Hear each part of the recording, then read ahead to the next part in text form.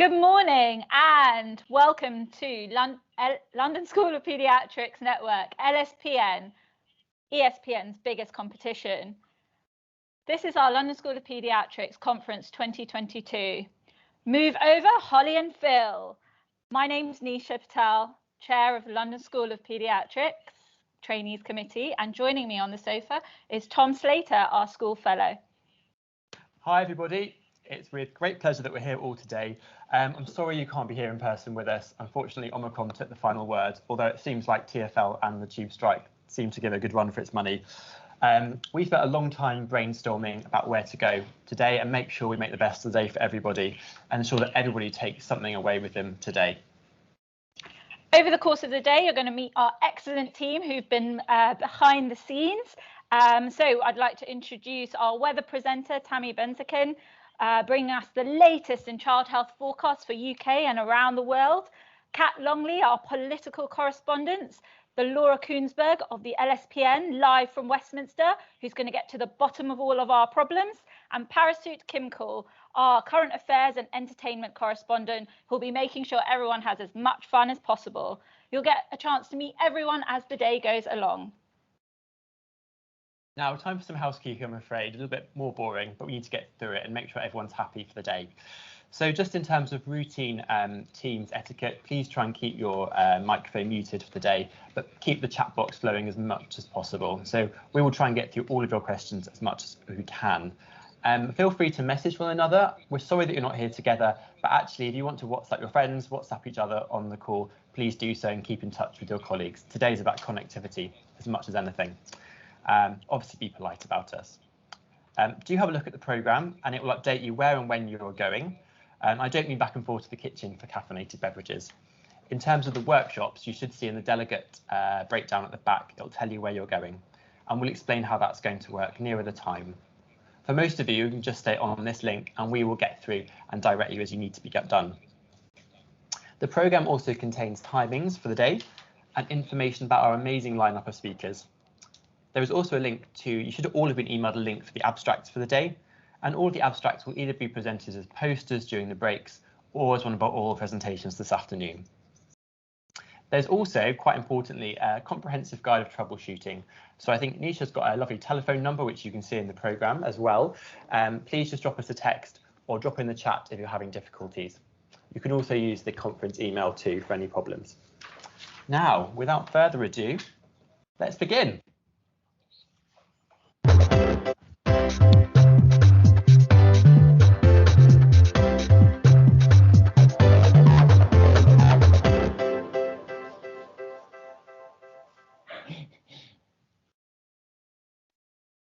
So it wouldn't be a school conference if I wasn't able to welcome our esteemed leader, head of school, Jonathan Round. Well, hi, it's so exciting to be here. I hope you're getting a flavour out in Teams land of what's going on here. So we're in a basement and in Great Ormond Street's Education Centre, and we've got in this room here, I think there's 7 of us, and lots of empty coffee cups. Absolutely tons of tech here as well. And what we're trying to do is get a bit more energy than just your standard kind of, oh, here's the next presenter type sort of thing. So what we've got here as well is some people who are just budding tech guys, particularly I think Priyan sitting behind her, mixing all sorts of stuff over there. I'm expecting a Cat 2 LTFT so he can go and moonlight at Channel 5 in the future. I suspect that's what's going to be happening. So I'm very excited about this. I mean, what a day, eh? I know, I'm excited. Yeah, I can't wait.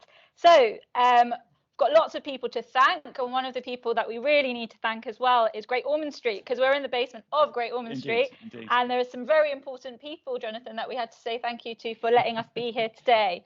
I believe it was the medical education director, Simon. Huge shout out to Simon Blackburn. So he's been a sort of friend of the school, I think we can call him that. Yeah, absolutely. And he's let us do quite a few things here in Great Ormond Street as well. And we're trying to work much more closely because it's such a great place.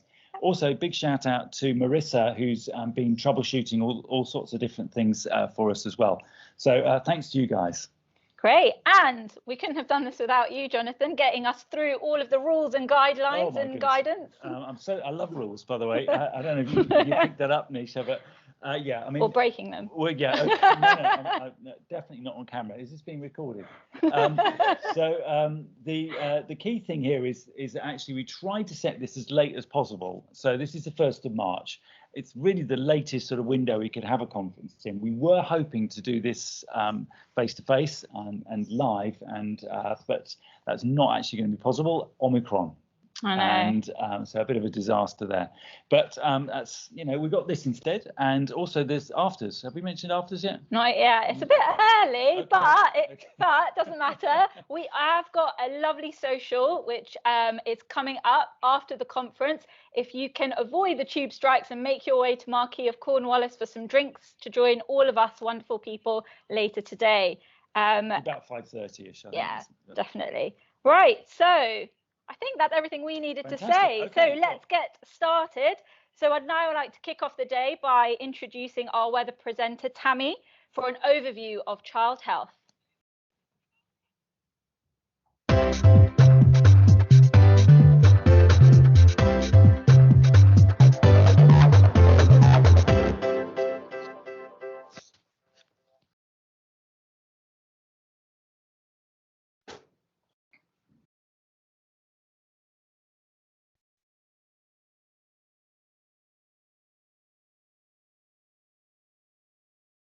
Thank you, Nisha. So welcome everyone. As you know, the theme for this year's conference is championing child health. And for us as organisers, this meant a lot more than simply delivering good clinical care. The last year has been rather stormy on the global child health front. In the wake of the pandemic, we're seeing the number of families in the UK living in poverty continue to grow, with now more than 1 in 4 children living below the poverty line. Globally, we've seen COVID exacerbate health inequalities in many other areas as well, from the inequitable vaccine distribution to digital exclusion. Coupling this with the effects of climate change, it's become clear that there is an increasing role for us as clinicians to try even harder to address the social determinants of child health. We really couldn't talk about global child health today without mentioning the terrible war in Ukraine, where many people, including children, are being affected.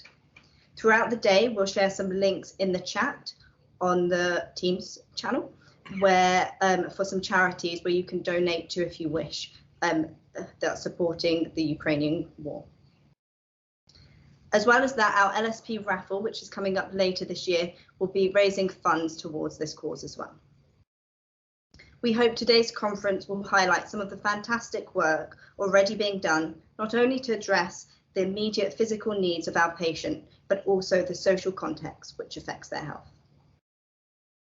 Back to you, Tom.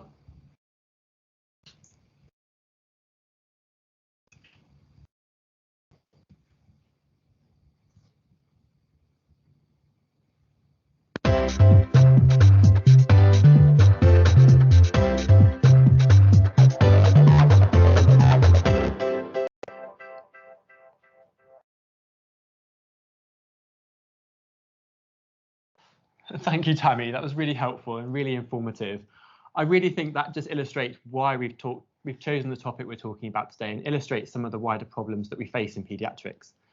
It's with immense privilege that most of us here today work in London, but actually it's a far wider reaching problem, and I think this is what we're going to try and touch upon today. At this point, I would like to introduce Catherine Longley, fellow paediatrician, but also our political correspondent for the day, who's going to talk us through some of the speakers for the morning. Thanks, Tom. We thought long and hard about the theme and vibe for the day. Instead of scraping the WhatsApp barrel of our contacts, we sought speakers who we thought would be topical and interesting. And we have 3 fantastic speakers today who can learn more about in the programme. Our first speaker is Dr. Sitsi Chowtama. She's currently a consultant paediatrician at Chelsea and Westminster NHS Trust, where I had the opportunity of working with her firsthand. She has an extensive experience spanning a number of non-governmental organisations. She is the chair of Save the Children UK, trustee of Centre Barley, vice chair of Africa Safeguarding for Children, and safeguarding trustee for UK Med. We are so excited and lucky to hear her talk today on her personal journey of non-governmental organisations and child health. Please give her a warm LSPN welcome to Dr. Sitsi Chowtama.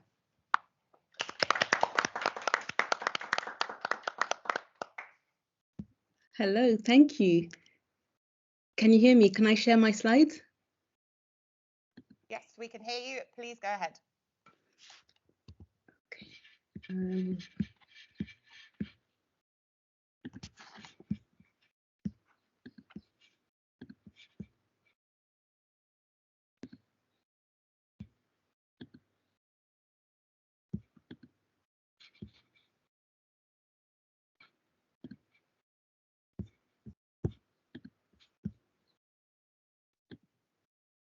Okay, can you see those slides okay?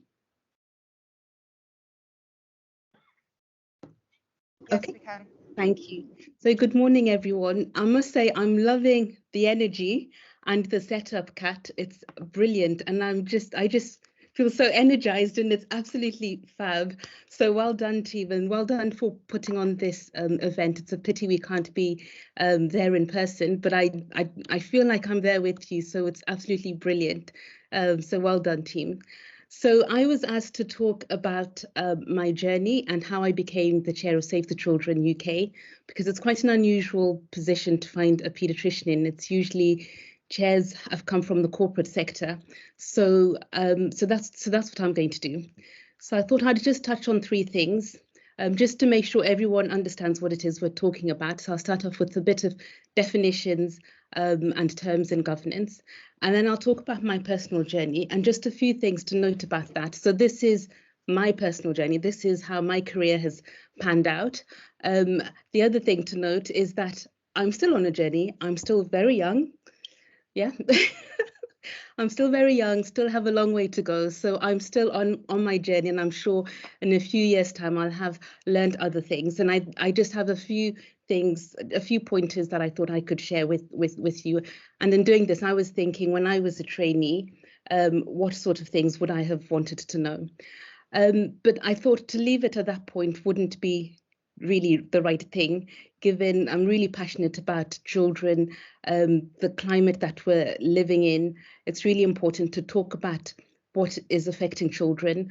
And I thought I'd share our strategy, which we've just rolled out, which does tackle the big things, the big issues facing children, not just in the UK, but across the world. So to start off with, you will be familiar with these organizations whose logos are represented here. And people often ask, what is an NGO and a non-profit and a charity and all of that? And essentially all these organizations exist because they want to improve the lives and society, and they exist to do good.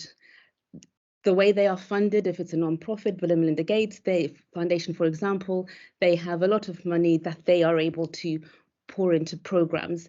Or if you look at charities, so Oxfam, Save the Children, they rely on fundraising and they are governed through the Charity Commission if it's a registered charity in the UK. And not just charities are registered. So the Royal College, for example, will also have some statutory requirements. So essentially, these are a number of organizations that exist to do good. And this is what I'm going to focus on in my career in. So just the question that I get asked a lot is, what does it mean to actually be the chair of an organization? What does it mean to be a trustee? What do you actually do? So I thought I'd just give a little overview of how these organizations are run. So essentially, you have the operational side, and then you have the governance side. So the operations is typically overseen by somebody who is a CEO or an executive director. It depends on the organization and the terminology. And they have a look at what is happening day-to-day functioning, day-to-day progress of the organization. And in our own examples, we work in the NHS, so we are part of the operational side in our trusts. And so we don't, it depends on what you're doing. We might not always have sight of the governance side, but there is some overlap. So in terms of governance, organizations have a board of directors, and this is where the buck stops. If something happens, unless it's an individual problem or gross incompetence within the organization, if there is an issue, particularly for charities, then the spotlight is shone on the board of directors or the board of trustees or non-execs. It depends on, again, on terminology. And they are the ones who have the legal responsibility. And my role as chair, so I lead the board of directors for Save the Children. And part of my role is to hold the executives, the CEO, to accountability. I manage the CEO's work on a day-to-day basis. We sign off on the strategy, so we're very much involved in that. Given the nature of the organization, we do sometimes have to spill into operational, and particularly in my journey, that's what I found with the smaller organizations. There is often a need to then become more operational, which just adds to experience and just one's understanding and knowledge of how these organizations run. So back to the question, how did I become the chair of Save the Children? And I get asked this all the time, and I know why people are asking. That's a bit unusual for a pediatrician to be doing, and how do you do it? And, you know, working in the NHS. So just to say, I now work 50%, and that was a deliberate thing. That was before I became the chair of Save the Children, because I was really interested in this sort of work. So I thought I would just share my journey. Again, like I said, this is how things panned out for me. This isn't a one-size-fits-all with the way that you should do it, but I think the key thing would just be in the lessons that I've learned. So this is my road to CCT. So I graduated from Leicester Medical School. I must say I've travelled around the country. So I graduated in Leicester, and then I moved up to Sheffield and was an SHO there. I knew I wanted to do paediatrics when I was in medical school. And the first thing that happened was I had the opportunity to fast track as an SHO. So first of all, I was the last group of medical students who did not have to do an FY2 year. So I managed to get onto a rotation, and I decided I wanted to plow ahead because I knew what I wanted to do. And as an SHO, there was an opportunity to fast track, and so I took it. And it was during my years as an SHO that I really developed a commitment to international child health, as it was called then. And I decided that I was going to carve my path to achieving that. So I was in Sheffield, and at the time I had to transfer to London. So I resigned my job in Sheffield and moved to London, applied for another job in London, a run-through post. And that was something I needed to do, because at the time, all the international child health stuff was happening in London. I'm glad to say that, you know, a decade later, things have moved on, and there is international child health stuff and global health, as it's now known, all around the country. So that's good to know. And also with things like Teams and remote access, the need to be physically somewhere is no longer so pertinent. One of the things that I absolutely knew I wanted to do was to have some experience of working abroad, because I'd never worked abroad, even though I knew that I wanted a career in international health, and I wanted to find out what it was about. And this was before the Global Links program. So what I did was I went on the VSO Royal College Fellowship to Ethiopia for a year. And I must say that was one of the toughest years of my career to date. And I know a number of people have done Global Links, and I think those sorts of experiences are really important. It was quite challenging for me. I deliberately delayed going on my fellowship until I was senior, so I delayed until I couldn't possibly delay anymore. So I went just before I became an ST7 because I wanted to be able to contribute as much as I could, or so I thought. And it was challenging because it was a different context. It was Ethiopia, and there were so many issues that even to this day I still reflect upon. And I was on a program that was funded by UNICEF and did a lot of neonatal support work and system strengthening and training. And that was really, really important for me. And I learned some things around partnerships, around advocacy. I didn't have these words at the time, but now I understand what it was I was actually gaining experience in. And it was just that ability to link different organizations and different programs. So I worked with the WHO while I was there, and UNICEF and other NGOs, so JAPIGO, and got all of those organizations together to develop a program in the center that I was placed in.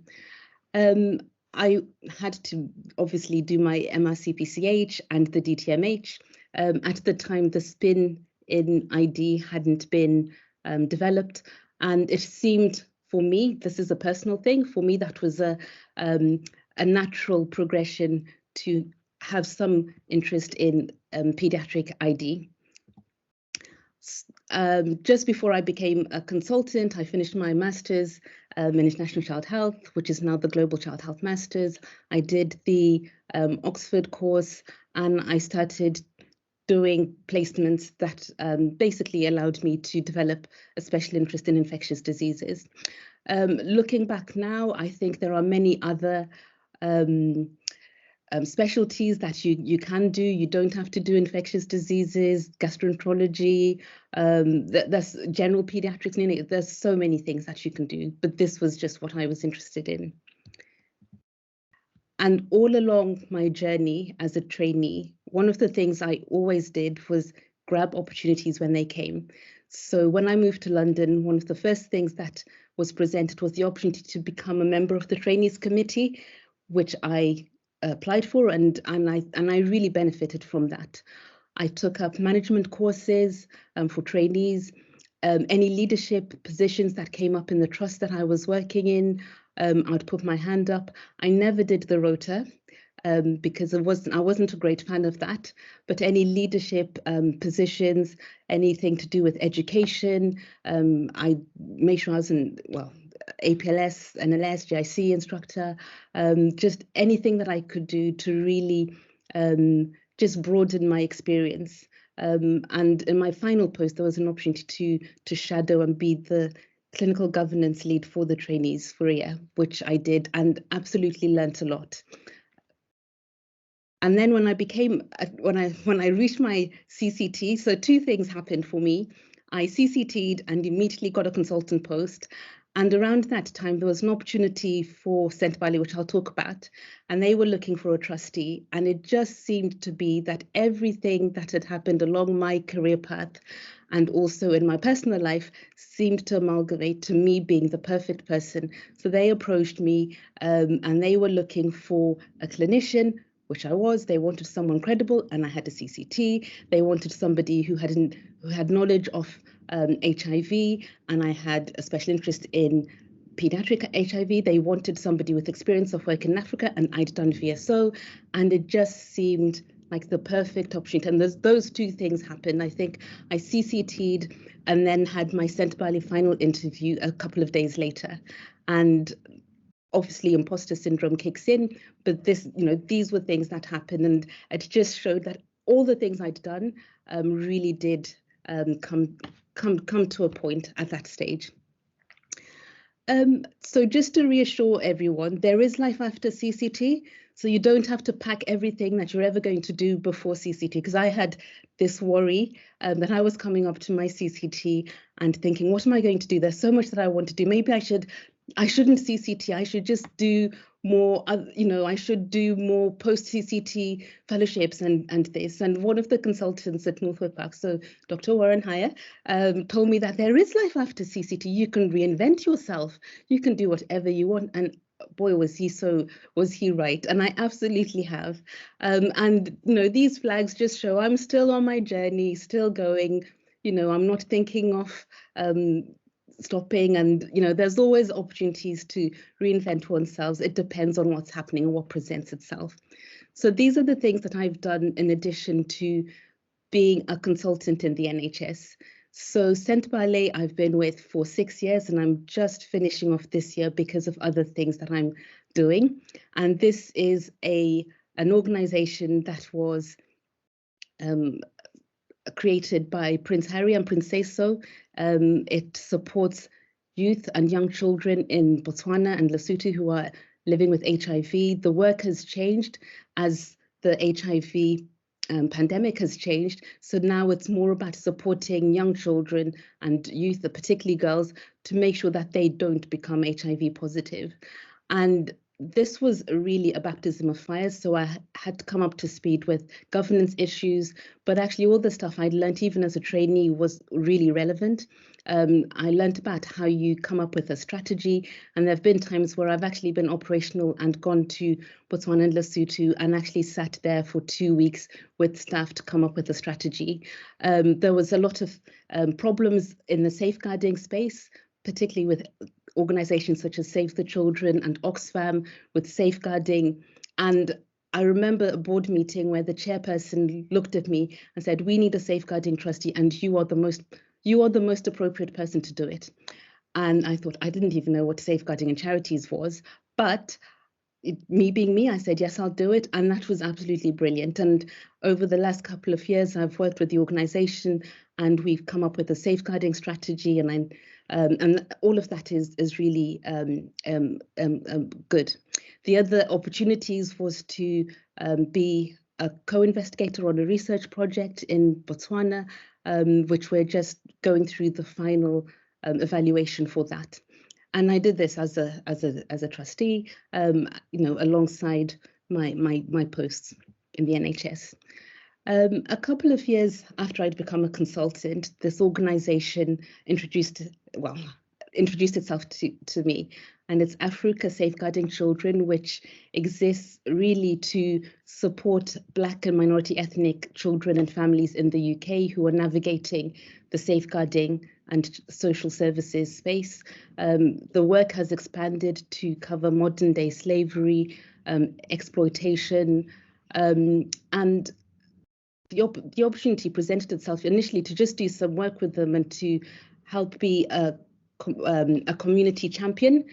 And about 3 years ago, I would say, I was asked to be the vice chair. And again, it was in a board meeting and we were having a new chair and she said, "I really want a vice chair." And everyone looked at me because they thought that I could do it. And I thought, I didn't even know what a chair did, but I'm so glad that I did. And I became the vice chair and had the mentorship of her.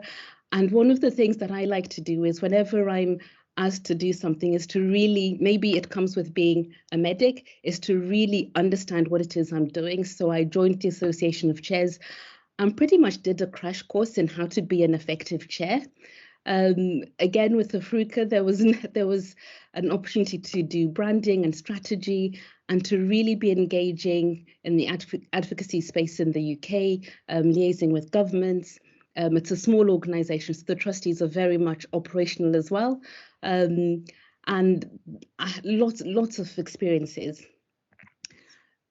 Another organisation that then presented itself was UK Med, and they are the lead provider for the UK's emergency medical team. And so when there is a disaster, a war, Ebola, an earthquake, you can sign up as clinicians to be on the UK Med register and they will call and deploy you. And they were looking for trustees. And I know from my experiences that when there is a disaster, the people most affected are children. And I looked at the board and I thought, there is nobody who represents children. So I felt I had a duty to put myself there. And the other thing that I did once I was offered the post was I said, you need to sort out your safeguarding, because I'd now acquired a lot of safeguarding skills. And so I became the safeguarding trustee of UK Med. I've now left because I'm overwhelmed with all the other things that I need to do.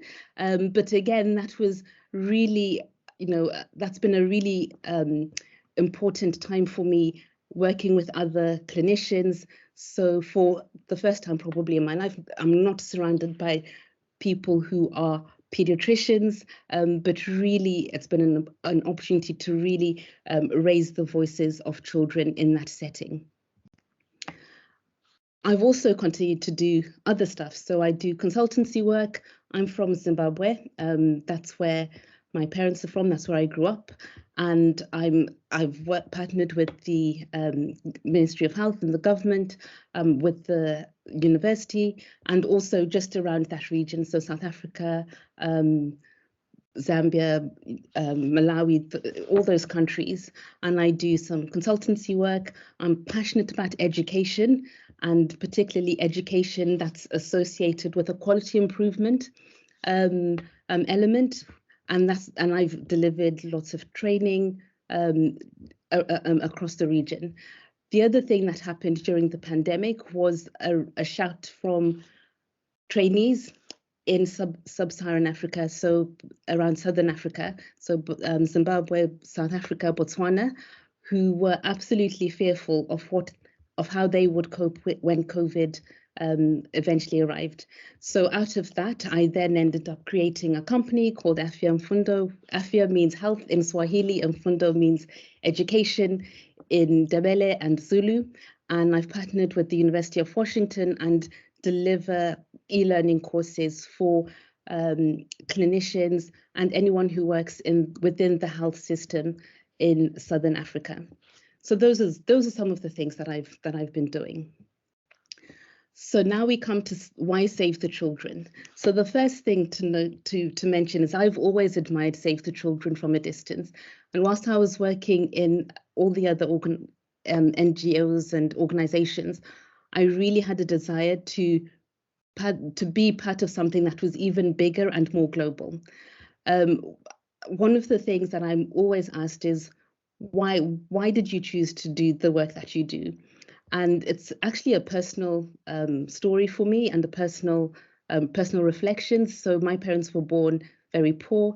The thing that made the difference, the reason that I can sit here with privilege, the reason that I have been afforded so many amazing opportunities is because my grandfather, way back in the 50s, in a village in Zimbabwe, decided that he would do the complete opposite to what was expected of him, and he sent my mother to school. So he sold his cows, he borrowed money, and he sent her to school. And she ended up in the UK training to be a nurse in the 70s. My father was also gifted with an education because he was even poorer. And just the work of organizations that are not necessarily linked to the government and the difference that can make for children and how that can really change the course of a child's life and for generations is something that's been really close to my heart. And one of the organizations that does that well and has consistently done it and has a global footprint. So Save the Children works in 120 countries. They focus on program delivery as opposed to just the fundraising, was one of the reasons why I absolutely was sort of stalking and looking for the opportunity. And actually I applied for one thing and then they asked me to consider being the chair, which I thought, wow, gosh, okay. I applied and I ended up getting the position. So, and that wasn't something that I was anticipating. But again, it was an opportunity and I thought I absolutely have to grab this.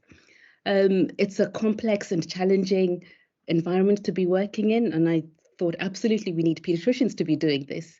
And I'd acquired all these safeguarding skills and other governance skills in organizations and thought, well, I can put all of those things to use. So it was absolutely the right thing for me to do. So that's why I chose Save the Children in particular. So some of the lessons that I've learned from my journey so far. So you absolutely should find your passion and you should treasure the things that are different about you. So St. Bali were attracted to me because I grew up in Southern Africa, because I had an interest in pediatric infectious diseases. And I could share stories of people in my family in Africa who'd been directly impacted or cousins who'd died from HIV. So I understood the nature of who they were trying to serve. And all of those things that made me stick out a bit were actually the things that have helped me progress. And I think being part of getting the role at Save the Children was because I wasn't from the corporate environment or your standard chair. The other thing is to always seize every opportunity to progress. So for me, it started off with, I opted not to do an FY2 because it was an option and I knew what I wanted to do and I continued and did my SHO training. And whenever I was in any position, whether it's being on the trainees committee or being a junior doctor in a trust, helping with the governance, it's just, or being a board member, just absolutely learn as much as you can about what you're doing, because those skills are very much transferable, and it's important to really grasp those. The other thing is to recognize your strengths and value. And it's not always that other people will tell you how capable you are, but you absolutely need to start looking at yourselves and recognizing that you do have strengths and there is value that you bring and you're always able to learn. The other things are find a mentor, but I think if anyone comes to me for mentorship, then I'll say to them, I'll be your mentor and you can be my mentee, but you need to find a mentee as well. And it's really important. I think that helps us actually recognize how far we've come. When it doesn't matter where you are in life, there's always somebody who's actually looking up and wishing, oh wow, I wish I could be in, I wish I could be like Kat, I wish I could be like Tom.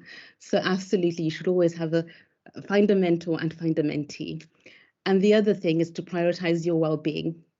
I now work 50% because that was really important for me to be able to have that work-life balance.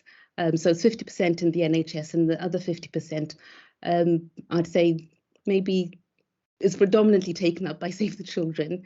But I get to do all the other consultancy stuff and education. And like I said, life is a journey that I'm still on. So just for the last few minutes, I thought I'd just touch on the work of Save the Children. So the organization is more than 100 years old. It was started in 1919 by Eglantine Jebb and her sister. And the reason that they started the organization was following the war, and they wanted to feed children in Berlin.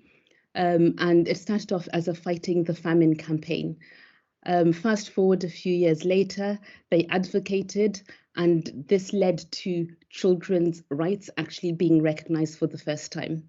And it's quite frustrating, sad, when I think about the history of SAVE, because you fast forward 100 years later, and we seem to be in the same, if not the worst place. So there's a renewed urgency to protect children's rights in 2022, more so, I would say, than there was in 1919. Things just seem to have got better, to have got worse instead of getting better. Just to remind us, so before COVID, we used to talk about the Sustainable Development Goals, and there were reports that were coming out around the progress that was being made to these 2030 targets. There was some progress in terms of child mortality across the world had been reducing. We had evidence that vaccinations were working. Things like measles cases were reduced. There were still some challenges. So 132 million girls were out of school, and there were still 10 million maternal, newborn, child and adolescent deaths occurring across the world. And approximately 5 million of those were due to problems with pregnancy, birth, delivery, those sorts of things. And this was all before COVID-19 even came into this world. And I think you've all seen this slide before. So we had the state of child health in the UK, and just before COVID, we were all still catching our breath at what this had shown. And whilst there were some improvements, we knew that there were worsening problems with mental health and inequalities and social determinants and poverty, and this is in the UK. And we are all familiar that there were difficulties with workforce issues even before COVID. And just fast forward to last week, one of the things that really struck me and struck us at Save the Children, which is what typically happens when war broke out in Ukraine, for days, there was nothing that you could read other than the war in Ukraine.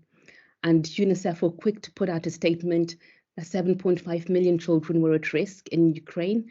And we already have more numbers coming in of the increasing in poverty and the detriment to children as a result of this war. But even before the war on Ukraine happened, we knew that children were facing quite big challenges. We talk about the three stooges, the three wicked issues. So COVID, conflict, and climate change. And so in terms of COVID, there was an increase in 14% of malnutrition, more children out of school, increase in early marriage because of particularly girls being out of school. We know that these are the numbers before the war in Ukraine, with 426 million people facing starvation. And the other thing is the climate crisis. We know that in the last 15 years, the frequency of droughts has increased. When I was in Ethiopia in 2011, there was a drought, there was a famine, and now there is another one. Before that, there was another one. And the gap between the famines and the issues are getting smaller. So in the Horn of Africa, there's quite a massive humanitarian crisis, which actually is bigger than the issues that we see in Ukraine. And this is just to outline the three big issues facing children at the moment, and not forgetting the challenges in the UK. So in terms of our strategy, just the last couple of slides, this was a quote from Eglantine Jebb, that we must be ambitious for children. Children deserve us to be ambitious for them. And we talk about making it possible at Save the Children, and nothing is impossible. We must try and attempt to improve things. So our strategy, we listened to children and we have a focus on impact. So we've just launched our strategy for 22 to 24. We have 4 key areas that we will be addressing: making sure that children survive, have a healthy start in life. That's your under 5 mortality. Getting children back into school, ensuring that they are protected. And the 4th thing that's really important, because we don't want in 100 years' time for paediatricians to be sitting in this forum and somebody giving the same presentation and saying, and 100 years ago, this is what was said. So what we want to do with our new strategy is to really shock-proof and build resilient safety nets for families and for children. We have a few strategic enablers, so advocacy, campaigning, and mobilizing, using children's voices, using digital innovation, so getting children to school, using data to prove that our programs are working and to identify what is appropriate.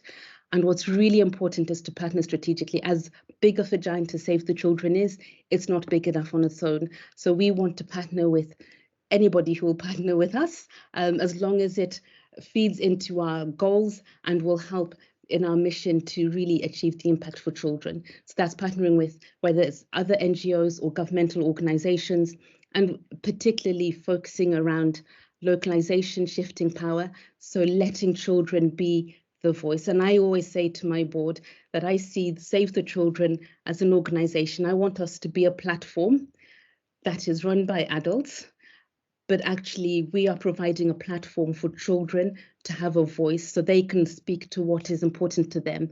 So we want to shift power to the communities and most importantly to children. And as a board chair, it's important about the people. So I have to make sure that our organization is inclusive, that people can turn up to work, be their best self, because that's the only way that we get the best impact for children. And the other thing is to really be frugal with our resources, but also to be innovative, raising our finances and optimizing how we use our resources. And whenever I give a talk like this, people say, oh, I just feel so, oh my gosh, this is so terrible, and a lot of despair. But this is a quote that came out from the Royal College and the International Child Health Group, and I haven't changed it. And I think I cannot say it any better than they did.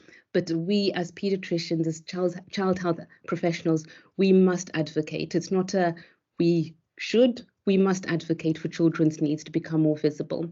And as paediatricians, our voice is so important. And there are so many things that we can do in our day-to-day work to really make sure that we are making a difference and improving outcomes for children, not just in the UK, but globally. Thank you. I'll take any questions.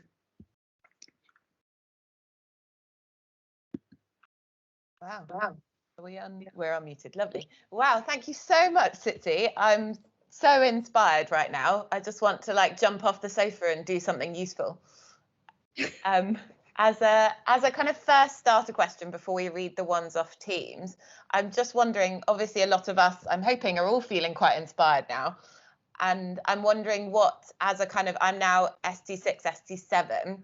If I wanted to get involved, what sort of things would you recommend I kind of start looking at? when you say get involved in global health or in... Yeah, in global health, I think in general. Okay, so a good place to start is the Royal College. As paediatricians, we have a very, I mean, if you haven't met the team, they're very inspiring. They have a small budget, but boy, do they really know how to use that to effect. And the Royal College has the global health section. It's a lot better, I would say, set up than when I was a trainee. And I think that's a really good place to start. I think, again, it depends, you know, like I say, you don't have to do infectious diseases. Before that, everyone seemed to assume that that was the best thing to do. You know, we need people who are nutritionists. We need people who are neonatologists. Sometimes I go abroad and think, oh gosh, it would be so useful if I could do an echo. You know, or I'd be more useful if I could actually, you know, really look at this CT scan and really understand from a neurology point of view. So I think a good place to start would be the Royal College. And in London, gosh, there's so much. There's the International Child Health Group, a lot of these organizations and committees that sit right on our doorstep. A number of the universities, so UCL has the Institute of Child Health, and they run master's programs if that's what you want to do. But just on a practical point of view, I think that, you know, just tap into the smaller courses and the things that are available. Perfect, thank you. Tom? I think that follows on quite nicely from George's question in the chat, Catherine. So George has asked about taking on some leadership and governance roles within NHS as a trainee. For you in your journey, Sitsi, what did you find the most useful and interesting? So in a number of organizations and a number of our trusts, and I know it's not universal, but the way it's set up, there are funny in my headphones. Are you okay? Sorry, there are consultants. Okay, Kat. Sorry. So you will have a governance lead, for example. And when I was a trainee, I just went to the governance lead and said, can I shadow you? Can I be the trainee governance lead? Can I come to the meetings? And that's how I started getting involved. And nobody, you know, people rarely ever say no. There are, you know, and some of the things that are available that might seem so mundane are actually really important. So, you know, my joke is always about the rota coordinator, but actually that is, you learn such skills. And when I've had my interviews for boards, and, you know, I can't say, oh, when I've raised £1 million, you know, a gazillion pounds for this organization and I've transformed this, but there are things that I have done that are actually relatable. So I think, you know, so those start within your department, your organizations. Nowadays, as well, there are other things you can do. So NHS, HEE have internships or programs. I can't remember the term of it, but one of my FY2 mentees has just got a place, I think NHS Digital, and is doing some leadership stuff there. So there are things even outside of our trusts. But again, start where you are and just build up from there. One of the other questions I had, Sitsi, was to do with, you're involved with working with partnership between Save the Children as well. How do you sort of navigate different agencies and trying to have a common aim? Because you did touch on this briefly, and I think that's quite a difficult part of your job. What do you mean having a, sorry, I didn't get the last bit. Trying to sort of keep a common aim when partnerships are working together. Yeah, so every single board meeting, every meeting I go to, I start off by stressing impact. And as paediatricians, you will get this better than other people. And I always talk about the hub and spoke, and I say at the center is the child. And we absolutely, whatever it is, whatever discussion it is, it has to be about the children. It has to be about impact. It has to be about what we're trying to achieve. And you know, because you're right, you know, you have so many, you know, different partners might have different priorities and different things that they want to hijack and they want you to run with.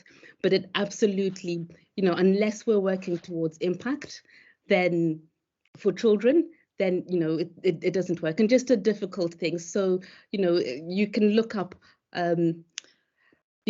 Save the Children. It's no secret our income has reduced by 60 million. That's no secret. It's out there in the open. Over the last few years, the income has been dropping from over 300 million to now we're 250 million, and we have to change the way we work. And that means hard decisions within the organization. And whenever I'm having those discussions with the leadership team, with anybody in the organization, it's, well, at the end of the day, what we need to be in the best, what do we need to do for impact for children? And that is what I find is key. So it's really staying focused on the mission and the reason why we're there. Really taking it back to the basics of what you're aiming for. Yeah. And children. So not just even that, I just really about children, because I love children. And then we've got a question from Hannah, who says, you're a literal Wonder Woman. Out of all the things you've done, what one thing would you recommend us all to do? What one thing? Gosh, wow. See, this has changed, because before I used to say to everybody, you must see CT, because that's what I was told by a professor. I would say, what would I say? I think the one thing is you absolutely need to find what it is you're passionate about. That's what I would say, because it's different for everyone, and not everyone needs to go to Ethiopia and do global links. I think the one thing is to actually prioritize yourself. The one thing that made a difference for me was I stopped competing with other people, because I was in a cohort of very competitive, and then you guys know, when you're sitting on the trainees committee, people are really nice, but really capable and really high achieving. And I stopped sort of competing with that and thought, but what is it that is about me? So that's what I would say. So find your passion, identify with that, really get to understand yourself, really get to understand what it is that's important to you, and let that be what guides you. Nice. I think we can both agree you've definitely found your passion, and you're such an inspiring person to listen to. So you must have so much passion behind it. Have we got any more questions? Just a final one from Ada Lucy about sort of how do you balance and ring fence your time working between a paediatrician and your other roles? Because you did talk about it. I imagine it's a bit more complicated to navigate that happening. But I think, I was at so I'm now a trustee of the Royal College, and I was at a meeting just a few days ago and met very inspiring senior paediatricians. And one of the things that I think, given the challenges and the stresses that are placed upon us as paediatricians, is this idea of a portfolio career, which is not a thing that we naturally talk about in medicine, but actually in the corporate world, a lot of people have these portfolio careers. And some of the people who sit on my boards do nothing but sit on, I'm not saying they do nothing, they literally, their career is they sit on many different boards, and they do governance for all sorts of organizations across all sorts of sectors. And one of the things, I guess the key thing is to be disciplined. So when I am doing my NHS work, I am there, I am not doing anything else unless there's an emergency. But even if there is, I have a vice chair who will deputize for me. So it is really about being disciplined and just knowing when I'm doing my SAVE work, I'm doing that. When I'm doing another organization, that's what I'm doing. If I'm going to Zimbabwe or Lesotho or whatever country, be it virtually, that's what I'm focused on. So the main thing really is around being disciplined. But I think this idea of a portfolio career is, I think many people are going to be having these sorts of careers. It might be academia, it might be education, whatever it is for you. Well, thank you, Tsitsi. That was fascinating. And I think both Catherine and I have been immensely privileged to have worked with you before, and I feel even more inspired hearing you talk us through everything today. Just in the interest of time, I'm sorry we can't talk through everyone's questions on the chat, but we will try and get a flavour from everybody. please just leave a message once and that'll be absolutely fine, and we'll see if we can get to it. It's now with us a wonderful opportunity. We're going to move on from Sitsi, so thank you very much for such an inspiring talk. That's okay. And introduce. Email me sorry, Sitsi, let you finish. So I was just saying I'm happy for people to email me, or I'll put my email, or touch base if they want to ask questions that I wasn't able to answer today. Perfect. Thank you so much. Thank you. It's now we're going to move on to our second speaker, which is an immense privilege to introduce Susie Griffiths from the Healthy London Partnership. And I'll let you introduce Susie a little bit about yourself. Lovely, thanks Tom, and hello everyone. It's a pleasure to be here with you this morning. I think my slides are going to be shown on the screen on my behalf, so I can hopefully see you all. So yes, I'm Susie. I'm a project manager at Healthy London Partnership. I've been working in social prescribing now for about 5 years or so. And during that time, we've really seen social prescribing really sort of transform across London and across the whole of the NHS. In the early days, I think 5 years ago, we were really focused on building the case for investment in social prescribing because it was very patchy, very fragmented across London. And at Healthy London Partnership, we did a lot of work to help develop that evidence base of the learning and the impact of social prescribing. And we hope that some of that work that we did in London in those early days helped to influence social prescribing becoming mainstream in the NHS since 2019. At Healthy London Partnership, we convene strategic partners to support the development of social prescribing and deliver on the Mayor's Health Inequality Strategy and the London's vision to be the healthiest global city. So our partners include NHS England London region, the Digital First team, obviously primary care, London Plus, the Greater London Authority, OHID, and obviously local authorities. At Healthy London Partnership, we have built and developed the NHS London Social Prescribing Network. We provide learning opportunities and support to social prescribing link workers who are based in primary care networks across the capital. We coordinate an active network of social prescribing managers, and we also have a database, so we know all the details of all of the social prescribing services across all of the 32 boroughs. We know sort of the organisations that host the link workers on behalf of the PCNs, and we have a real finger on the pulse of where innovative activity is happening across London. So I'll just go back to the previous slide, if that's okay. Right, I just want to recap on the definition of social prescribing and what is it, and hopefully I'm amongst sort of an active audience today who will know all about what social prescribing is, but I really wanted to just sort of reflect on the fact that social prescribing is a process, and it is a process by which healthcare professionals refer patients to social prescribing link workers to address their non-clinical needs that are negatively impacting on their health and well-being. The crucial element of social prescribing is that obviously that the patient is at the centre. And another crucial element is the role of the social prescribing link worker.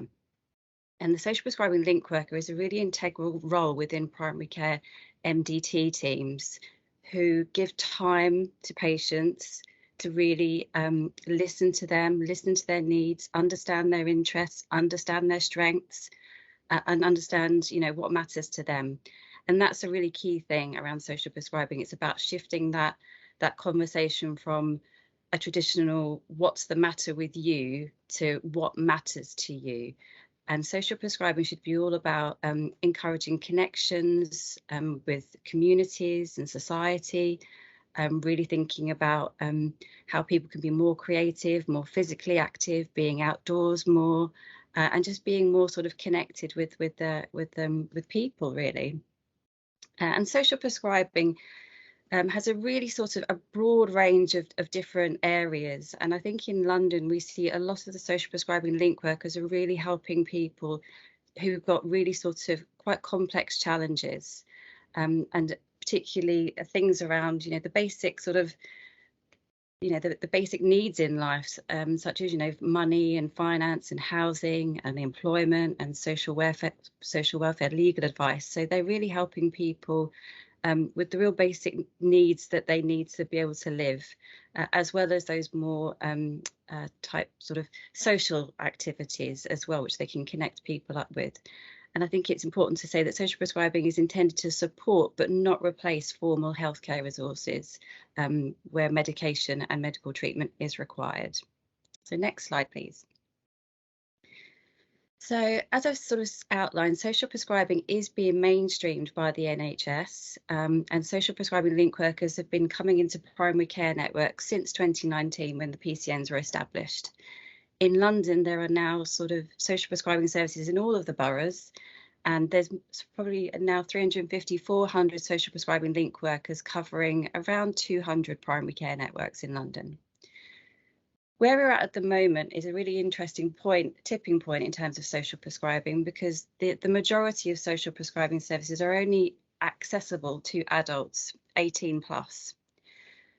And this is a bit of an anomaly, because actually the universal personalised care model, of which social prescribing is a key part, should deliver a whole population approach to supporting people of all ages. So nationally, but I think particularly more so in London, there is a gap for babies, children and young people in terms of their access to social prescribing that needs to be addressed now more than ever, because it's recognised that 40% of activity in primary care relates to that cohort. And I think it's really important to say that when we're talking about social prescribing for children and young people, absolutely, I think it should be an all-age approach. It should be universally accessible to everyone from ages 0 up to sort of 18, 25. But I think it can be targeted particularly effectively at cohorts for specific reasons. So thinking about children and young people with long-term conditions such as asthma or diabetes, those with mental health who are awaiting CAMHS assessment, those with learning disabilities who are perhaps waiting an autism assessment or have got a special educational need, those who are at risk of youth violence. I think that's a cohort as well that's very pertinent to the London population. And also thinking about more of a sort of family holistic approach to social prescribing, so working with parents and sort of the children and the families as a unit collectively about how social prescribing can support their whole health and well-being, and also thinking about those crunch points in terms of transition between children's and adult services. And we often see children and young people falling through the gaps, particularly those who are perhaps young people who are perhaps in care or known to sort of local authorities, and they can often fall through the gaps as they transition between children's and adult services. Let's move on. So I think over the last year in London, we've been having increasing sort of conversations and interesting discussions around social prescribing opportunities for children and young people. And absolutely, it's come to light that, you know, it's a real sort of key enabler of addressing health inequalities and also supporting communities and patients to recover from the COVID pandemic and the effects. And I think that in London, where we're at now, back in October, we had a strategic roundtable where we convened partners from NHS London region, the Greater London Authority, London councils, to really come up with a sort of a common shared ambition for where we want to get to with social prescribing in London. And it is now sort of an ambition that we want to really have social prescribing for children and young people in every borough in the next 2 years. And so I'm sort of working on a programme of activity over the next couple of years, looking at piloting different approaches in boroughs and in primary care networks, looking at sort of more strategic direction at ICS levels. And I think for this year, our priorities are really going to be looking at identifying mainstream funding for social prescribing for children and young people, and also doing a little more work in terms of outcomes and evaluation for children and young people, and really learning on the pilots and the projects which are going to be happening locally. And I think hopefully over the next couple of years, we'll really sort of achieve hopefully more integrated pathways where social prescribing is accessible across multiple partners and multiple different sectors. So let's move on. So this is just a slide of the sort of current landscape in London. Just the previous slide, please, slide 5.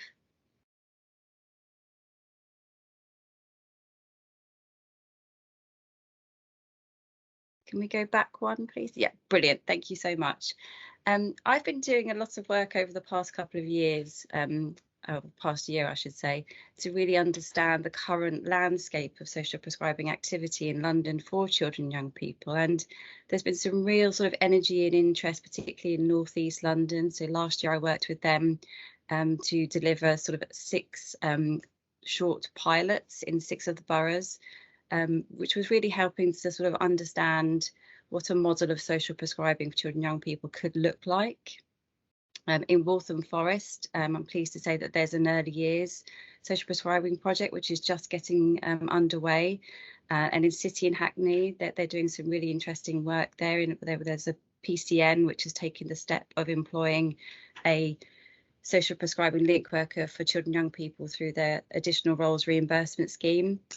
There's some interesting work happening for social prescribing for children and young people with mental health conditions in Newham. There's also some pilots happening in Enfield and Islington. I'll talk about Islington in a little bit more detail.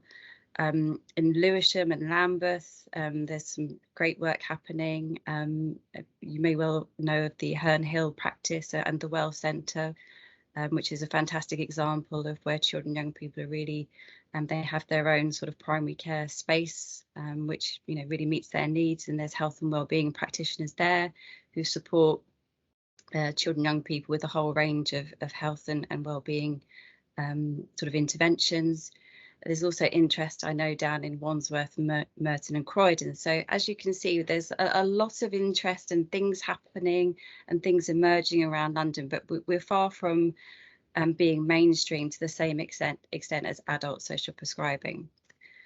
I think a key difference with social prescribing for children and young people is that I think that it isn't just solely conversations happening about primary care access to social prescribing. And certainly a lot of the NHS trusts and mental health trusts are also thinking about what could a model look like for children and young people who are perhaps sort of outpatients or inpatients within a hospital setting. And also just to also mention that there is a piece of work which is being led by the NHS London Violence Reduction Unit, which is looking to develop a specific pathway for children and young people who are at risk of serious youth violence. And there's pilots underway in Enfield and Hackney at the moment.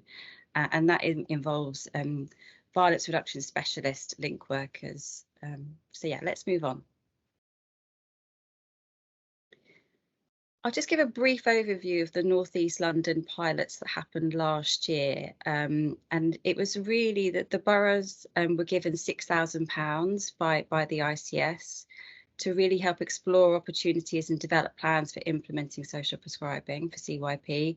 And I think that this sort of seed funding helped to sort of kickstart and catalyse discussions, bring stakeholders together, do some co-design work. And I think a really interesting piece of work happened in Redbridge, where it was led by Redbridge CVS, which is the voluntary sector council in Redbridge, and they recruited a group of young advisors. So the young people, I think they were aged between 15 and 19. They were effectively, their time was paid for to sort of work with them to develop a sort of a co-produced social prescribing and peer support model for children and young people, and it particularly focused on mental health, as that was identified by the young people as a need and a bit of a gap in the borough. And similarly, City and Hackney did a similar thing where they recruited 10 young people as system influencers to really sort of work with the young people. And I think that's a really crucial element that we have to think about in terms of developing social prescribing. It is a very different model to the adults model, and working with young people is really key to understand what matters most to them. Let's move on.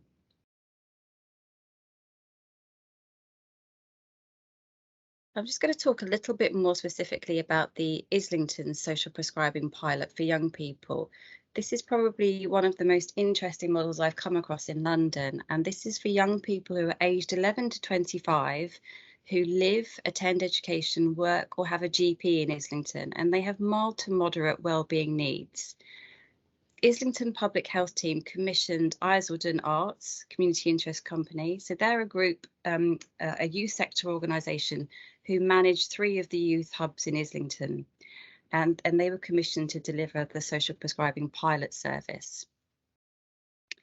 The pathway takes a really proactive approach by offering an early non-clinical intervention for young people who are showing very early risk factors for longer term poor mental health.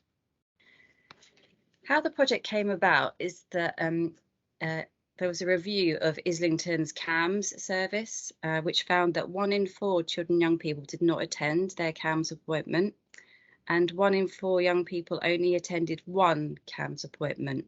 And so there was a bit of a discussion locally about, could the young people be better served by supporting their wider needs than a CAMS intervention? And actually, it was then decided that the social prescribing pilot was one of the ways in which they could look at doing a major transformation of children and young people's social, emotional and mental health services in the borough. And so the pilot, the aim of it is to help young people to feel better in the short term, to enable young people to cope better with their social and emotional health by improving health literacy and getting young people to feel more connected to their community. It's really focused on prevention and well-being, and it's about reducing demand on CAMS and actually getting people, seen earlier to, so that a CAMS referral may not actually necessarily be required. And the service user pathway is very much, there's a referral access. So there's multiple referral partners, which includes other secondary schools, the paediatric rheumatology unit at the Whittington Hospital, and also several of the GP practices in Islington. And so they all refer young people in to the service who they think would benefit from a social prescribing conversation. The social prescriber then works with the young person to identify their needs, and then works with them to develop a sort of social prescribing plan, and introduces them to services and activities to really kind of, and help to maintain their engagement and progress through the pathway. And then the young person, attends, local community activities and organisations, and the link worker will support that young person throughout the whole process. Will often, take the young person to the activities for the first couple of sessions to make sure they feel comfortable, and that they feel supported. And then the link worker will sort of follow up and sort of manage that young person throughout the process to really ensure that their goals have been met. And I think that whilst the project started back in, I think it was 2020, and then it had a bit of a hiatus because of the pandemic. What has happened since is that because of the way the service adapted during COVID, and because I think there's been some really great early learning, the Islington Public Health team are going to continue to fund the project for another year. So for this coming financial year, which is really great. But some examples of the types of organisations that young people are referred to. So an access to a sports football leadership course. I think they've got a partnership with Arsenal and Tottenham football clubs. Young people have been supported to attend yoga, gym use.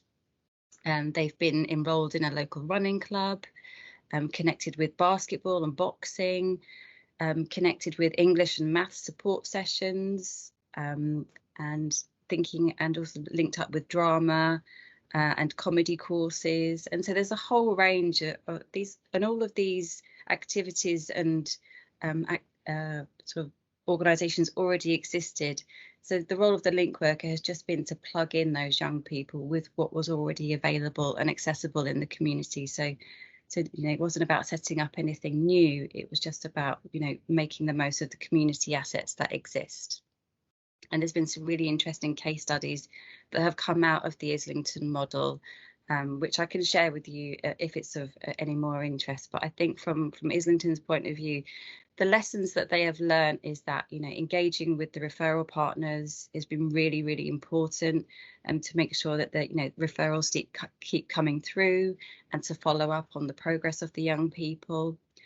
And I think that, having ensuring that there is time for referrals and to work with young people. I think that compared to the adult social prescribing model, I think young people need more time to build that relationship with the link worker. They need, perhaps more time before they feel actually able to open up and really explain, what is happening with them and what is going on. So that's just a couple of sort of reflections from the Islington project, and I've got more information if that would be helpful. So let's move on.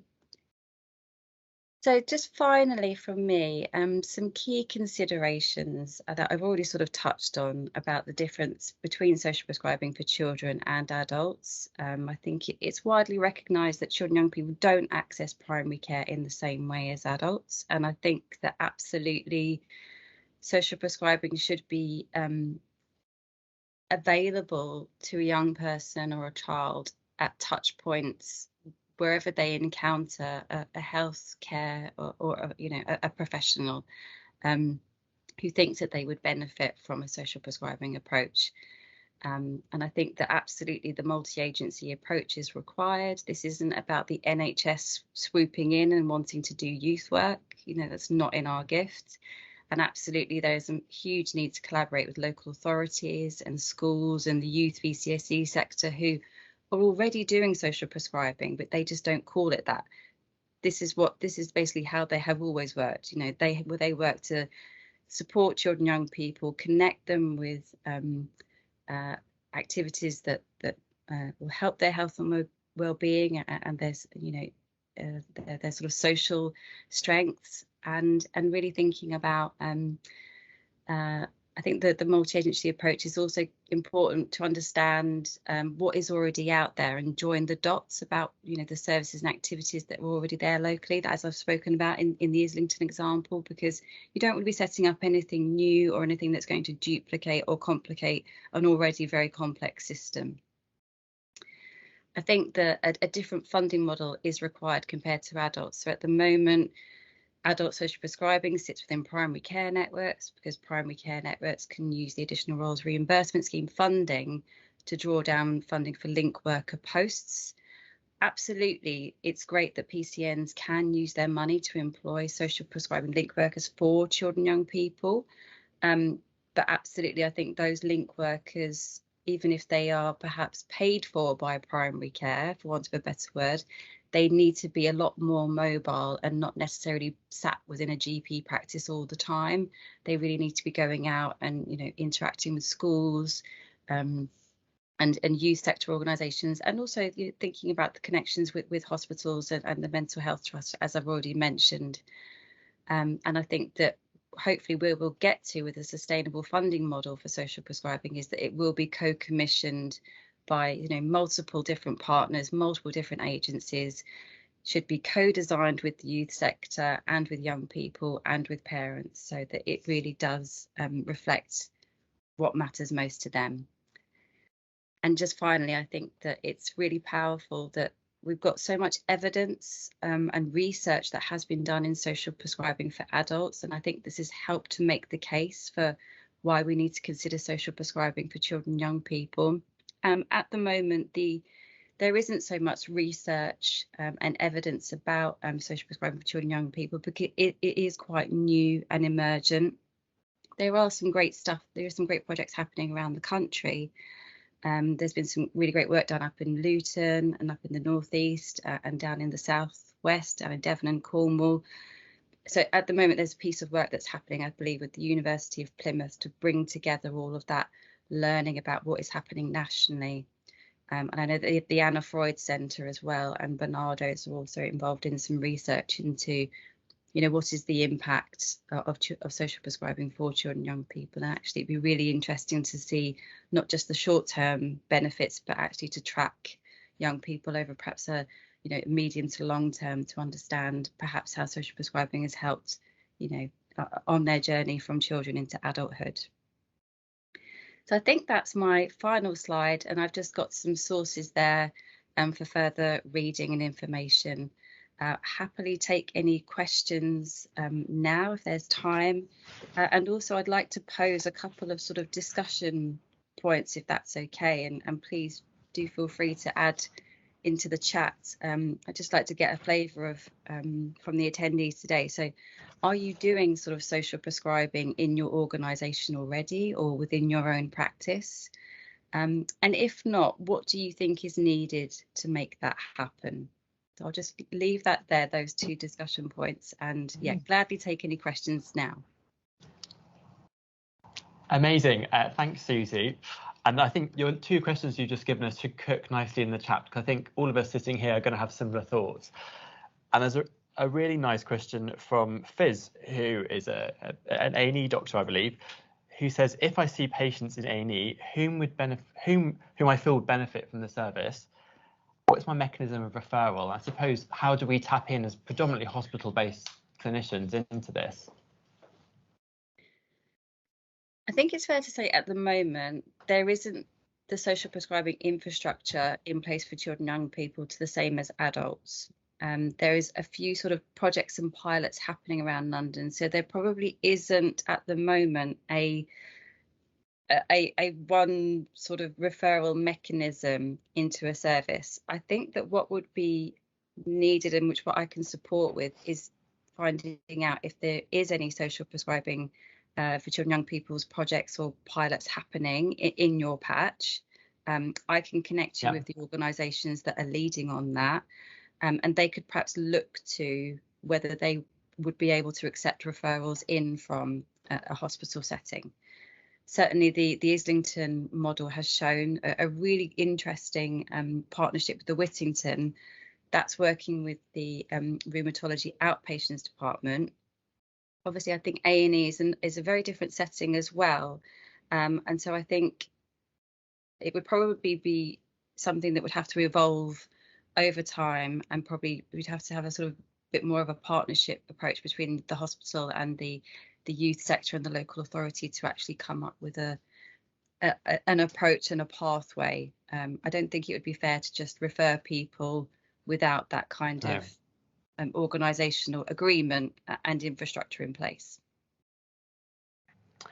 Wow, I mean, I found it so interesting as someone who knows very little about social prescribing, and something I heard from Tom when we were talking about who would come and present at the conference. So thank you so much.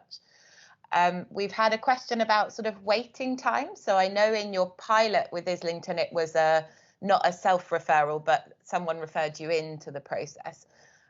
But kind of how long would you wait if you knew you were being referred in maybe in that pilot?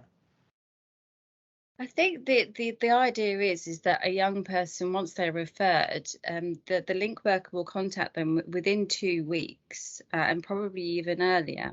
I think that because at the moment the pilots are quite small, the referral numbers that are coming through have been deliberately fairly small and well managed, because I think that there is a risk that if you open it up too broadly and too early, you could get an absolute flood of referrals, which would then lead to a massive waiting time.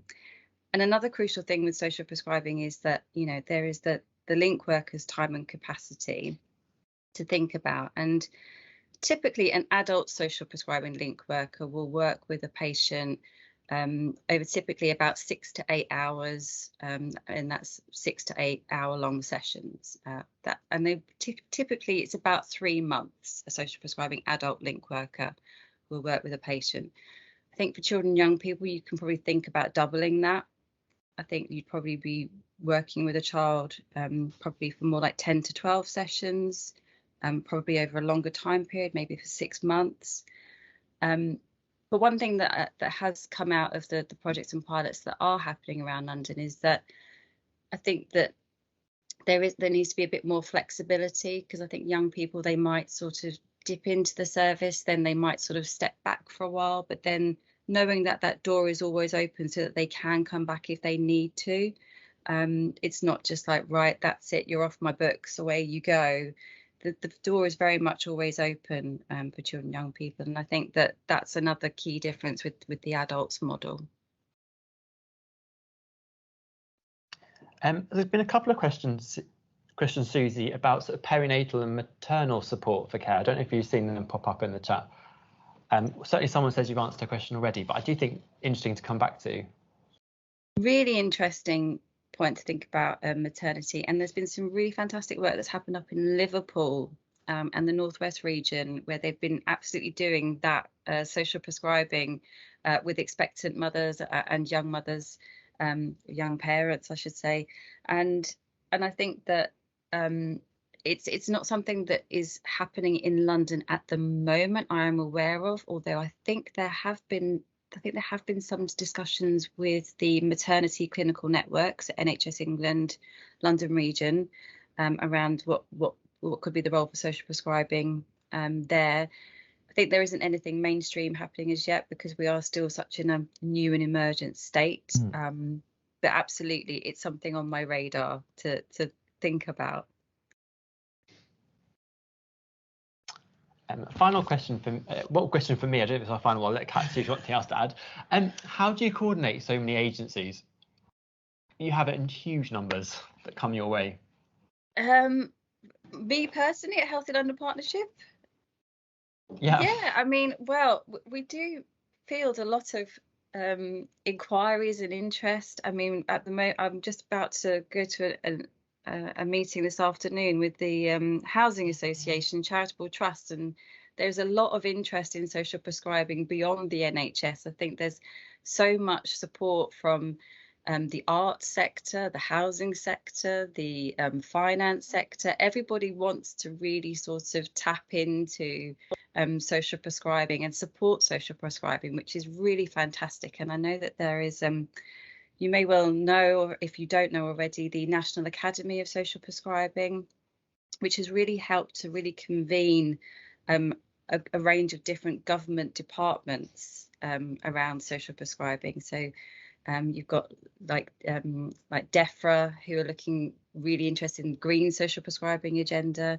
Then obviously you've got the DCMS, who are really interested in social prescribing, and the arts and culture offer. And so yeah, absolutely, it's great that there is such a wide range of agencies and interest in social prescribing.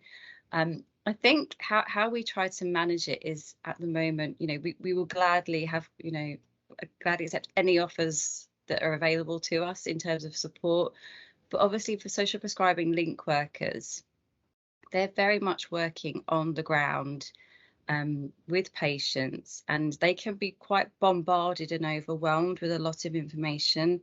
And so really sort of protecting their time and their capacity is a priority for us, so that we don't overwhelm them. And I think that, whilst we do try and provide, as much information as we can, we do obviously know that social prescribers are incredibly busy people, and they can only, their caseload should be about sort of 250 patients a year. And we know that during the pandemic that has just skyrocketed. So because they are still quite a newly in post, some of them have only been in post for a year or less. So we're still at the start of a long-term sort of transformation journey with social prescribing. So yeah, I think there's still more to come over the next sort of 8 to 10 years. Wow, I think we've probably got time for one more question. Yeah. So I'm just going to ask the one that's just appeared on the chat, which is kind of in two bits. One is, are link workers able to help children living in poverty access local poverty resources for them and their family? And how do you keep up with so many resources and them constantly changing? Yes, it's a really good point. And absolutely, I think that social prescribing link workers would absolutely be well placed to support young people who are living in poverty, families in poverty, and help them to connect with local agencies. I know that during the pandemic, social prescribers were doing a lot of work with food banks and with organisations that provide sort of financial and social welfare support. So yes, absolutely, it's a very key target cohort for social prescribers to help with. How do we keep up with all of the things that are on offer? I think that one thing that always comes up with social prescribing, and has done ever since I first started on it, was everyone thinks that what is needed to do social prescribing is you need a directory. You need a directory of services, you need a directory of organisations, and it needs to be on a shiny website, and you know, a person could just type in, you know, I want to go to a knitting group in Camberwell, and it will pop up. That is an absolutely fantastic thing to have, and it's a great resource. However, we know that directories and websites need constant maintenance, they need funding, they need to be constantly maintained for spam and bots and all of the rest of it. So I would say that, you know, whilst a directory is a really great thing to have, it's not the only source that you should have.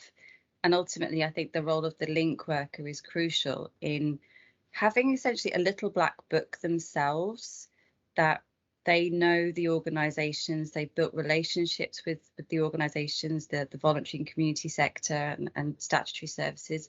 They know the right people to speak to. So it's absolutely about networking, building connections, and the link workers are really skilled in doing that. And then through the link workers being so plugged in with what's available locally, who the right people are, they're then best placed to open those doors to patients that they see. And that's really a key message just to reflect on.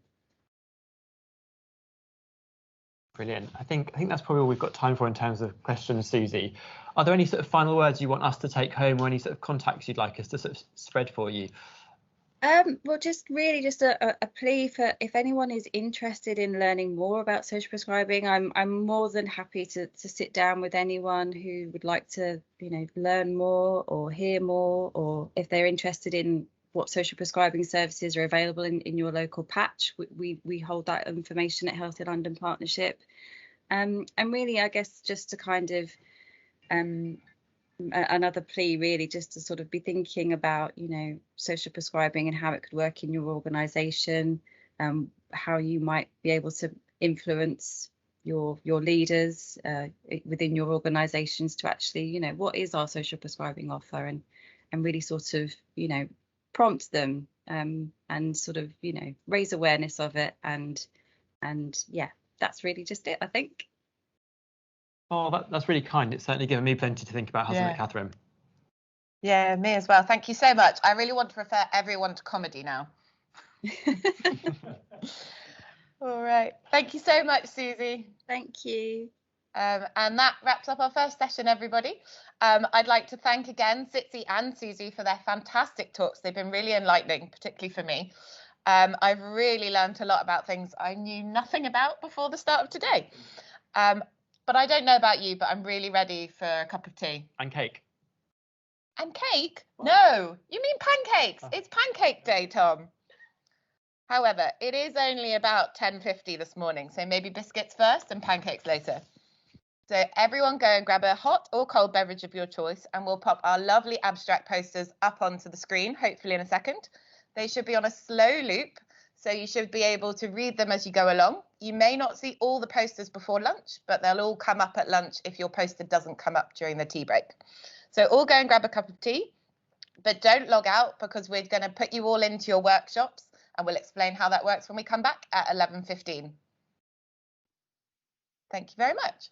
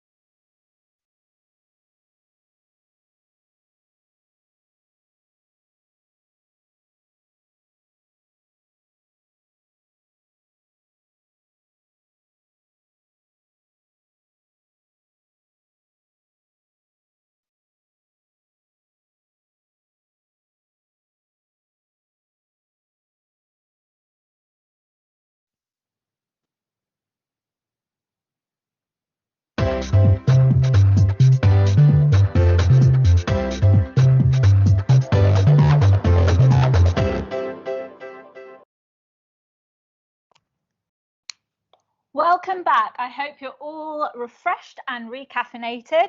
How do you think it's going, Parasuit? It's going really well. We've had so much fun in the studio. I've been following the chat, and it looks like there's minimal minimal technical issues on the helpline. I'm sorry about that. But yeah, it looks like there's minimal disturbance on the tech line, which is all good news. Absolutely, because Priyan and Nick are doing a fantastic job behind the scenes, which is great. But it's really nice to see everyone linking up a little bit and some communication via the chat. So keep that up. Now onto our workshop. So if anyone knows me well, they know that I expect full audience participation, okay? So because the workshops are coming up, we're just going to do a little bit of a chat about how they're going to run, okay? So you're going to be moving out into breakout rooms, and each of the workshop will be in the breakout rooms. You will stay in those breakout rooms and the speakers will move around, okay? Hopefully you'll get to attend at least one of your allocated workshops, the ones that you chose. Now, don't leave the link unless you are in the WAM group. And no, that's not George Michael. So there is a WAM link which is going to be put into the chat right now. So that is the one that you will be joining. Everyone else stay put and make sure that there is 100% audience participation. She will be watching.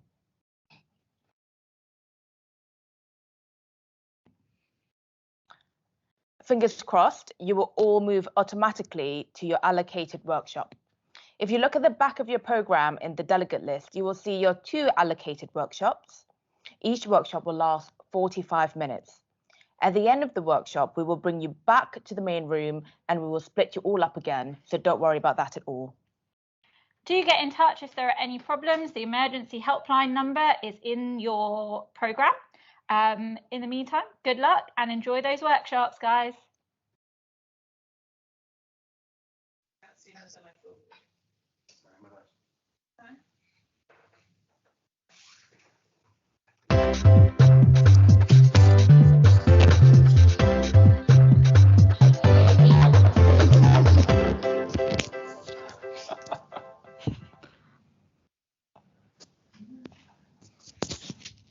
Welcome back to the headquarters, everyone. I hope you're surviving and getting through the day.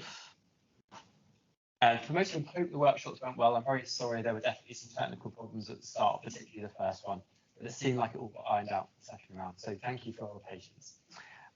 We all managed to copy some of them, didn't we, Nisha? Absolutely. We've got some great feedback. I had some giggles in the corner. I think Kat was having a great conversation about sugar intake and night shift and how we all have really bad habits coming from over here where we're all munching away on lots of snacks as well. So definitely not promoting healthy eating here. But in general, lots of great conversation and lots of really important factors coming up in conversation. So well done for that interactivity. But I do have to admit, all this fun and entertainment, it is a serious conference, guys. No, we're joking. Don't worry, Nisha. And actually, in seriousness, we've got the oranges out, but we definitely don't have the oranges in the corner. So fairly balanced diet in here, as you said. If you've been here in person, the whole aim of the day was fun. We were really aiming for creativity and connectivity after what's been a fairly rubbish couple of years for all of us and trying to stay in connection. Alas, COVID. Tom, we said that we weren't going to mention that word for the whole conference if we could. But anyway, as you all know, that you all asked us for your dietary requirements, and I really, really hope that you're all still at home. And if you requested that vegetarian sandwich, that you're about to have that, because I will be watching.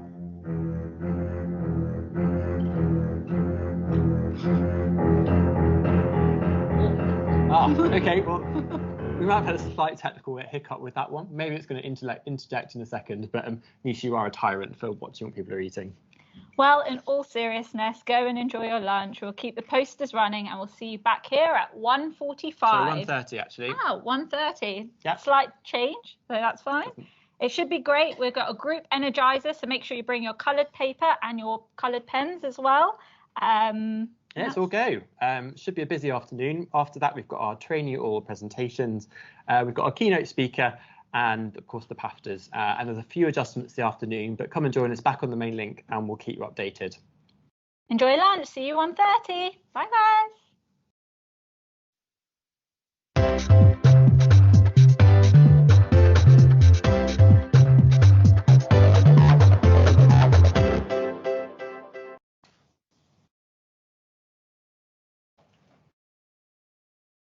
Hi everybody, welcome back.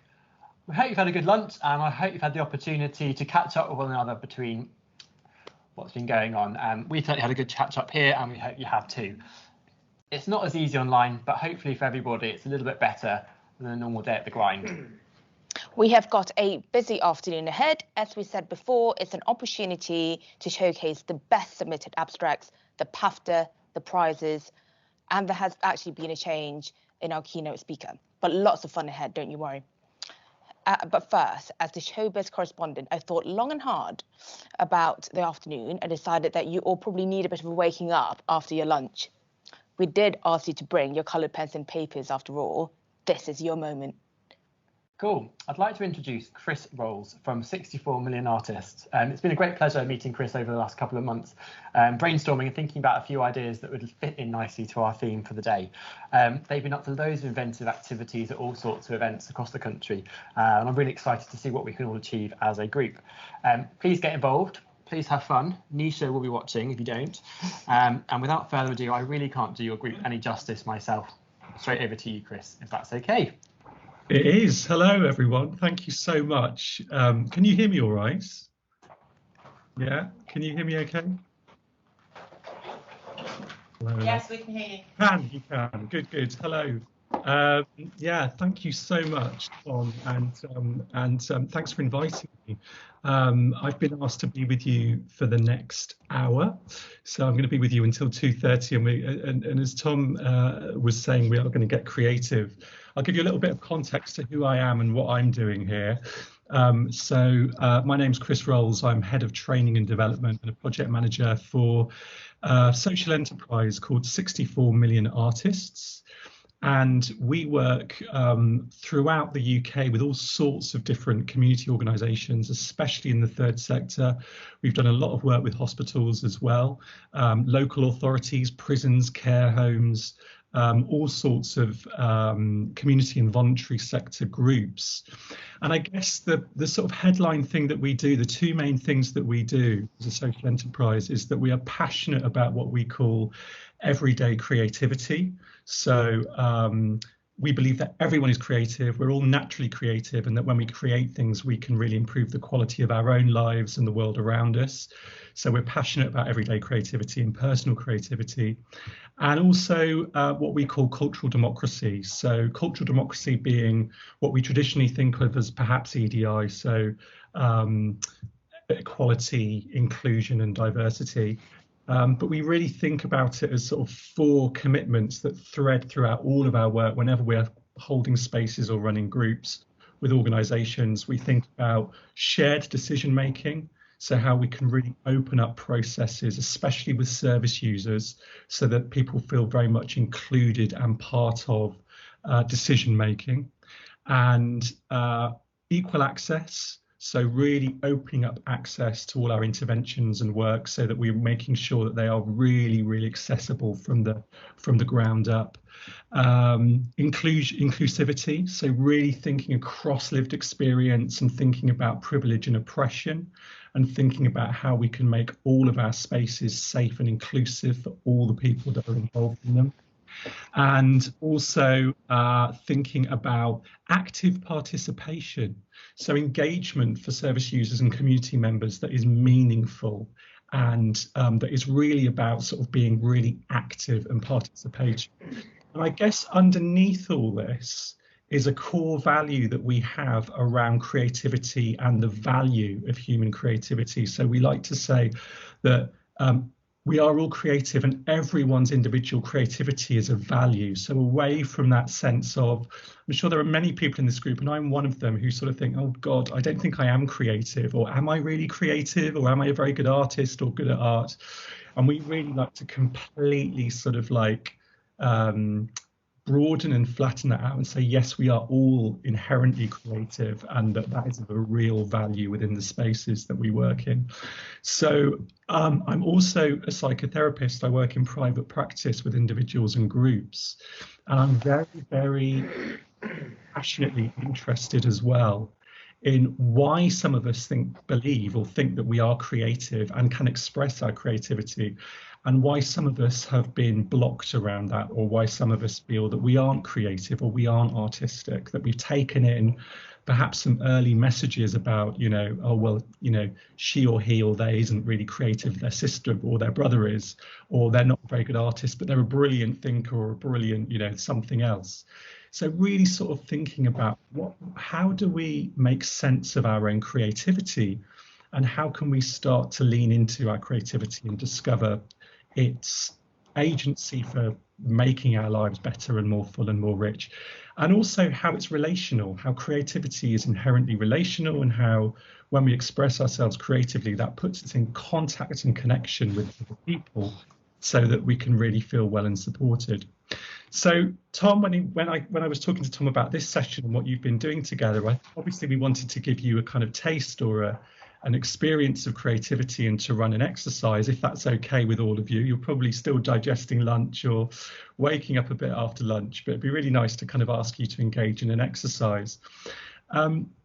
I know that you're very much talking about young people's experience in this space, and we work a lot with young people with all sorts of different kinds of lived experience. We've run creativity projects with young people, children with lived experience of mental health challenges, and we've run research projects in this area with University College London and University of Sheffield as well. So we've often been the active partners in co-created research projects around creativity, young people and mental health.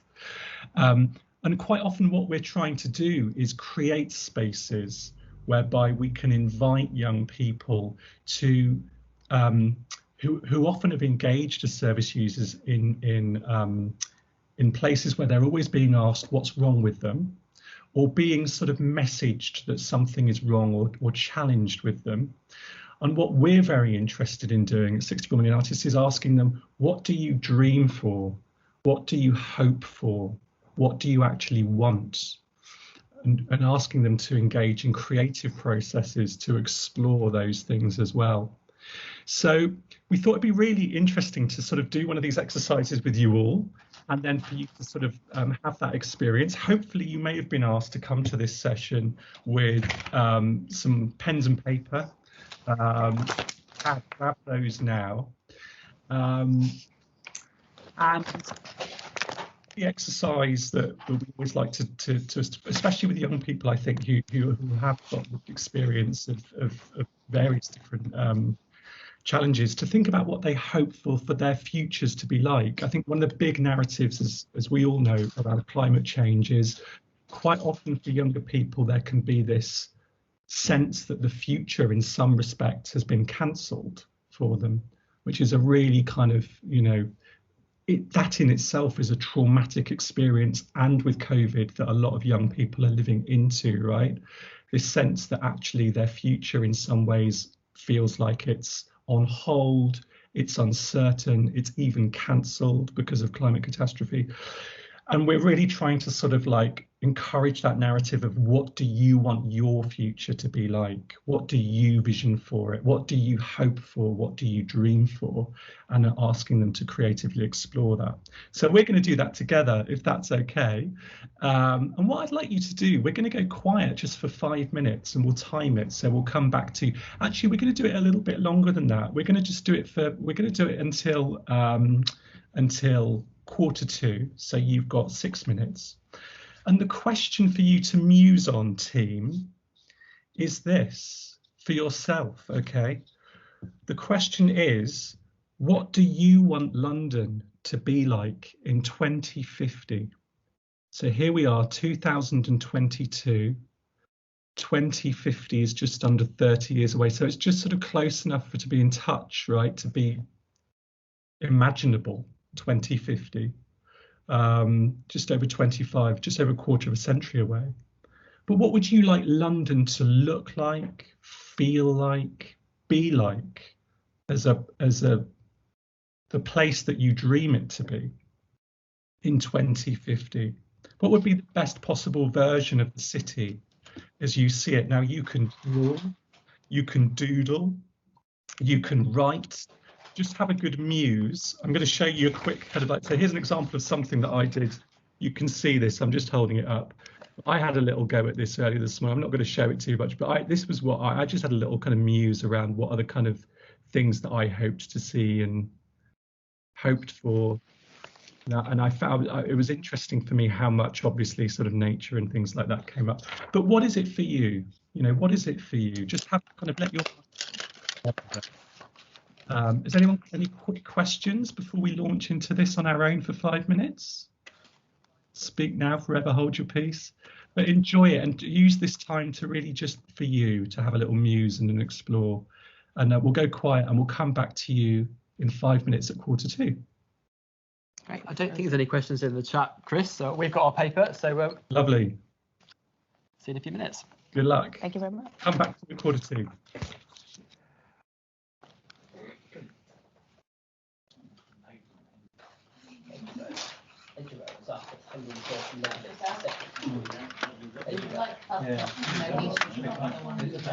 Are we on mute now?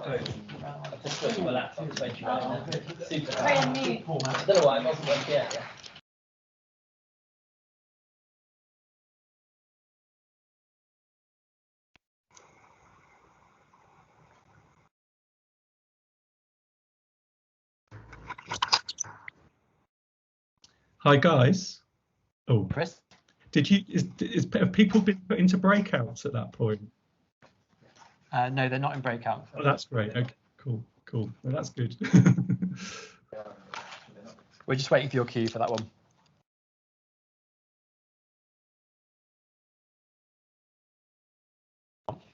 I got a bit carried away.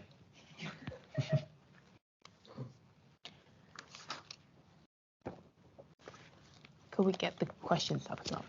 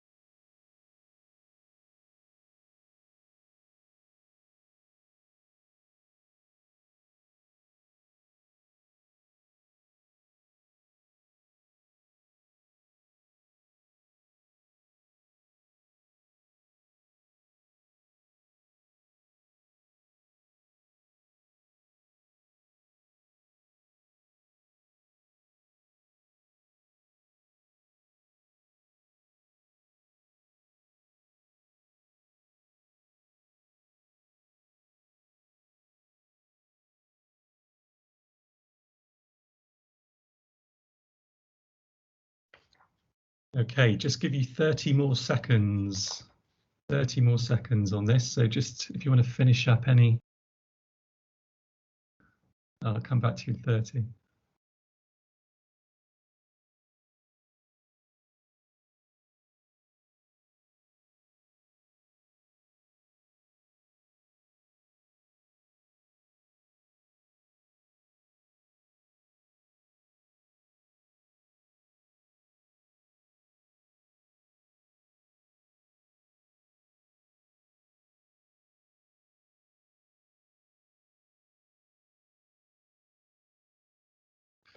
Okay, that is time up. It's not very long, is it? 5 minutes. I'm sure I could have left you there for another hour or so, having fun with your coloured markers. I hope you were having fun anyway. So what we'd like to do is we'd like to invite you into breakout rooms. They're going to be quite small, so I think we're going to have rooms of no more than 5 or 6, hopefully. And really, I mean, you've got 20 minutes. And really what I'd like to ask you is just to share with each other what came up for you. So if we could make a little contract within your groups, you've got 20 minutes. So make sure everyone gets a chance to share what's come up for them. You don't have to show everyone what you've drawn if you don't want to. I'm aware that some people might think, oh, I don't want to show my drawing. You could just talk about how that was for you, okay? But really what I want you to explore is what that process of doing that was like for you and what came up for you. So just have a nice open conversation, let everyone get a chance to speak, and we're going to do that for 20 minutes. So we'll come back at 5 past, just after 5 past. We'll give you, I think we can give you a countdown time as well. Just share what came up for you and what was that like? What was that like visioning your ideal London of 2050? So if we can go into breakout groups, that would be fabulous. Oh, I can't read that.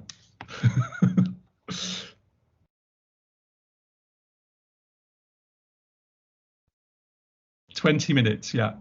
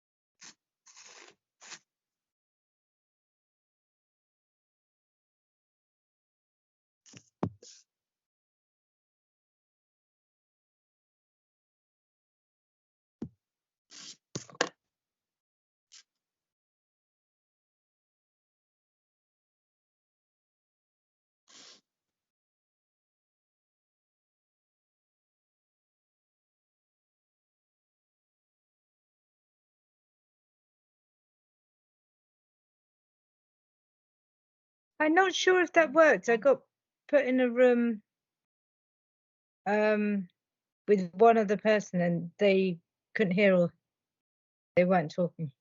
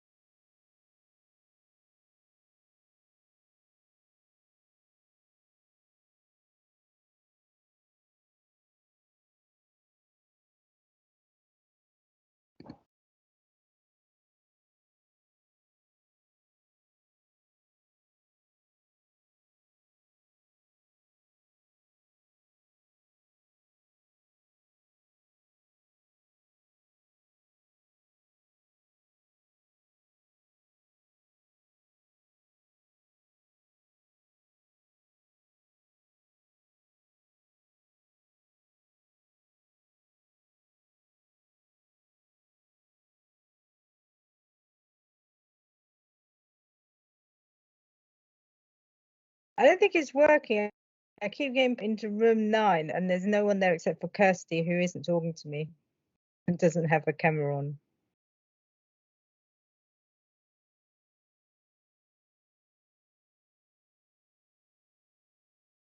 Don't think mine's working either. Never want it. No.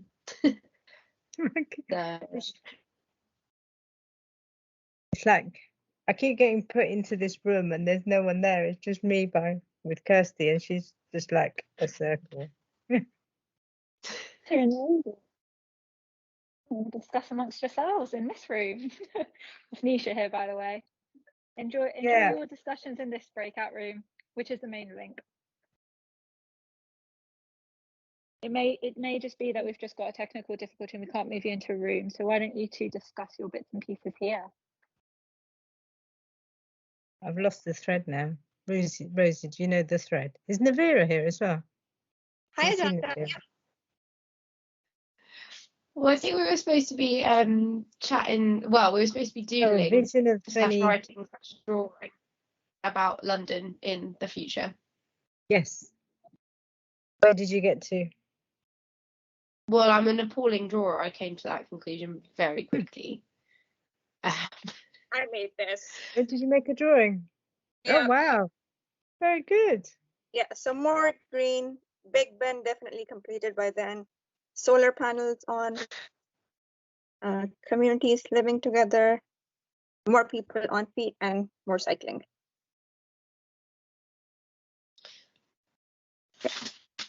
Find my piece of paper. Yeah, I didn't draw anything, but I did think about like eco recycling, less rubbish. Yeah. But a bit hard to be worried about London when you're worried about the world. True. What did you have on your drawing? I didn't see. I put it back up. Solar panels, green, Big Ben. Oh, put it back a bit. The bit at the bottom.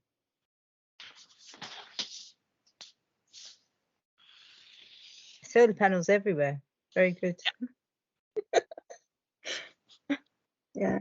I completely forgot about recycling and reusing. Yeah, that's a big one. Yeah, kind of like yeah, better facilities to do all of that.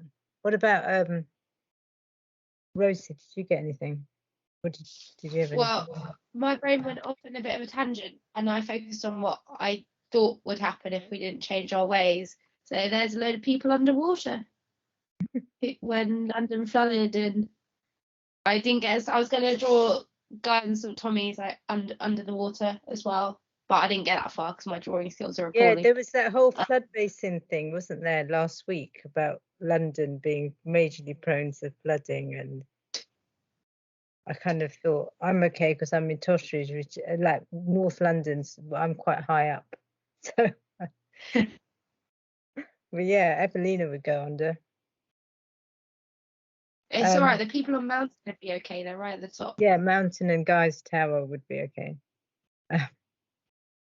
It is quite depressing, actually, isn't it? It's quite difficult to like. You can think all this stuff, but then it's like quite hard to see like how. I don't know. It just feels a bit. I'm a bit pessimistic at the moment. It's quite hard to have a positive idea.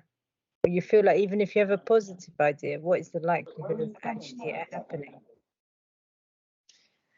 Yeah, the problems in some ways appear a bit insurmountable to one teeny tiny person. Like, are we all going to be invaded by Russia at the end of a year's time? Who knows? Is there going to be a nuclear bomb? We're going to even be. Let's veer away from nuclear bombing in the chat. Let's chat about all the positive changes that might come across in 2050. That'd be ideal for our lovely creativity and positivity session. But I'm sure there's lots of other things that you can think of that would be great. Think about green energy and and more cycling and happy thoughts.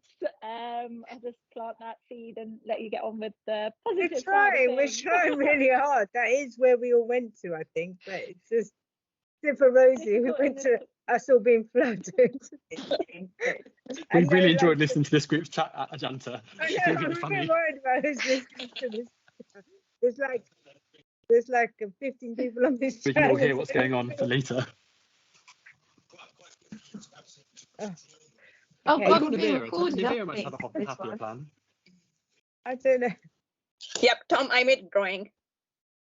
Tom There you did go. it. The viewers Not all done the drawing. misery. Rosie did a picture of us all being drowned and underwater. All right, we'll leave you in peace. We'll see you in a few minutes. Yeah, I think you should all just silence our chat and we'll carry on talking. Annoyingly, we could.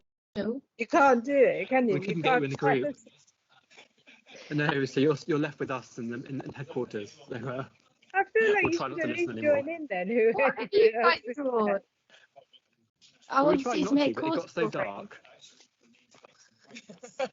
Tom, have you drawn something then?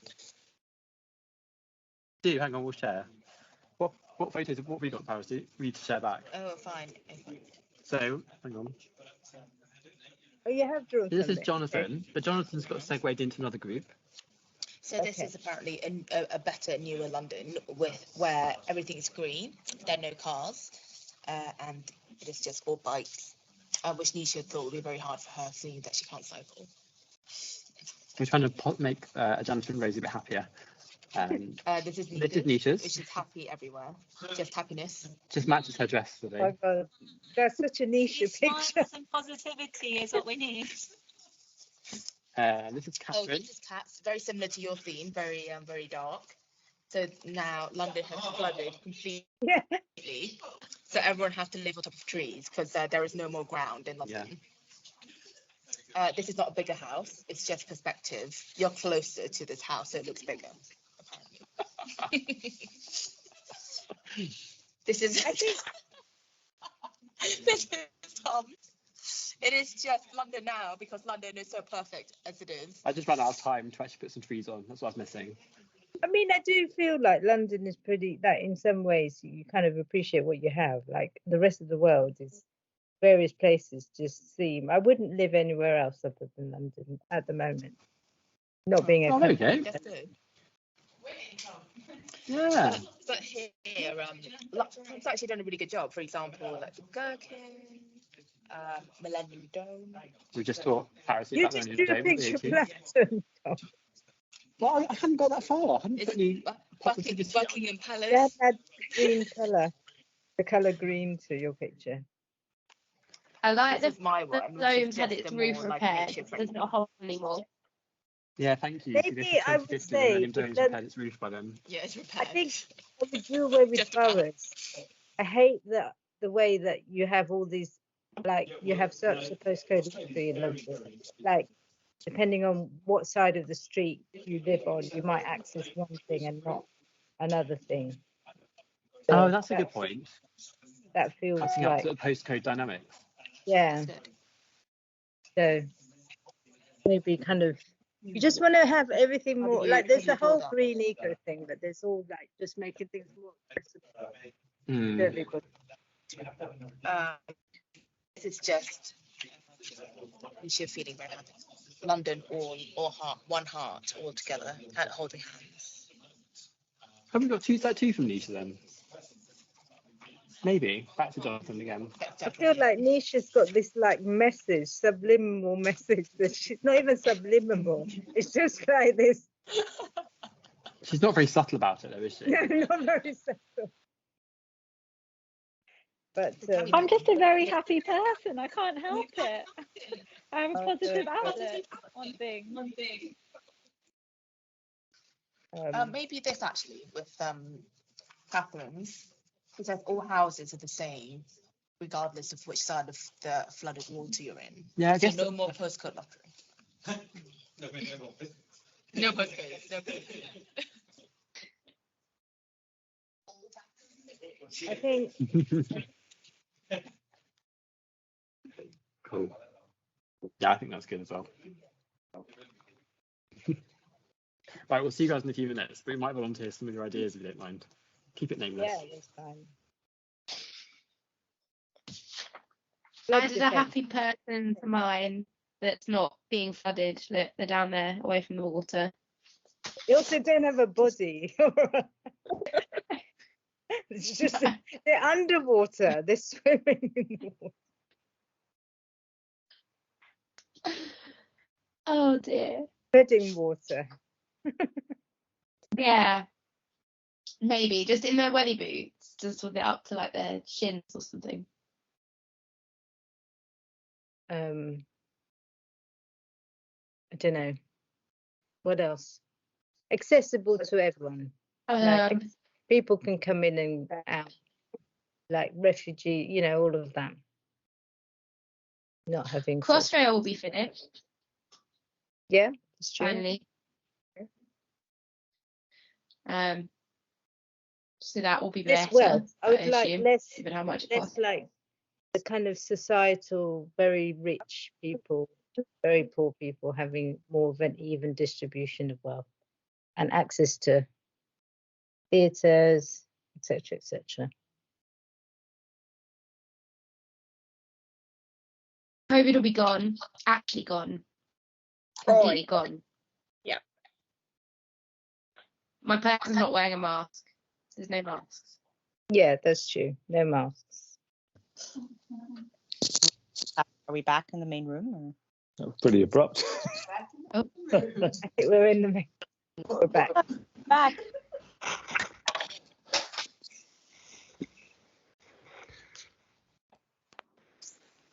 Hello.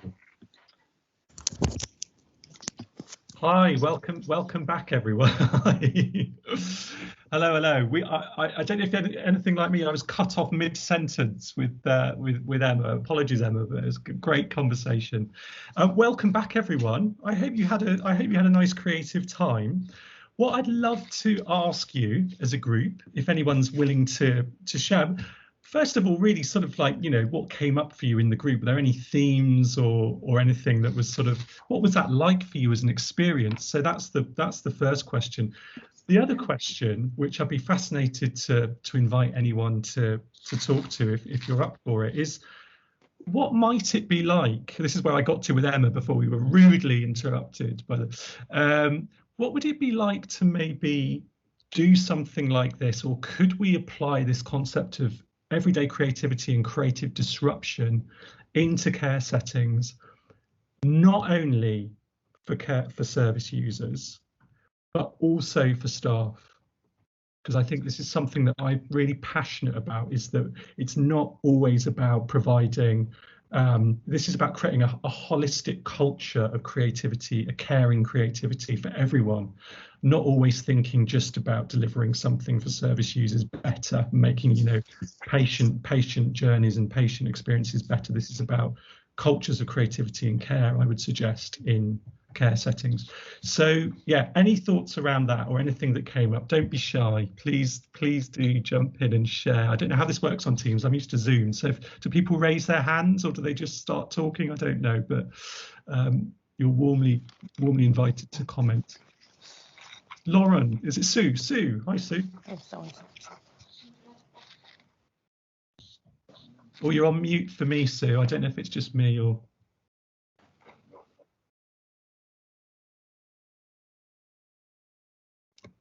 I can't hear you, Sue. Sorry. I don't know if is it just me? I'm seeing Tom. You're shaking your head as well. No, we can't. Sorry. We can't hear you, Sue. We'll try. If you see if we can come back to you, or put it in the chat. We want to know what. I really want to know what you've got to contribute. So if it ends up having to be in the chat, then while Sue's doing that, is there anyone else who would like to speak? We have got some from the studio, if you would be interested to have a look at. You would. I'd carry it forward. So shall I carry it forwards? I don't know if you can see. Yeah, right. That's good. So first here we have it from our head of school. Jonathan around. So I don't know whether you can see it. So here we have a green, clean and new environment of London where there are no cars, everyone's cycling, much to the dismay of of Nisha because she cannot cycle. So here we have a very nice non-polluted London. Lovely. Here is Nisha's, which is all smiles and happiness, queen of positivity. Love it. All embedded here.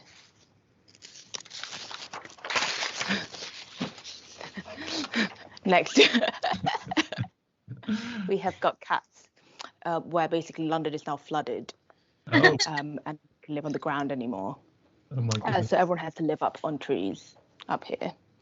But also that means that there are no postcodes because no one has an address. So there is no inequality between postcode lotteries. Right. Great. This is Tom's. And it's basically London now. Because London right now is actually not too bad at all. He actually didn't really have time and he was just going to add a few more trees to the diagram to make it look a bit more green. Love it. Yeah. So this is mine, just probably can't see it with the colour pencils. Yeah. But basically just more renewable energy, more trees, more rewilding. Yeah. And here we go. That's it, I think.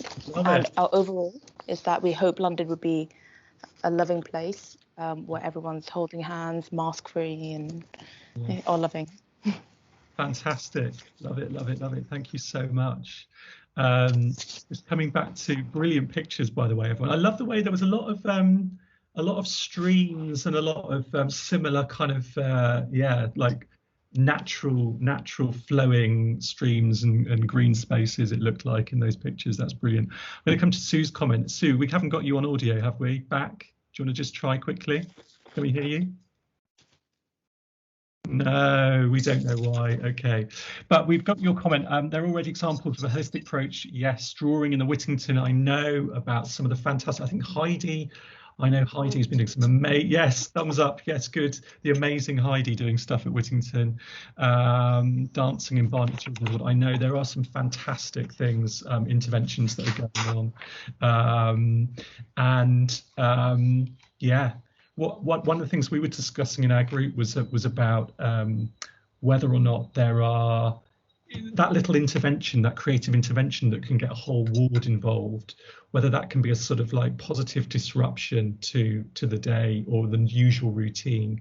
So it's something that everyone, it gives you something to talk about as well, you know, in case there's that sort of lack of something a peg to communicate with someone on. It's often actually just a thing to discuss. When that can be challenging for people as well.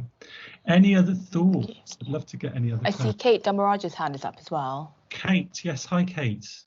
Katie. Oh, Jesus, we can't hear you, I don't think. Yeah, we can't hear. I wonder if is it a setting in the.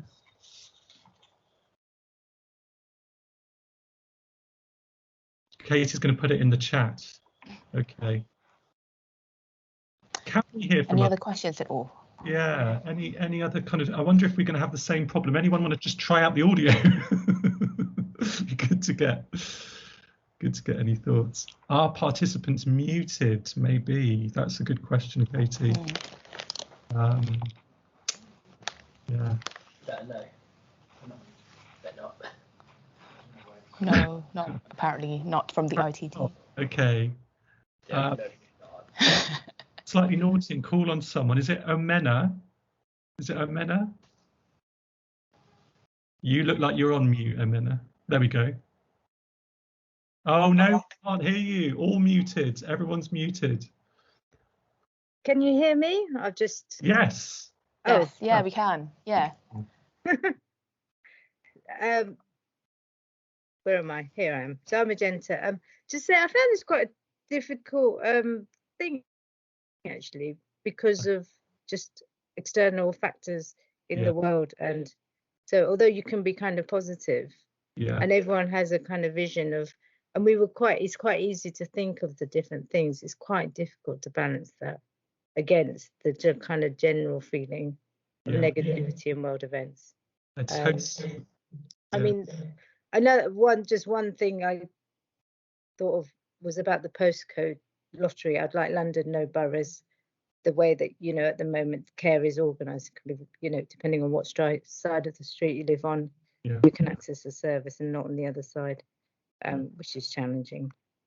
Definitely. Do you think, is it Magenta? Did you say Magenta? Magenta. Magenta. Hi, Magenta. Do you think it's anything to do with? I really hear that thing. Appreciate that thing of you know, actually this is a really challenging for a lot of people to imagine the positive and the. Do you think there's anything about the way it's set up, or as an exercise, the way it's introduced or framed? If it was going to be an exercise run with, for example, with young people, do you think that would play an important part of its value if it does have? I do feel like you have to acknowledge what's going on. Like my kids are asking me if they'll be forced to join the army at the moment. So Right. I think it's quite difficult. I think you have to acknowledge, like you can be very positive, but unless you acknowledge, actually, there's a lot of negative stuff that feels like it directly impacts, not just like I feel that, and I think the kids really feel that.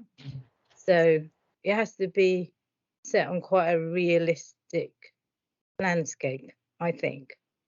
Just to gently push back on that, because I do agree with you, but I also wonder whether or not we're getting so much of the other, we're getting so much of the challenge. Yeah, I agree. Yeah.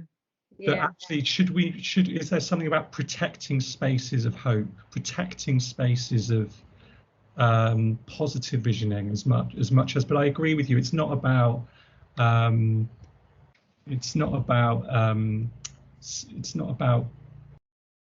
pie in the sky kind of like false hope, but actually how can we create spaces of positive, you know, dreaming, as we've all experienced growing up, right? All of us sort of dream of a life that we hope to have, or we dream of a career, or you know, there's moments where we're given permission to dream. Yeah. I totally get it. I think you're right. You can get really everything. You need to have that. Totally.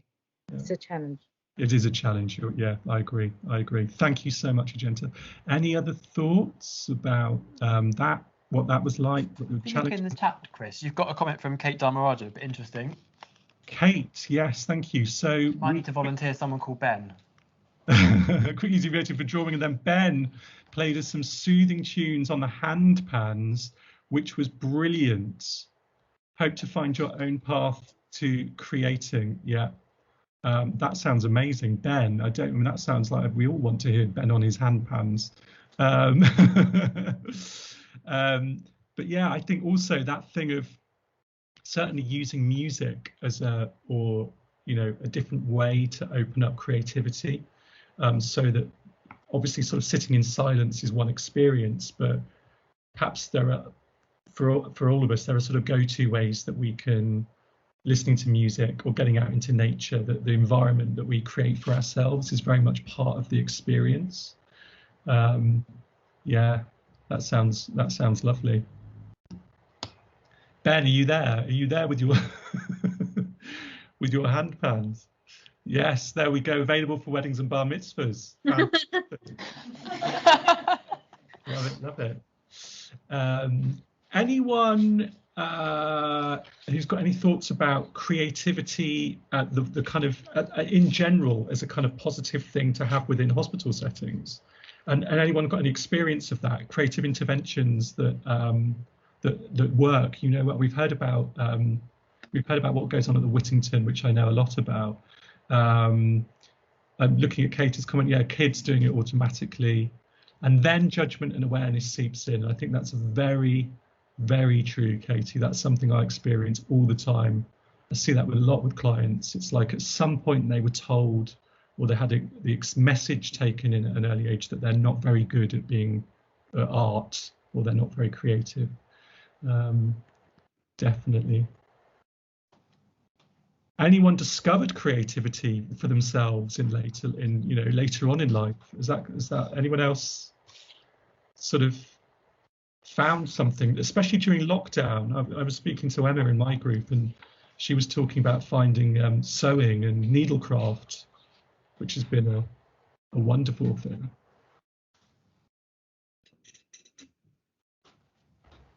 Yeah, just looking at some of these comments here. Reflecting and debriefing, I think that's a really, really lovely point, Nisha, around how we can express, it's not always about expressing ourselves in language, and that like we allowing people the space to express themselves creatively. Worked, has it? Yeah. It's quite an interesting point from Paddy as well there, Chris, about sort of brainstorming and problem solving. Yeah.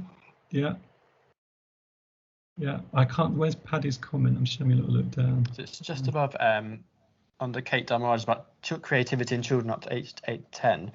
And then actually as doctors we like brainstorming and problem solving, and suggesting artworks are quite important and architecture orientated. Yeah. And I don't know, Paddy, if you'd be willing to speak more to that, but I love that that thought around creativity or artwork in the environment stimulating that. Like, has anyone got any experience of that? That if you've got art or creative output in your actual environment, that can really change the quality of the service that's being experienced within it. Interesting to know that. And yeah, Jonathan's saying, that humans are essentially creative and innovative. Totally agree about that. One of the things that we do at 64 Million Artists every year is we run something called the January Challenge. I don't know if any of you have heard of this, but it's 31 days of really small, simple creative interventions that we run throughout the whole first month of the year.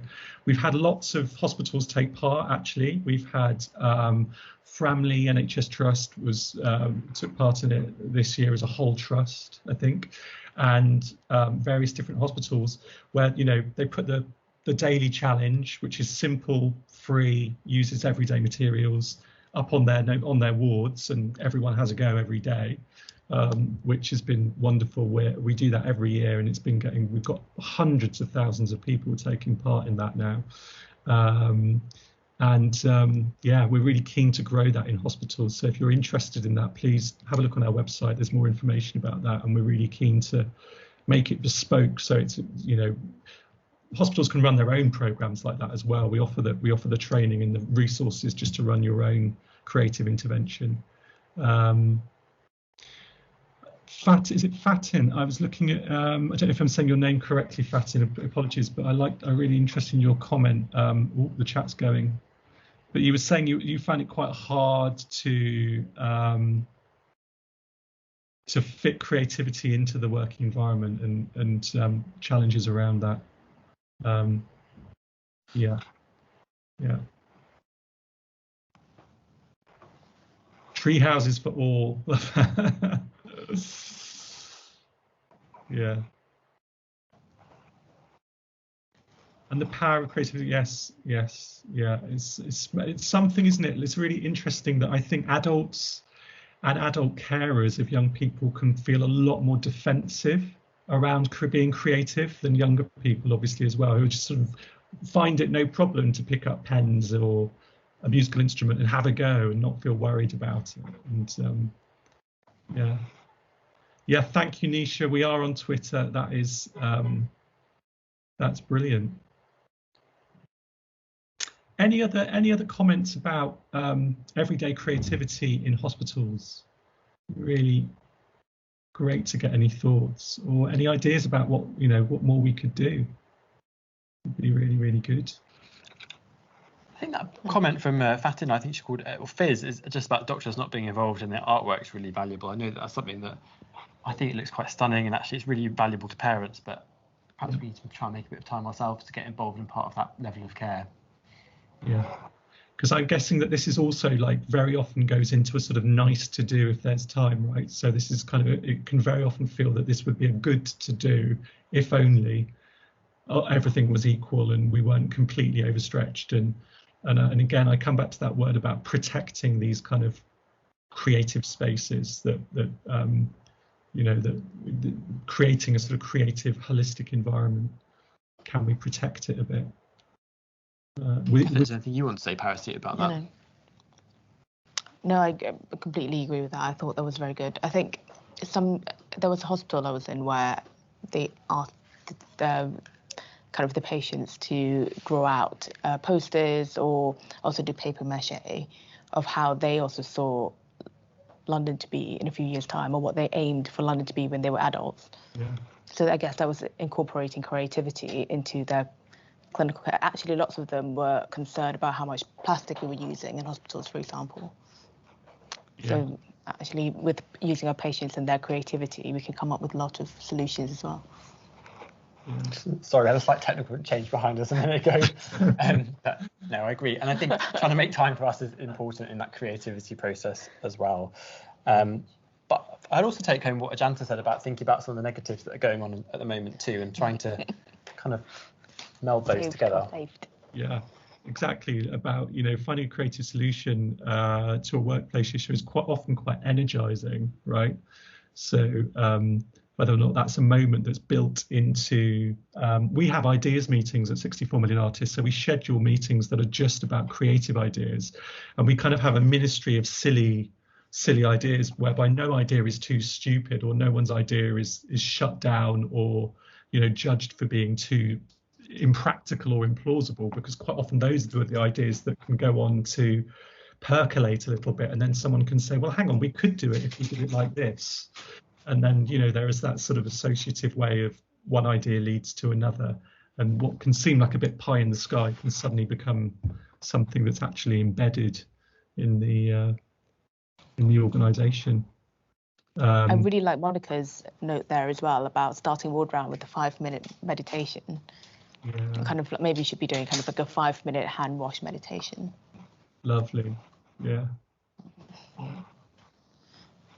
Great. Yeah, and I think also there's something in it about modelling. So I like, Roxanne, your point that you put in the chat about steering clear. I always used to steer clear of visual arts because I lack the natural skill. And I found that simple paint by numbers sets to be a wonderful creative outlet. It's quite meditative. And I think quite often what I'm doing in workshops or the spaces that I hold is that I'm modelling not being a very good artist, right? So it's that thing of saying it's not about doing something really well or showing the world that you're a brilliant artist, that you've got to be massively proud. It's actually, sometimes it's about modeling that vulnerability of saying, well, look, I've done this, I'm not very good at it, and I enjoyed it, and this is what it brought up for me. And then it's becomes a way of communicating, a way of making contact with others as well. Yeah, I like that mindfulness meditation theme that's coming up in the chat a lot, which is a great point. And yeah, yeah, someone's saying that's a lovely way to sort of start a ward round, for example. So what would bring us joy? Great. So please do. Obviously, we've got more information on our website. I'm going to just put in the chat, if that's okay, just our website. So please do have a look, because there are resources on there as well, and a lot more about our work. We're doing a lot of work around long COVID as well with the NHS, and how long COVID has been affecting people, outpatients, and how creativity can really improve the quality of their lives as well. So this is us. We are 64millionartists.com, and I think someone else put our handle in the chat as well on Twitter. We also put out creative challenges. We have something called the weekly challenge as well. So if you join up our newsletter on our website, we send you the weekly challenge, which is something that you can also print out, do yourself, do with patients, do with colleagues. It's also just a really simple creative intervention as well. Food, absolutely, really good. Great. Any other? Yeah, thank you so much, Chris. That was really excellent, really what we needed. Good. I'm loving this format, by the way. It's just like a breakfast TV format that you guys it's great. You've got new perfect. You nailed it. That was the aim. Cool, but thanks, Chris. Is there anything else you want to say? We probably need to move on with the afternoon. Yeah. I think going on to our our trainee presentations in a minute, but do get in touch with Chris or any other member of his team. There's a really interesting website about all the bits and bobs they get up to. Lots of creative ideas that are there and lots of creative things they've done in the past. Thank you so much, guys. Good luck with the rest of the afternoon. Take care. Thanks, Chris. Thanks. Thank bye. you.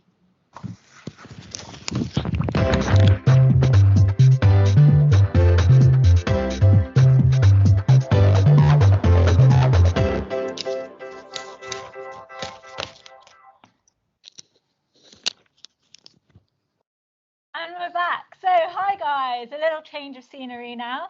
I was really impressed. The audience participation was just on point. So well done, everyone. Don't roll your eyes at me. I have to maximise my tenure as chair. So All right, vaguely forgivable. anyway, time is ticking along now, and we're really looking forward to the next portion of our day. So our abstract submissions. The LSPN team have been marking their submissions, and we asked 3 of our lovely abstract submissions to come and present their incredible work to you today. Yep, so the 3 presentations are a good mix of working abroad, mental health, and also reviewing a guideline that we all thought we knew pretty well, but clearly not. I agree. I'm really looking forward to hearing from all of them. So pop your questions in the chat and we'll answer them later on after the sessions. Our first speakers are Dina Hanna and Sarah Sturrock. Hello, can you guys hear me? Yes, Yep. I can hear you. Okay, perfect. Let me try and share my slides.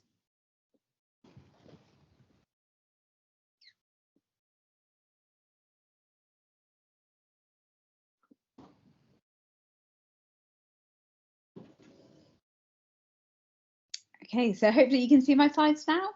Yes, we can see them. Okay, lovely. So thank you so much for the opportunity to present today.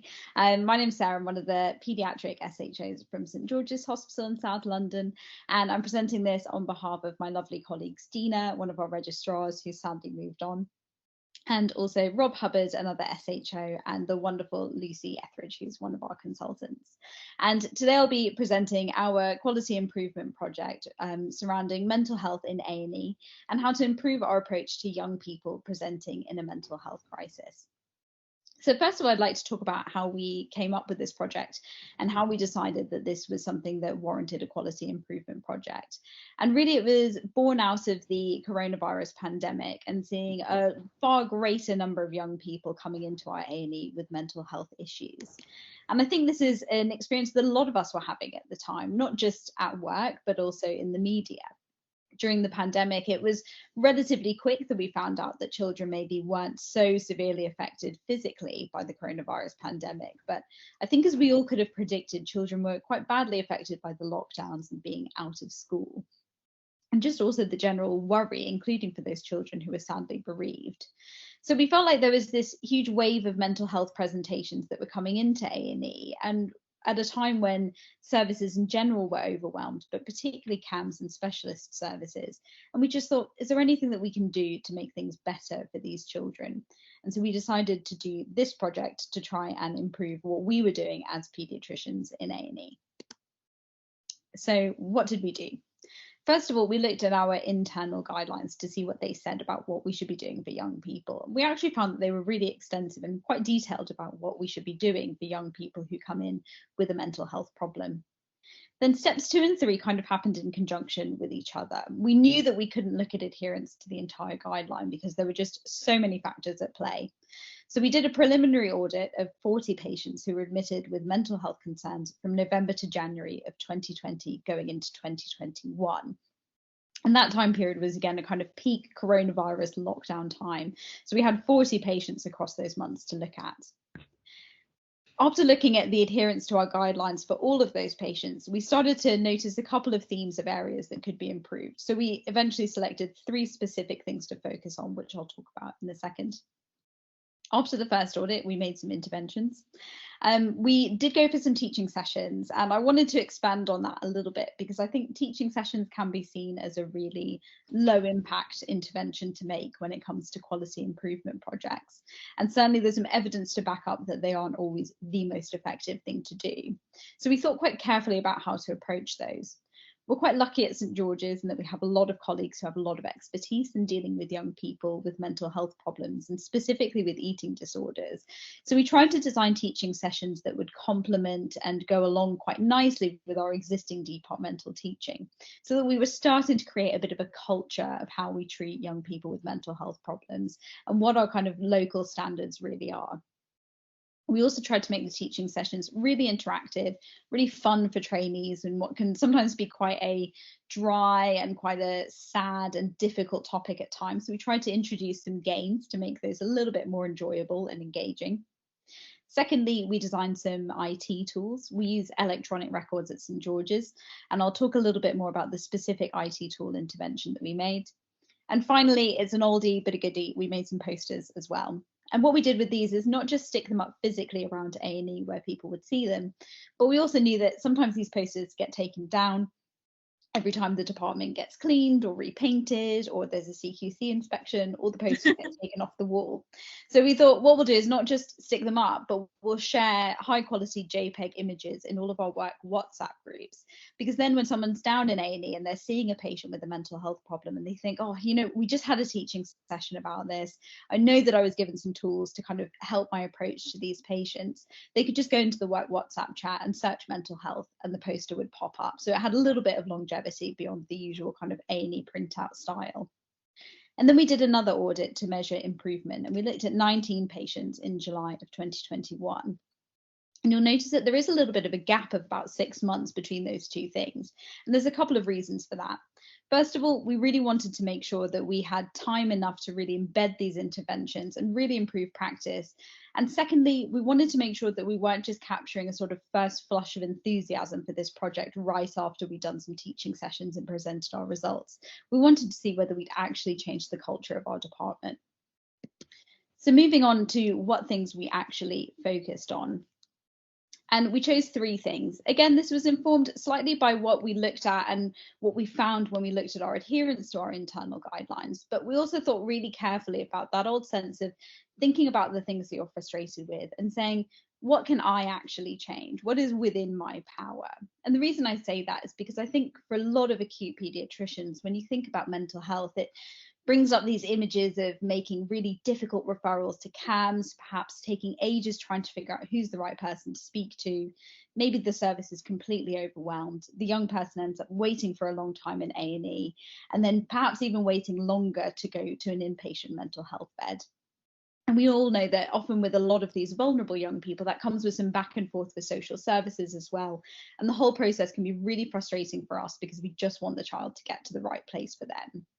And we recognize that, but we thought actually there's not that much as paediatric trainees that is in control about our process. And we're really reassured to know that there is some London-wide work going on to refine those referral pathways and make them more efficient. So we thought, what can we do when we see a patient?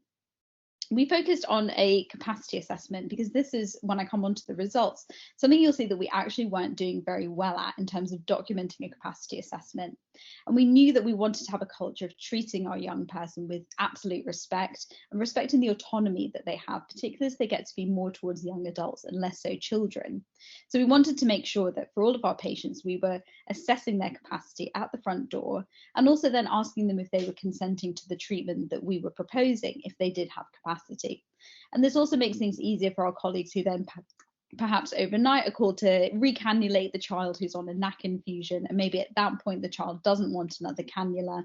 We thought it was really useful to help kind of set some expectations and make sure that the capacity had been assessed when the child was at their most awake, their most alert, to make things easier for our colleagues at kind of 4 o'clock in the morning to do what was right for that child.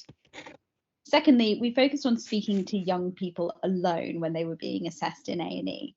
And again, this is something similar to a capacity assessment that I think we all know that we should be doing in principle. but it's something that can easily fall by the wayside when you've got a busy department, there's limited space, perhaps the parents are really understandably anxious or quite protective over their child. But I think we've all had experiences as well where we've spoken to a young person alone and different pieces of information have come out that have then helped us in looking after that young person and really helps their therapeutic relationship with professionals like CAMHS. So we wanted to focus on making sure that that's done as a standard. Similarly, we wanted to make sure that all young people were having an assessment of their immediate emotional needs. And that comes back to that sense of frustration that we sometimes feel at long wait times in A&E for a formal mental health assessment from CAMHS or from liaison psychiatry. We knew that we as paediatric trainees had the power and sometimes to comfort those young people and to provide them with simple things that might make them a little bit less distressed while they waited in A&E. And so we decided to give people some particular tools to use with those emotional needs and particular questions that they could ask, because it sounds like a bit of a nebulous concept. So we decided to focus on things like asking young people, is there anything else that I can get you? Do you need a phone charger? Do you need some food? Would you prefer to be around other people, or would you prefer somewhere to wait where you can have a bit more privacy? Do you want the lights on? Do you want the lights off? Just really simple pragmatic things, but that we hope might improve the experience of our young person in A&E. Was also a part of those internal guidelines I spoke about. So coming on to our results.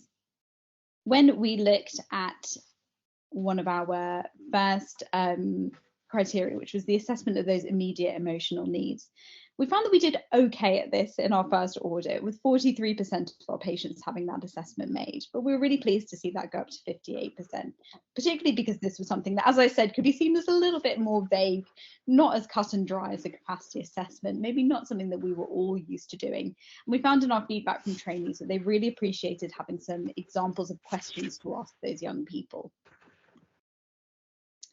And then when we came on to making sure that we spoke to those children and young people alone, we found that we actually made a really nice improvement as well. So again, this was something that we were relatively good at doing at 58% before, but we made a good improvement, 79%, still with a bit of room to make more of an improvement in the future. And then finally, assessing the capacity. Now, this was something where, as I said, when we did that initial audit, we did not expect the results to be this bad for it. So it really shows the value of doing that initial audit to figure out what needs attention. Only 5% of our patients in our first audit were having that documented specifically, but we managed to improve that to 32%. And this is definitely something that we're continuing to work on in the future. And this was what we had a specific IT tool for as well. We've now embedded a little table for documenting a capacity assessment into our paediatric clerking template, and we're really trying with new groups of doctors and new inductions to really embed the use of that clerking template as an aid memoir for making sure this gets done. So this project is obviously something that we were working on for quite a few months, and these are just some of the things that we learned that we thought might be useful for trainees wanting to undertake similar projects. First of all, the absolute value of doing an audit to figure out what objectively needs improvement. As I said, we weren't expecting the capacity assessment to be something that we needed to improve on so much. So it was really worth measuring that as a starting point. Secondly, there wasn't any need to reinvent the wheel. We felt that in order to make interventions, we just needed our trainees to understand why it was important and then make it as easy as possible for them to do it. So using things like interactive teaching, IT tools, and visual aid memoirs actually were really effective. And it meant that we could focus on doing those well and doing those properly rather than trying to come up with some incredibly innovative new technique for making sure that these things are done. And finally, it was really heartening to know that actually our trainees really care about these children and they really want to look after these children to the very best of our abilities as a department. Sometimes people just need the right words or need the right tools to make those things happen. And so that was something that we were really happy to have provided to some of our trainees. So thank you so much to all the staff and all of our lovely patients at St George's for their support and enthusiasm for this project. And thanks to you guys for the opportunity to present. And I'm more than happy to take any questions either now or later. Perfect. Thank you so much, Sarah. We've just had one question pop into the chat, which says, from someone who clearly knows you, lovely to see you present and hope you've been well. I wondered if your teaching and interventions were targeted to the paediatric team or the extended and other hospital teams. Have you found that it's important to engage the adult teams who also look after young children, but maybe don't realise that the approach and needs of young children needs to be different? Yeah, that's a really, really good question, and definitely something that we're kind of thinking about going forwards. So our teaching that we kind of have jurisdiction over as a paediatric team includes our paediatric SHOs, our foundation doctors, and also our GP trainees and medical support workers. So we had a little bit of kind of reach there beyond just paediatric trainees alone. Again, we're quite lucky that our hospital's really engaged with this sort of work. So there was also some simultaneous work going on from an A&E perspective, led by some of our paediatric ED consultants. But I think this is a really good point, and definitely something that for DGHs in particular would be really, really relevant, because you do have those adult teams that are looking after young people. And I think sometimes multidisciplinary teaching can be even more effective to just highlight people's differences in approach, and hopefully in a lot of cases share some best practices. So I think that's a really good point. Perfect. Thank you so much. We've run out of time for you, Sarah. But if you just have a look on the chat, hopefully some more questions will appear for you, and hopefully you'll be able to answer them. Thank you. We're going to move on to our next presentation, which is from Joe Piper and his crew, who are talking to us about a health and function tool from Zimbabwe. Hi guys, thanks so much. If I just share my screen, hopefully this will work all right. Can you guys see my screen okay? Yes, we can see your screen. Cool. Can you see my slides? Yes. Perfect. Okay, great. Thanks so much, guys. Yeah, so I'm very much representing sort of big team. My name is Joe Piper. I'm a paediatric SD5, having done SD4 at Barnet.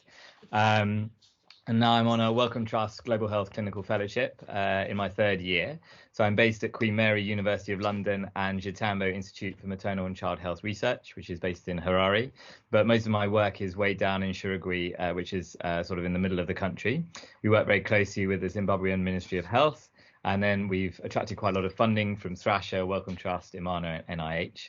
And so this is what we're doing basically is here in this picture. We are going out measuring children in quite sort of remote setting where a typical sort of household has fields and will go to the sort of local primary school from that side. So I'm going to describe a little bit about the life course and the SHINE study, which is the sort of bedrock of what I'm doing, and the Saharan toolbox, and then kind of the results and future plans and why we're doing what we're doing really.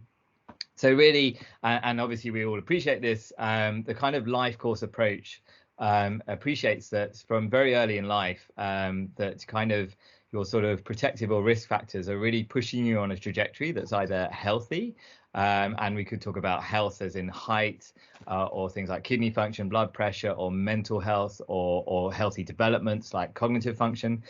Or there may be other risk factors which are really sort of inhibiting that and pushing you on a more stunted trajectory. So stunting, classically, one always thinks of short children in a sort of global health context, but actually one could also talk about adversity and mental health, more risk of blood pressure in later life, shorter lifespan. And we know that things like poverty have a huge impact. And we see this a lot within the UK as well. So this graph is equally as relevant for any child across the world, really, from that side. And what the SHINE study did was it cluster randomized households to early life interventions, and now we're coming back at 7 years to really have an idea about what they did from that side. So one of the exposures that isn't talked about very much but affects over 15 million children is children born to HIV positive mothers who've had a successful enrollment of prevention of mother to child transmission, so they're HIV negative. But we know that these HIV exposed children have a much higher risk of death and sickness and poor growth and development. We don't really understand why, but that's just one of those sort of learning points in the background there from that side. And then talking about the SHINE trial, so this was in Shirugwi and Chiramanzu districts, and it was a massive trial that enrolled 5,000 pregnant mothers, and then basically cluster randomized these different clusters to a nutrition intervention, which is in blue. So between 6 and 18 months, the child had a daily lipid-based nutrient supplement, like a peanut butter bar, which is quite tasty. And then there was a water and sanitation intervention, so that's here in the green. So households there got a latrine, they got field washing stations, hygiene education modules, and water treatment. There was a combined arm in yellow, and then there was a purple arm, which was standard of care. So that's kind of control, but all the arms got improved breastfeeding support and improved prevention mother-to-child transmission. So we're aiming to follow up 1,300 children, 1,000 born to HIV-negative mothers, 300 born to HIV-positive mothers, and really to see what the impact of these early life interventions are. And so typically what the teams are doing is going out and measuring between sort of 4 and 6 children a day. And I'll show you a little bit more about that in a moment. So how do we get to that stage? Well, like any of the kind of presentations today, it was quite a process, and it started way back at the beginning with doing sort of literature reviews. And while I was working at Barnet, sort of putting things together, and then a lot of sort of expert reviews in country in Zimbabwe and beyond, really deciding what we're going to measure, how we're going to measure it. And then COVID came along, so we had to do a lot of role plays and changing and how to minimize our risk for our participants and for our staff. Cognitive interviewing, so that's really where you talk to the community about what you're trying to ask, but does it make sense? A lot of testing and retesting, getting ethics approval, ethics amendments, talking and then sort of sensitizing the community what we would like to do with the district health executive, and then piloting in 80 children who are not in Shine, but just sort of there in rural settings from that side. And these pictures kind of give you an idea of kind of where we were up to, where we're starting to describe, and then sort of run it in our tents and do it as an example and things. And now we've measured over 600 children. So what have we measured? Well, we coined the kind of phrase the Saharan toolbox, and that basically measures cognitive functions, so sort of puzzles for children that are in and out of school, and this was before COVID. We really wanted new kind of puzzles that didn't necessarily rely on how much schooling, but we also wanted to measure literacy and numeracy. We want to look at something called executive function, so that's kind of behavior related, and the idea of sort of puzzles that predict much more how you would behave as an adult.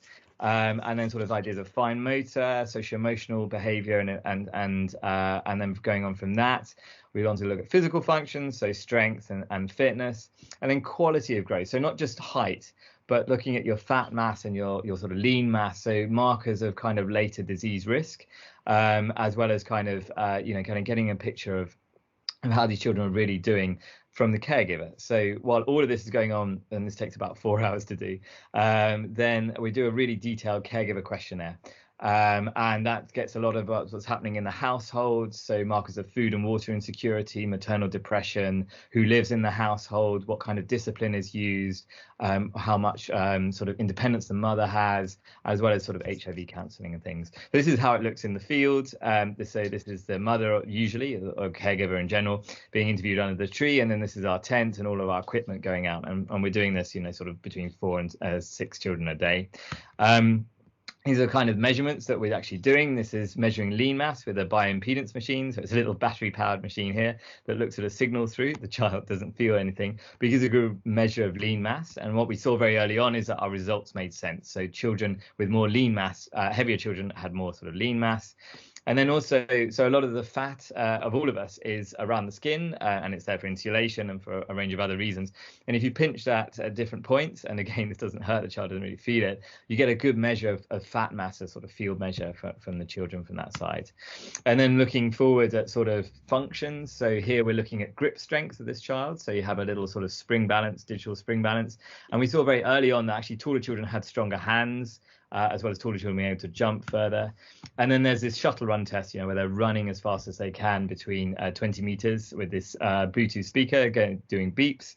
And again, we saw that we put all of these physical functions together, that actually children that were a bit taller were doing better. But what was really interesting is we started to unpick the kind of body composition. So actually your lean mass, your sort of functional tissues, was really driving this function, not the fat mass. The fat mass, if anything, was hindering it. And this was in the pilot data, so this is on the right. But on the left now, we can start to see actually from the 600 children, this kind of much stronger signal coming out. And what's really interesting is that if you look on the x-axis here, we can go back to our birth cohort in Shine and say, well, actually, by the time you grew by 18 months, or actually by the time you were born, that's quite predictive of how strong and how fit these children are now at 7 years. So really interesting idea that we are really picking up this early life trajectories and their later function. And I don't really have time to talk very much about cognitive function, except to say that it takes about 2.5 hours. It's a range of different things. This is one of our samples here where they have to find the right pattern. And then within the pilot, we started to see all these sort of interactions of what was relating to what. So generally, better quality of growth led to sort of more physical function. We're seeing a bit more with cognitive function with more numbers, but actually, you know, the way your brain develops is so related to actually years of schooling and how the child was feeling and so much of that other kind of psychosocial side. So it's really going to be really interesting about how we define all these different exposures and how they then effect on child function. And there's a lot of sort of maths and things going on in the background of that. So really going forward, what we want to look at is what impact early life growth has. We can see that already in physical function, what impact these SHINE interventions have had, and what impact all these early life and later exposures have had from that side. And there's a lot of different sort of maths and things. That's another talk from that side. So that's one side. The other side is really, well, beyond Zimbabwe, how can we apply this to other programs for World Food Programme, UNICEF, and beyond. So another grant we have for that is developing quick field ready metrics, because not everyone has the chance to measure a child for 4 hours, but what can you do in 20 minutes that will really give you a readout for this children? So hopefully, just to conclude, I talked a little bit about Sahara Toolbox, the kind of signals that we're getting, and really the whole idea behind this is getting the evidence basis for interventions, looking at kind of what is making these children vulnerable, things like HIV exposure, what is the impact of these public health interventions in nutrition, water and sanitation, and what are the kind of contemporary associations really driving this, and as well as that building into field ready metrics. So yeah, finally, as we talked about the team at the beginning, this is the team at the end. So I just wanted to give a massive thank you to Andrew Prendergast, my supervisor, as well as some fantastic field team. And yeah, happy to stop for any questions. So thank you guys. Cool. There we go. Hope that was useful. Great. Can you guys hear me? Yes, all right? sorry. We were just unmuting ourselves. No worries. Well, a fantastic project. I'm overwhelmed by how much you managed to tell us in about 10 minutes. That's really good. We've had a question in the chat from Jonathan Round. Do you think we can use this wholesale in London? Yeah, really interesting question. I think so. I think not everyone can do 4 hours of measurement, but there's massive overlap between our physical function measurements and body composition. So I know that we could do like very simple skin fold thicknesses, and really we have a massive problem with child obesity, and that relates very much to poverty in the UK. And I'm sure that we could, I'm really hoping going forward, this will really inform our work of how we can see what is useful for children, what impact for example, our social prescribing, if that goes ahead, and things on that side will have on kids. So yes. And I think really just as a broader point, there's kind of it's the missing middle. Like everyone talks about under 5 and adolescence, but actually there's this massive kind of area of childhood between 5 and 14. So trying to get that kind of that voice to these children, I think hopefully will have a massive impact. And yeah, I'll be very happy if anyone wants to think about how we can apply it. Our research group is also working in London and stunting and bringing out some of the work from that. So yeah, please get in contact with me. Oh, I'll put my email in the chat if anyone's interested, by the way. Yeah, so there we go. Great. Perfect. That would be great. Any more questions for Joe, then please put them in the chat and he'll hopefully be able to answer them along the way. Our next speaker is going to be Lucy Gudge, who is talking to us about UTIs in children aged 0 to 6 months. Let me just share my screen.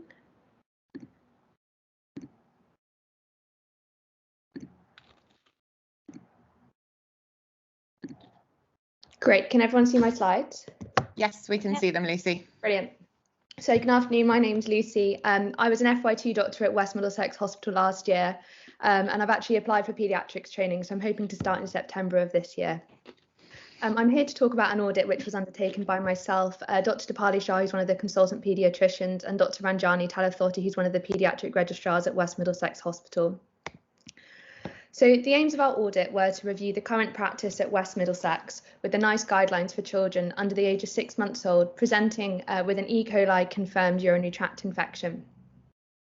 In children under the age of 6 months, urinary tract infections can often be a sign of underlying structural abnormalities within the urinary tract, and UTIs can be a very common presentation to paediatric A&E departments. If left untreated, they can cause potential serious bacterial infections in young children and lead to permanent kidney scarring and damage in the future. As per current NICE guidelines, children under the age of 6 months should all undergo an ultrasound KUB as part of their workup 6 weeks following a UTI. Those with atypical or recurrent UTIs should receive an ultrasound within the acute phase and then a DMSA scan and an MCUG further on as part of the workup. In this audit, we were more closely looking at E. coli UTIs, specifically in those under 6 months, as they were the most common presentation. And in our hospital, we decided that we would investigate all E. coli UTIs with a full imaging workup to see if there was a higher pickup rate of structural abnormalities within the renal tract. So our methods. So the audit was carried out over a 2-cycle period. The first cycle was between January 2017 and July 2018, and the second cycle was August 2018 to February 2020. All the data was collected retrospectively on all children who were admitted to West Mid and treated for a UTI over this 3-year period. Data was collected on patient age, location, and the urine culture results, and it was analysed as to whether the child received an ultrasound scan, a micturating cystourethrogram, or a DMSA scan. And if they'd undergone these investigations, they were classed as normal or abnormal, depending on the result. The results were then compared to NICE and TRUST guidelines, and data was collected from the electronic results portal, so ICE, and from the imaging portal PACS.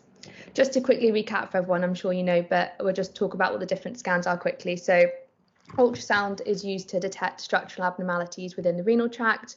The micturating cystourethrogram uses X-ray and contrast in the bladder, which is inserted with a catheter to detect vesico-ureteric reflux. And the DMSA scan is used to detect renal scarring and demonstrate the split functioning of the kidney.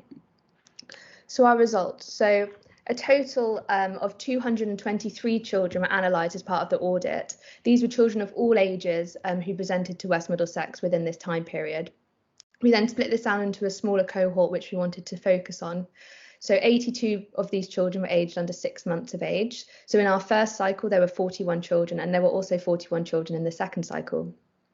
Overall, most commonly, the urine culture showed E. coli, and this was present in 55% of children on urinary MCS.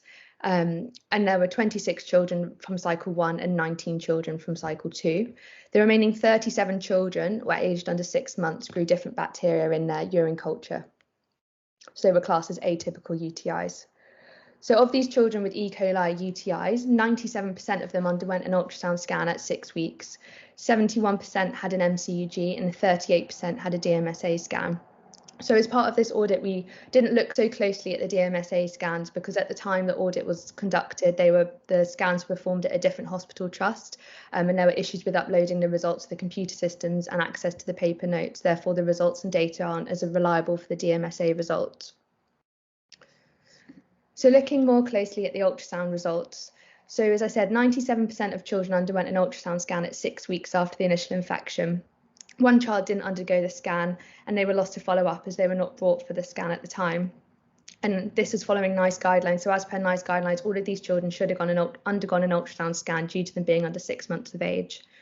So cycle 1 demonstrated 11 abnormal results and cycle 2 demonstrated 5 abnormal results. And overall, this was 36% of children presenting with E. coli UTIs had abnormal ultrasound findings.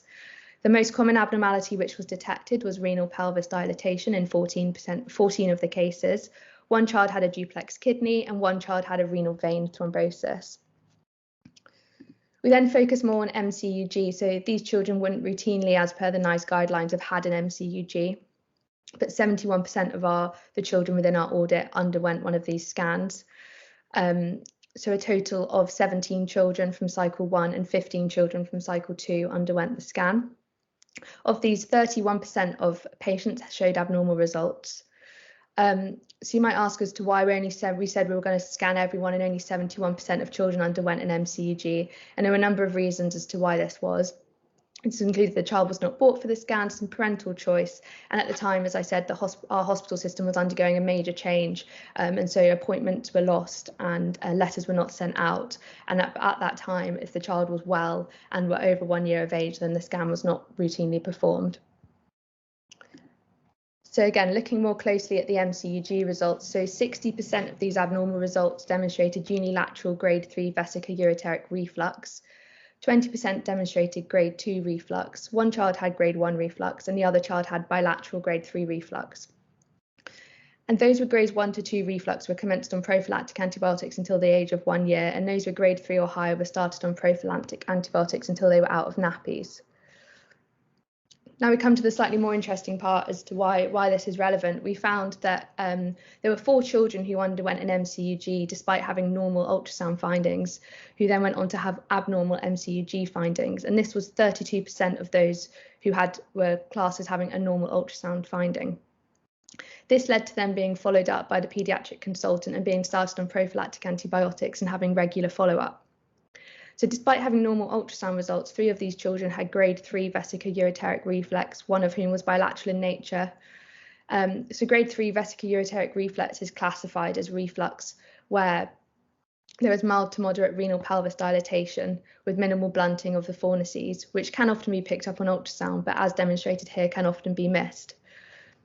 In the case of grade 3 reflux, urine reflux is back into the kidney to an extent where it can cause the mild pelvic dilatation. So we found that other literature has also supported that normal ultrasound does not exclude underlying grade 3 reflux or higher.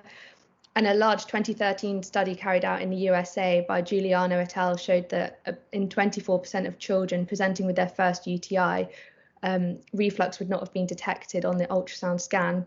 And the same study showed that in 15% of these children, they had recurrent pyelonephritis, and 7% went on to have some sort of form of surgical intervention.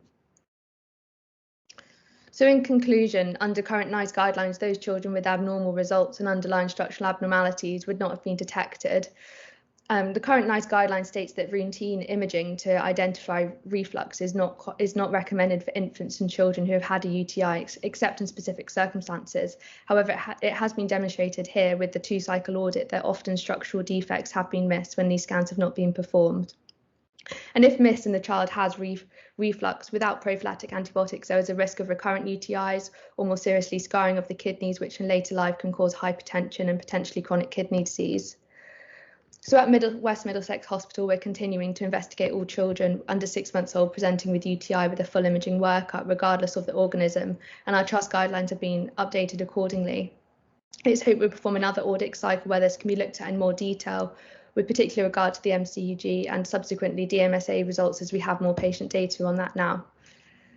So thank you very much for listening, everybody. Has anyone got any questions? Hey Lucy, thank you so much. I really enjoyed the kidney cartoon in the back of your last slide. Oh, yeah. We as a team found your conclusion of your abstract very interesting, and that's why we asked you to speak. And do you think West Mid is going to lead the way in potentially changing the NICE guidelines?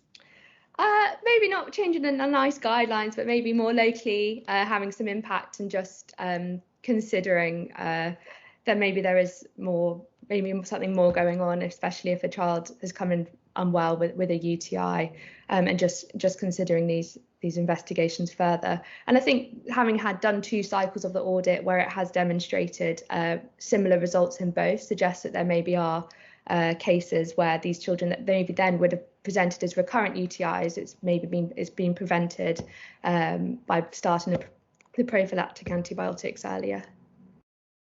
Perfect. Thank you very much. We'll ask anyone to put any more questions for you in the chat, and I'll hand over to Nisha. Thank you so much. I think all 3 of those talks are so insightful and have definitely given us something to think about. Definitely some things to change in our practice going forward. We are running a little bit behind, but time for some pancakes. Oh, Tom will be happy. So what we're going to do, we're still going to have a 15-minute break, although we're running a little bit behind. So I'd like you all to come back at 3:20. And we'll be having our very exciting next talk, although we've had a little change to our schedule, but Tammy will update you about that later. All right, see you all soon.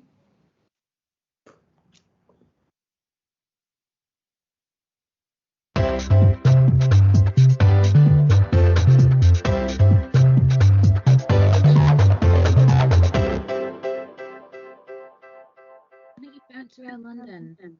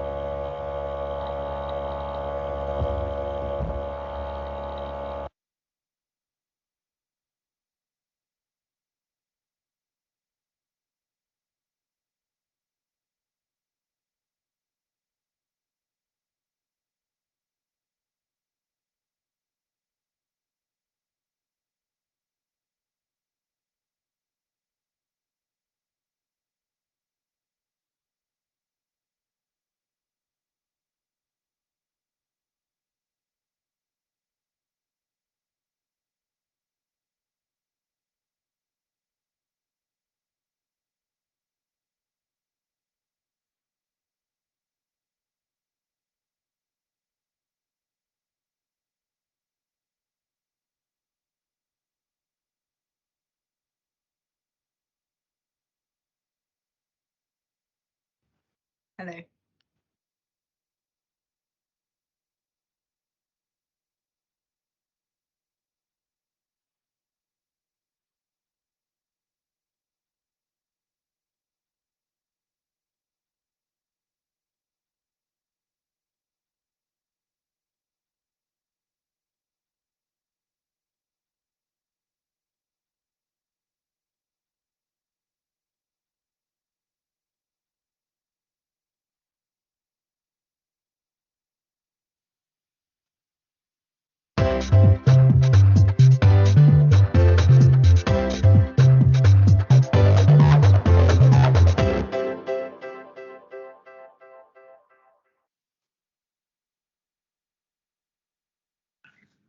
Welcome back, everyone. As we are the London School of Paediatrics, we did want to focus a little bit on the local forecast for child health.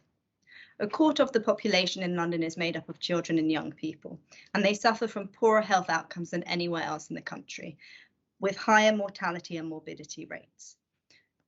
However, as you've heard already today, we're working very hard to rectify this, and we've seen some fantastic examples of work already being done around our city. With that, I'm going to soon be introducing our next speaker, who I'm sure will help us focus a little bit more on some of the priorities for child health in our city.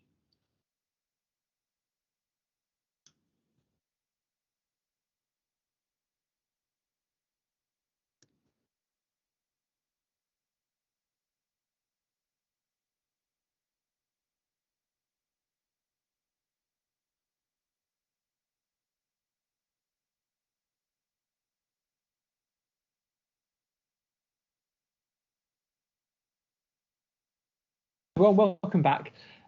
We have had a slight change of plan this afternoon.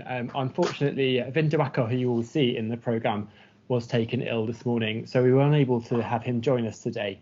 We're incredibly fortunate that Professor Mitch Blair is joining us instead, and I would like Tammy to introduce a bit about him and tell us what we're going to be talking about this afternoon. Thank you, Tom. So as Tom said, we are very, very fortunate to have Mitch come talk to us at very short notice, which we're really appreciative of. And it gives me the greatest pleasure to introduce Professor Blair, who is Professor of Paediatrics and Child Public Health and is currently based at Northwick Park and Imperial College. He has a background in medical education, epidemiology and health services research. His primary research interests are in preventative child health, international child health indicators and child health services research. So thank you so much, Professor Blair, and over to you. Thank you, Tammy. Can you hear me all right? We can. Wonderful. Well, I must congratulate you and Tom on a fantastic day. It looks like you've had a really interesting day, and I love the format. Very casual and with weather forecasts and all sorts of analogies. So absolutely brilliant. And as Tammy says, I've stepped in at very short notice. And so I was thinking, you know, I can't really emulate Vin in terms of being the medical director in London. But what I can do is get you to think a little bit about some of the priorities that you yourselves are aware of working in the London area. And so I've asked Tammy and Tom to put together a poll, a Wordle, so that we can actually look at what the priorities are, what you think the priorities are for London, where you work. So Tammy, can I hand over to you again? Of course. So we've put in the chat a Mentimeter poll, which hopefully you can all click on and then put your answers in, and then we'll share our screen to see your answers. So the question is, what are the key priorities for children's health in London where you work? So that's important, is where you work and where you're currently placed.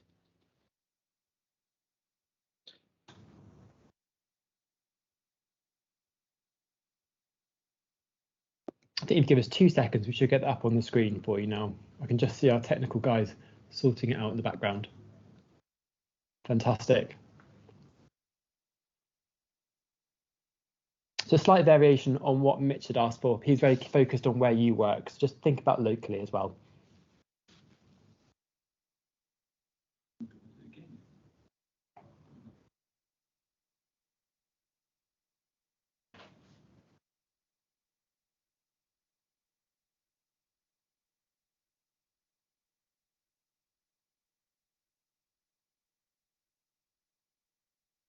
We're just waiting for everyone to get their answers in. We'll give it a few more minutes.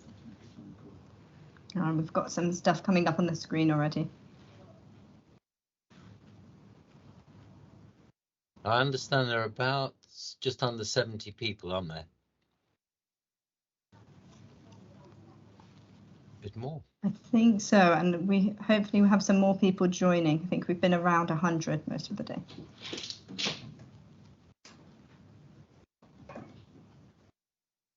So I can see mental health coming up right in the centre.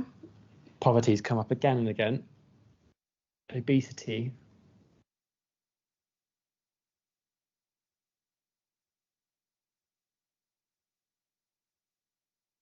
Inequality's coming up bigger.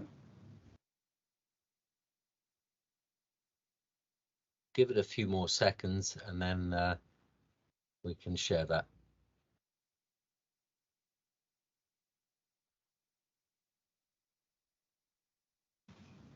Now, as this is evolving, what I'm seeing is this real mixture between health status, health problems, if you like, health issues, and also the so-called causes of the causes that Michael Marmot often refers to: poverty, equity, inequality. I can see there, health. Sustainability, inclusivity, so parenting skills, so wonderful mixture there of determinants and health status. And you are absolutely right. You reflect here. If Vin was here, he'd be very pleased to see this, because you reflect very clearly some of the key London priorities, which are around these aspects you've highlighted in the Wordle. So thank you. I think if we stop it there, Tammy, that'd be great. Do you want to put up my talk, or do you want me to share? If you're able to share, it might work better, just because then you can click through it, but we're happy to share if you'd like. Sure.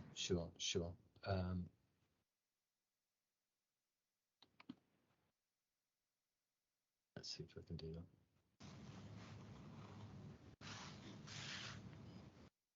And as Mitch is presenting, if people want to put any questions in the chat, and we'll get to them at the end. Oops. That didn't work.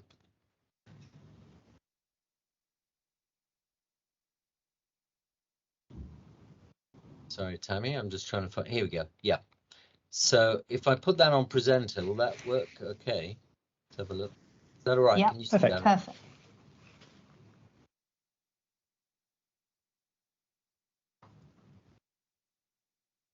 Is that okay?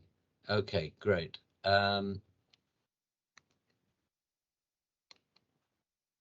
So I wanted to ask you about, it's been about a year since this report came out,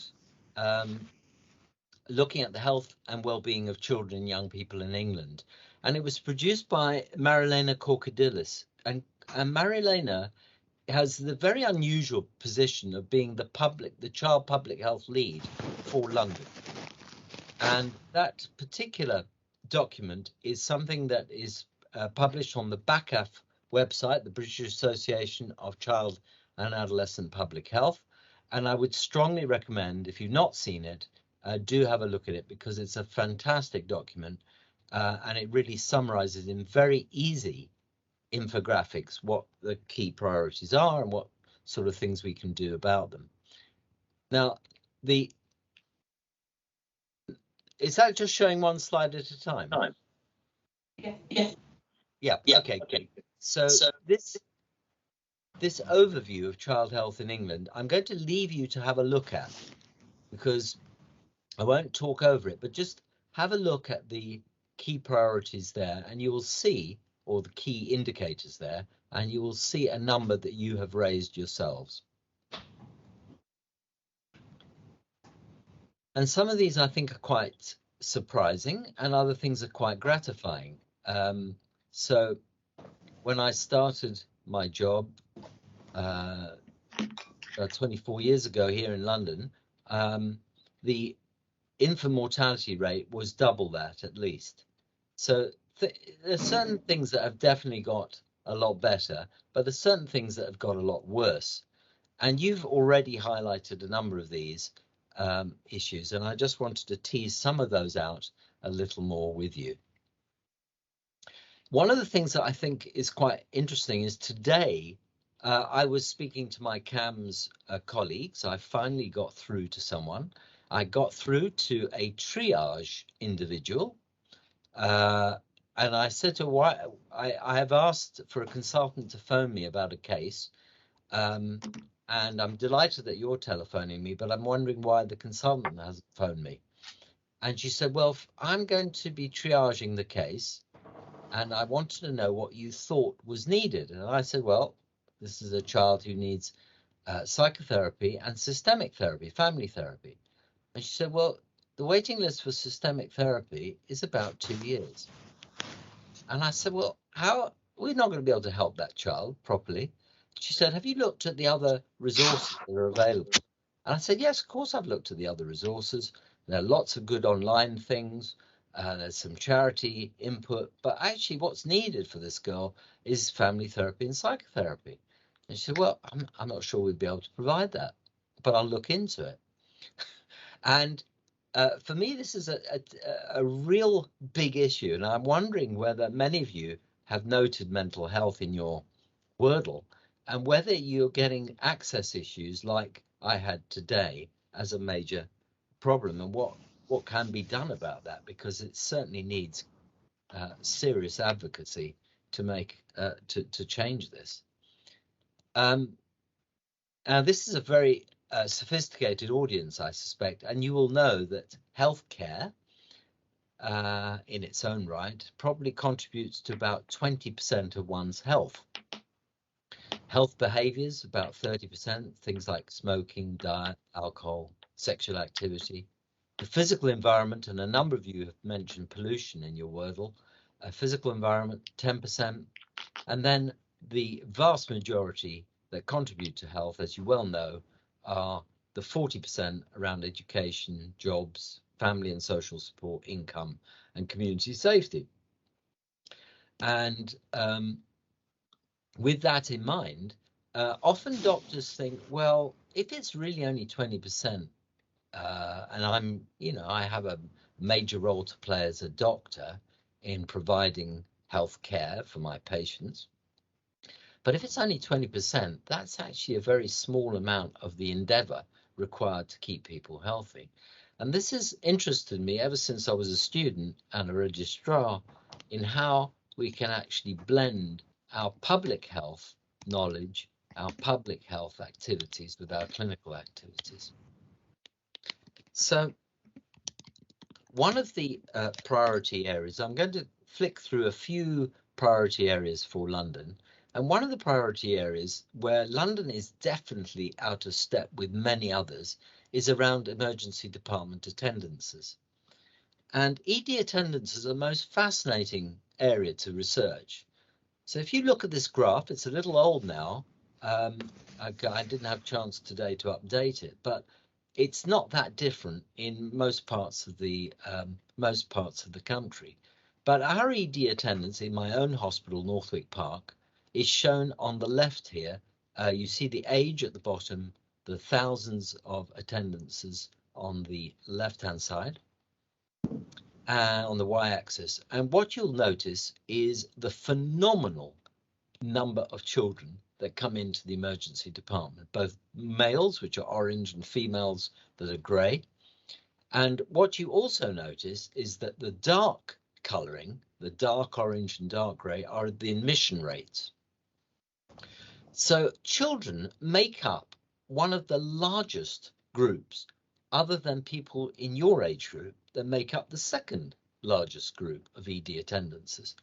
and that might surprise you as a group. So children are huge attenders of ED at very high cost. So why does it matter? Well, emergency care is under great pressure. You hear that on the news all the time.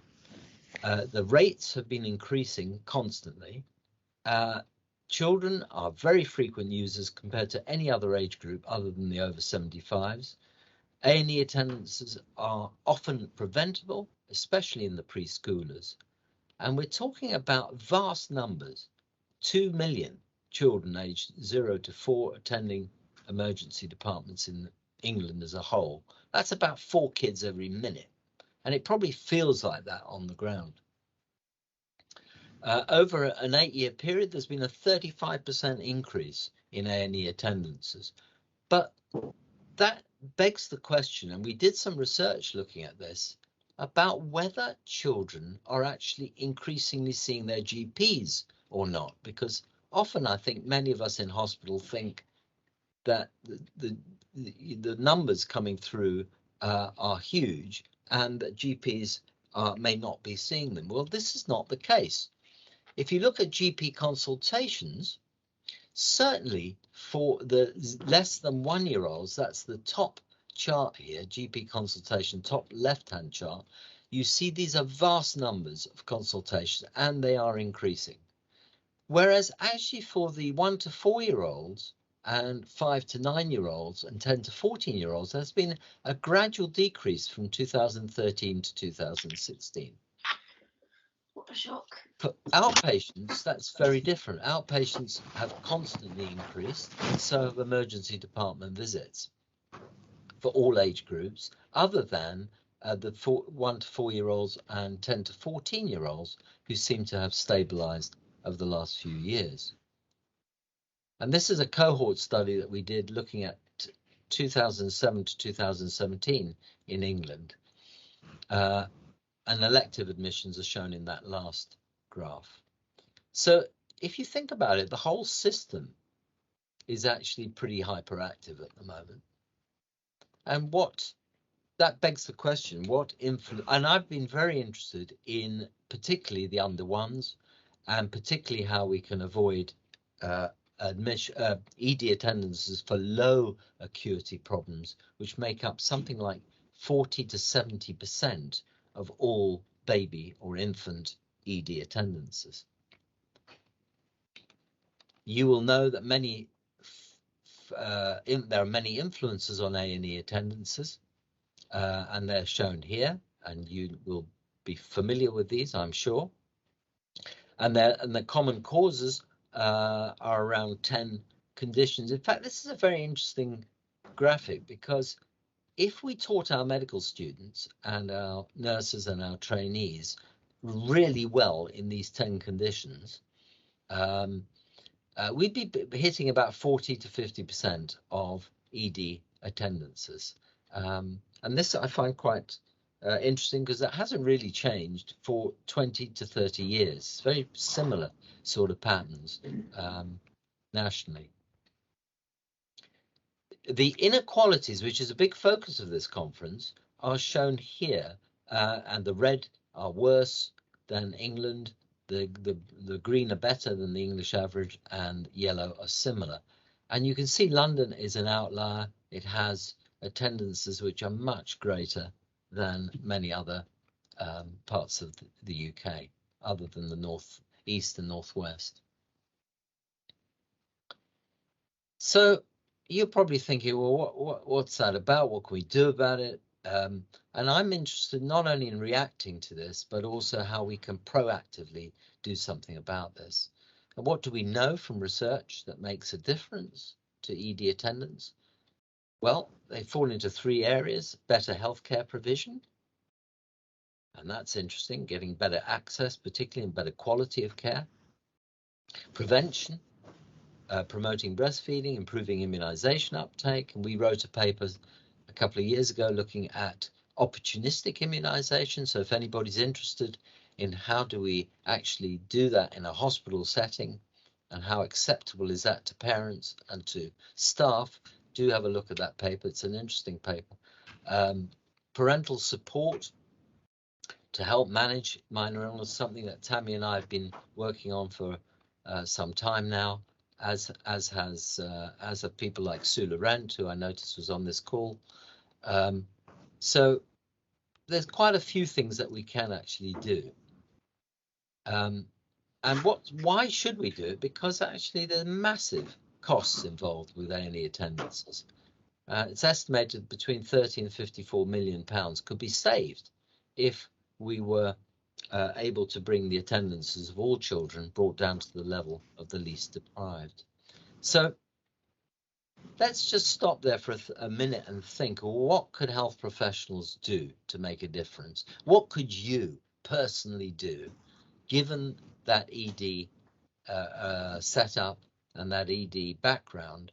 What could you do yourself to make a difference to the flow, to the care given to those children? I just wondered if we could put some ideas in the chat maybe, and for Tammy, I can't access the chat while I'm presenting, but perhaps you could read those out. So there's just some comments starting to come through. We've got a first comment from Fatin, who said, this sort of stuff was part of my role with a local CCG in 2017, and it's sadly frustrating that despite all the talks, nothing concrete has happened to drive change. And I know during our workshops, we've already heard from some people that are working locally to do some projects. So, for example, trying to address child poverty in the ED department. And we'd love to hear from the rest of you any other work going on that you might share in the chat.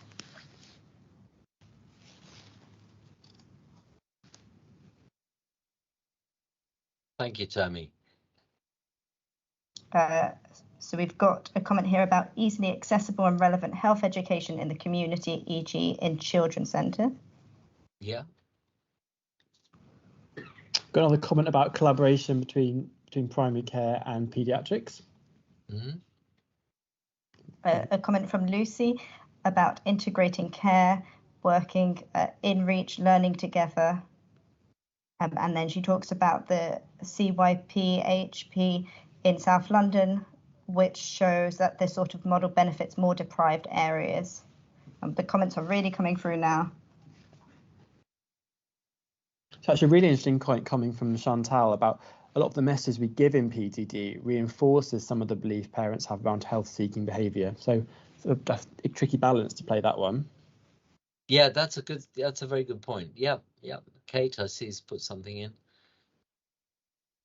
Yeah, so I try to get to them. We've had a comment from Arthur about on an individual level using every clinical encounter to empower and educate. And I think that's a really nice example of what we can do in our day-to-day practice. Lovely.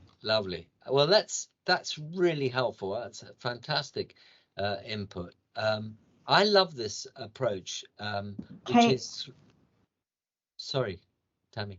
I was just going to say, sorry, Kate has put a message about she seems to enjoy doing middle of the night assessments on her patients. I don't know if we're all that proactive in the middle of the night. Okay, but that does highlight, I think, three things that actually fall, if you look at this document, and some of you will have seen it, but if you look at this wonderful document from BACAF, British Association of Child and Adolescent Public Health, there are three key activities: making every contact count, healthcare delivery itself, actually improving healthcare delivery, strengthening it, and advocacy. And when we think about health promotion or health education at each contact, there's very precious, very little time often, but it is important and it does work. And the evidence base is actually reasonably strong. So, and one of the strongest is encourage access to local health services, including registration with local GPs and local dentists, and getting better access to your local GP and pharmacy, which I think is an undervalued resource for many families, is something that can be done at every contact. And strengthening the quality of care in the community, many of us are trying to do that through with GPs and with parent groups within children's centres and things like that to try and improve understanding in the community generally. So health literacy, if you like, within the community. Working with to try and mitigate child poverty issues, and working with local authorities to develop pathways out of homelessness are also very important, because they are very high ED attenders, often because of difficulty accessing primary care. So these are good evidence-based sort of approaches. Well, so ED is one priority, but another big one, which I'm very involved in myself, is around asthma. And asthma is probably one of the commonest long-term conditions in children. It's affecting about 1 in 11 kids, 930,000 children in England alone. And the risk factors are well known to you, the triggers are well known to you, and the impact you certainly see in your day-to-day practice, both medically in terms of severe attacks and ED attendances, but also the social impact in terms of school, missing school or poor sleep, or the limitation of physical activity. Again, asthma does show very strong health inequalities. Emergency admissions, again, you'll see London sticks out like a sore thumb. It's a big metropolis, but so are there are big metropolises in the centre of England too, where this isn't such an issue. And so we're seeing in London a very high number of asthma cases. We have high levels of pollution, and we have, sadly, relatively high numbers of death. And this is very worrying indeed, because compared to many other countries, we're not doing as well as we should, and we can do a lot better. And it costs a huge amount to the NHS, and the cost to families and loss of employment as a result of caring for children, or loss of schooling, become very important factors indeed. So what are the actions? What can we do? Well, prevention and long-term control, you'll know about that. Now, these sound so easy, don't they? I mean, you think to yourself, yeah, okay, so each child should have a written action plan, each child should have regular reviews, each child should be getting decent monitoring of their asthma control and check of inhaler technique, and we should be following good guidance. But we're not. We're not. And it is so difficult. And we found this locally. I've been working on this for over 5 years, specifically on asthma. And it's very slow progress in terms of changing the nursing care, changing the use of peak flow measurement on the wards or ED, changing people's attitude towards the adoption of action plans, checking education, checking inhaler technique. These things take time, and we don't do it well. And it is very, very interesting how which hospitals do it well and why. And it requires great effort and championing in units for this to actually change. And so it does beg the question, what can you do to make things better? And again, I'd really like some thoughts about this, both in terms of what you can do along Make Every Contact Count, what we can do in the healthcare delivery system, and what we could do in terms of advocacy. Those are the 3 key levers: Make Every Contact Count, healthcare delivery, and advocacy.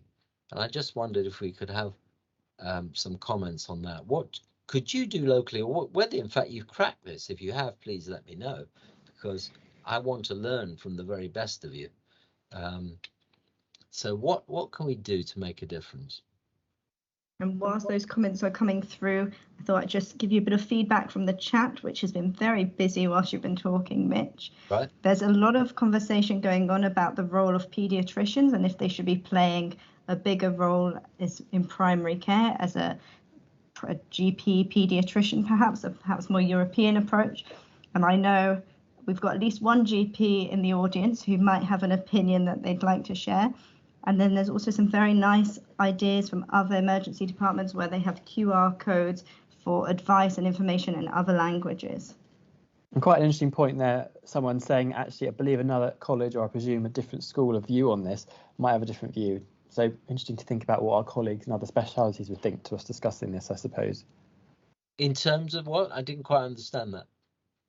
Someone said, I believe another college might have a view. So bearing in mind what other specialties might say.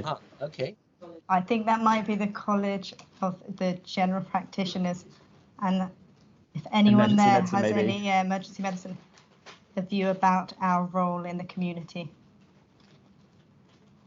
Yeah, all good points. Yep, thank you. Okay, well, that's very helpful. Let's have a look at what was recommended. Well, one of the things we could do better on, and the audit showed this actually, the national audit and the London audit, that we don't do enough about asking about smoking or secondhand smoke exposure. So perhaps one lesson from today, we could all try a little harder to look at what is offered locally to help smoking cessation for parents.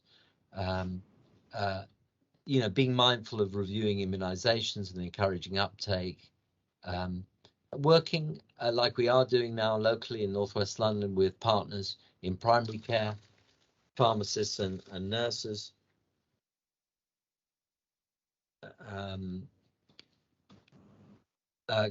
Educating ourselves, making sure we are doing our e-learning on the e-asthma program, supporting research to increase understanding of asthma, and advocating for national policies to reduce triggers such as air pollution, etc.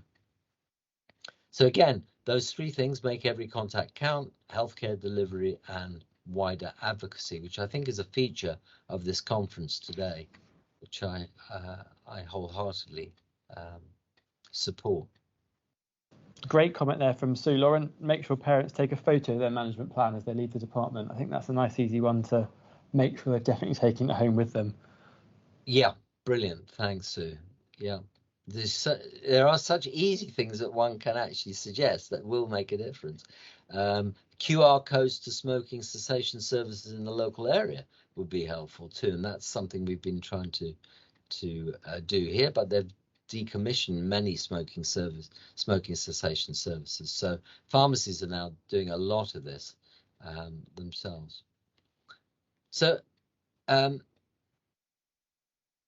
if we look at, and I know you are actually behind time, aren't you, on this in this conference, and you want to do your trainee prizes. How long do you want me to continue? Just getting feedback from our studio. Got another 15 minutes or so?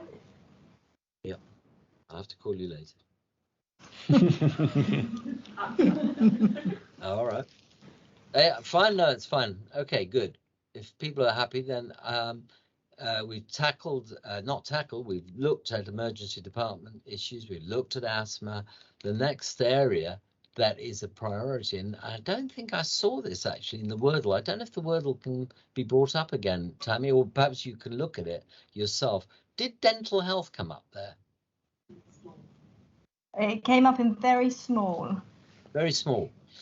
Well, it is. I don't know if people realise that dental extractions are the commonest operation in London. If the commonest operation in England, full stop. So the commonest operation for kids are dental extractions, and so it is something that we are as paediatricians. I think we come across it. GPs certainly do. In my clinic that I do in an outreach in a general practice, I had 3 in a row who had absolutely rotten teeth, and in Brent, and it really is one of those issues that if we don't get a grip on now, we are actually storing up problems for future adult health, which is quite a serious issue, particularly cardiovascular disease. So oral health is a very important part of the child's overall health, and what is interesting is it's actually very sensitive to inequalities. So social deprivation and dental caries go extremely, they're very closely correlated. About 1 in 4 children aged 5 have tooth decay, and on average about 3 to 4 teeth are affected, and most tooth decay is untreated. And there are a number of risk factors which you will be familiar with. Mitch, I think you've stopped, sorry to interrupt you, I think you've stopped sharing the presentation. Oh, have I? Oh, all right. I think we took control and then we never gave it back. Oh. Can you give it back or not? Yes, you should be able to share it now. All right. Sorry. Can you see it? Not yet. All right, hang on. I have to reshare, do I? Okay, let me try. Yes, please. Yeah, how's that? Perfect. All right, sorry about that. Okay, so just looking at that, yeah, you only missed one slide. So deprivation, ethnicity, poor diet, poor oral hygiene are all clearly very important. And I've been involved locally with some, and at Chelsea and Westminster, looking at teeth brushing, you know, what we can do to actually improve oral hygiene on the wards, but also what we can do in the community. And I've been actually quite surprised at how difficult it is for parents to access dental care, not only for their children, but for themselves. And so there is, I think, a big challenge with working with our dental colleagues. I don't suppose we have any dentists on this particular conference, but it's something I'm very keen to do because it is such a big problem. And it does cause a lot of difficulty for kids in terms of school absence from pain, infection, difficulty eating, sleeping, let alone the cosmetics involved and bad teeth.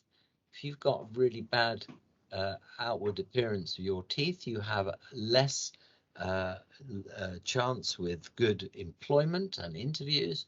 There are a whole load of sequelae to having poor dental hygiene. And again, you'll see in the picture, the inequalities in London are huge. The proportion of tooth decay is highest in the northwest, but not far behind is in London at 27% of kids. And that is a very high rate and something that is eminently preventable, and we can do something about it. And it costs a lot of money. So we're spending £50 million on tooth extractions in an average year, and that's just not good. The under fives are very heavily represented, and the return on investment is actually really quite good for things like fluoride varnish and in targeted supervised toothbrushing, which really does make a big difference. So again, you know, what happens if you see a kid in A&E with lousy teeth? What do we do? What do you do personally?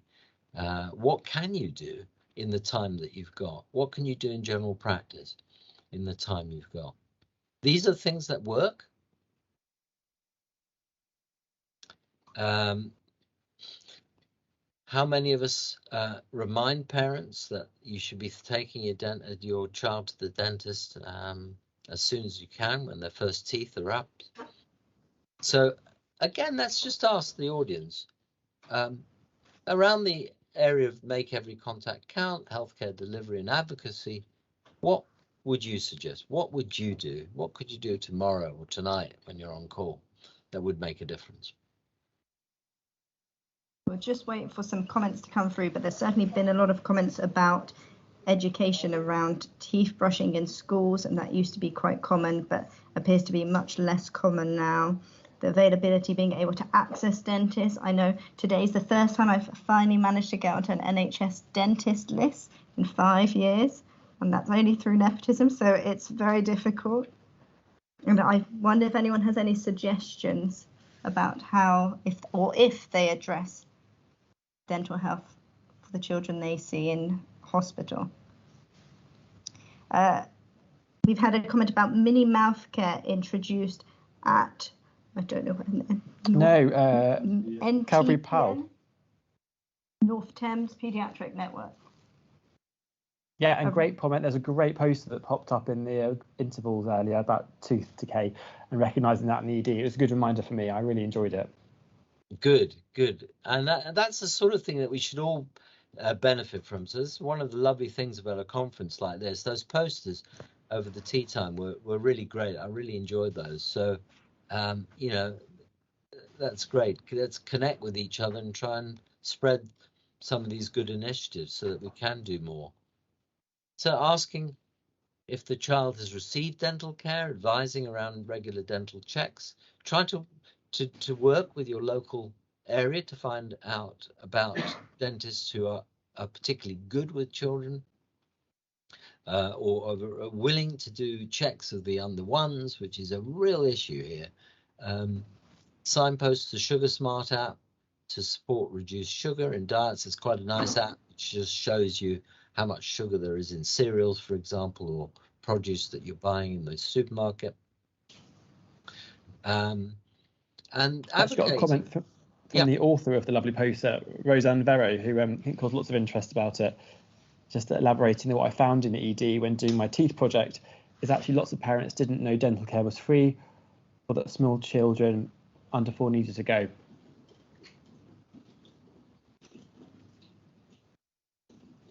Yeah, and one of the things about this is actually when your dentists say I only take private patients or I don't see children, that can be challenged. That can definitely be challenged locally because there is a government policy that all dentists should be able to see children free of charge.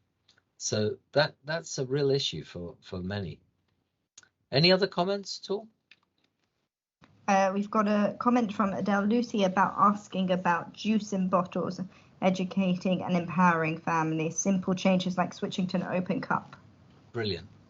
We had a wonderful scheme in Nottingham when I used to work there, which was called a bottle dump, which was the most brilliant idea. It was a post box in a GP surgery. And the idea is when you come in you have your MMR, you dump your bottle. You actually drop the bottle. It's like a knife amnesty, but for bottles.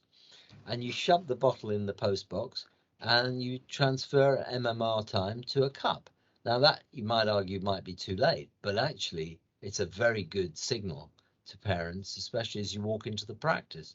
So I like that. It was a really good, a good idea. Okay. Another quick question about private dentists and NHS dentists. So is it true for private dentists as well who don't see NHS adults, they should be seeing children free of cost? Yeah. A really useful question. Yeah, it's true. And you should be seeing, they should be seeing all children free of charge. So that should be challenged, you see, and that's a big problem because I think local dental committees carry lists, and if there are problems in getting access, then we often need to help parents, or the health visitors need to help parents with those places that are those surgeries that are particularly good with children.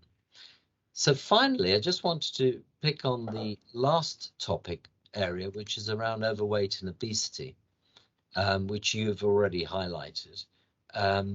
This is one of those incredibly, if you think about each one of these areas, they often require multidisciplinary, multi-agency input one way or another. This is the arch one. This is the one that really is tough and difficult. And I've been very struck by the lack of weight management services for children in my local area. And I had a parent recently absolutely desperate for bariatric surgery for her child.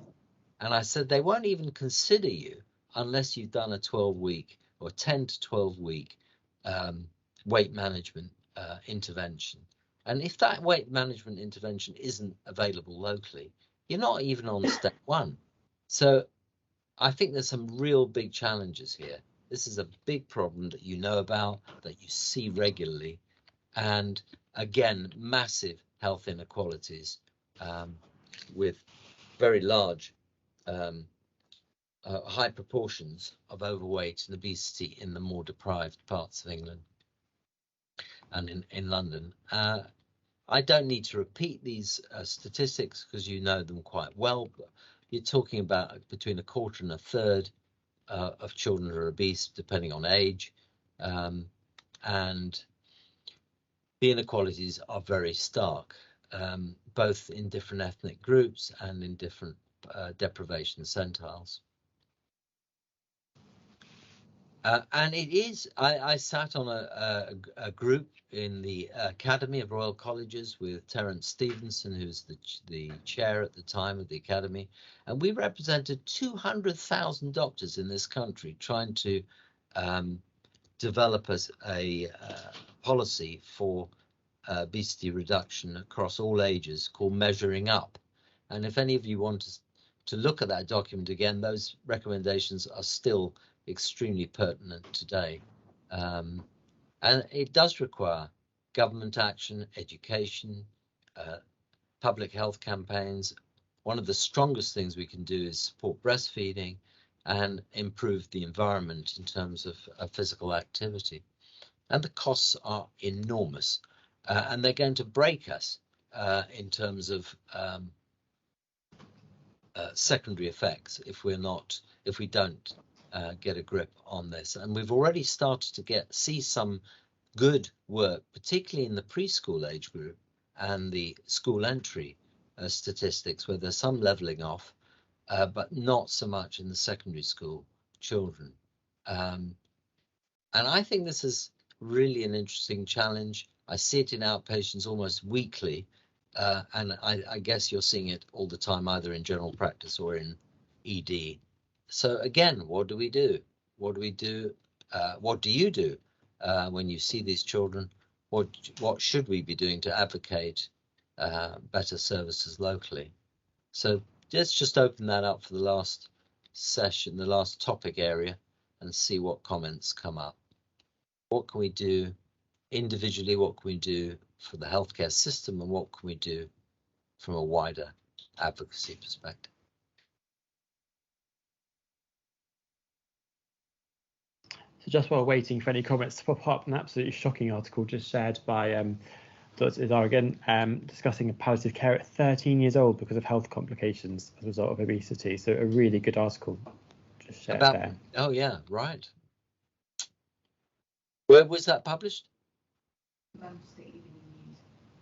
In the Manchester Evening News, I think. So any thoughts? Because this is one of those, for me, I find these quite heart-sink, although occasionally you get this wonderful turnaround at an individual level where the child actually, usually 10, 11 years old, really says, right, I don't want to get into trouble later on. I am going to do something about this. And I've been quite impressed by a couple of children who've come back and made some very small but significant changes, and actually gratifyingly have seen some benefit at metabolic level. We've had some comments coming through, one about funding and networking with community infant feeding and breastfeeding support, and that lots of women often stop breastfeeding before they wanted to because of lack of support. A comment about challenging poor eating, not being afraid to address it when you see children who are overweight. Improved training for both. That's a good one, because general practitioners have often said to me, you know, there was a very good GP lead on this working group, and she said one of the problems is actually addressing this as a family and being able to do it in such a way that isn't, you know, feeling very stigmatizing. And it's quite a skill, I think, to do that. So carry on, sorry. Yep. No, that brings us on very nice to a point about engaging the whole family and how important that is to get everyone together and eat healthy. I know locally in Brent, I've used our social prescriber, who's recommended lots of really good initiatives, kind of family-based initiatives for children that are overweight or struggling, that are all free. And I think that's really important, and utilising resources like social prescribers, which we heard a talk from Susie Griffiths earlier, to kind of find the freely available support services available to families. There's also a comment from Katie Burley about educating ourselves and that we have very little education about medical school, about good nutrition. Yeah. Yeah. And then very topical points about the rising cost of living, making things even more challenging at the moment as well. So something for us to all think about going forwards. And that's going to be a worsening dilemma for many as inflation hits and as food access becomes a problem. I've been very struck actually by local shops and how the quality of food can be so much better in small local stores than supermarkets, and often at a much lower cost. And I think it'd be quite an interesting study to look at locally is comparing prices in different types of shop for the same type of food. The nutrition in medical school is less than 5% of the curriculum. And it's a travesty because we all need to learn. And this is something I think that we have some control over and we should be doing more about. For those of you who haven't read a book by a friend of mine and a colleague, Tim Spector, do read Spoon Fed, which is an absolutely brilliant book about nutrition, which I think you'll enjoy. It's very readable and really good, and it might change your own personal relationship with food. So yeah, a number of these suggestions have come up already. Evidence-based, healthier weight, optimal nutrition and physical activity advice. We need to know that, all of us as individuals, and that speaks to the education issue.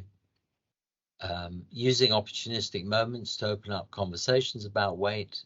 Have to do more, I think, to promote breastfeeding uptake and duration, and that requires good parental leave and really good support in hospital.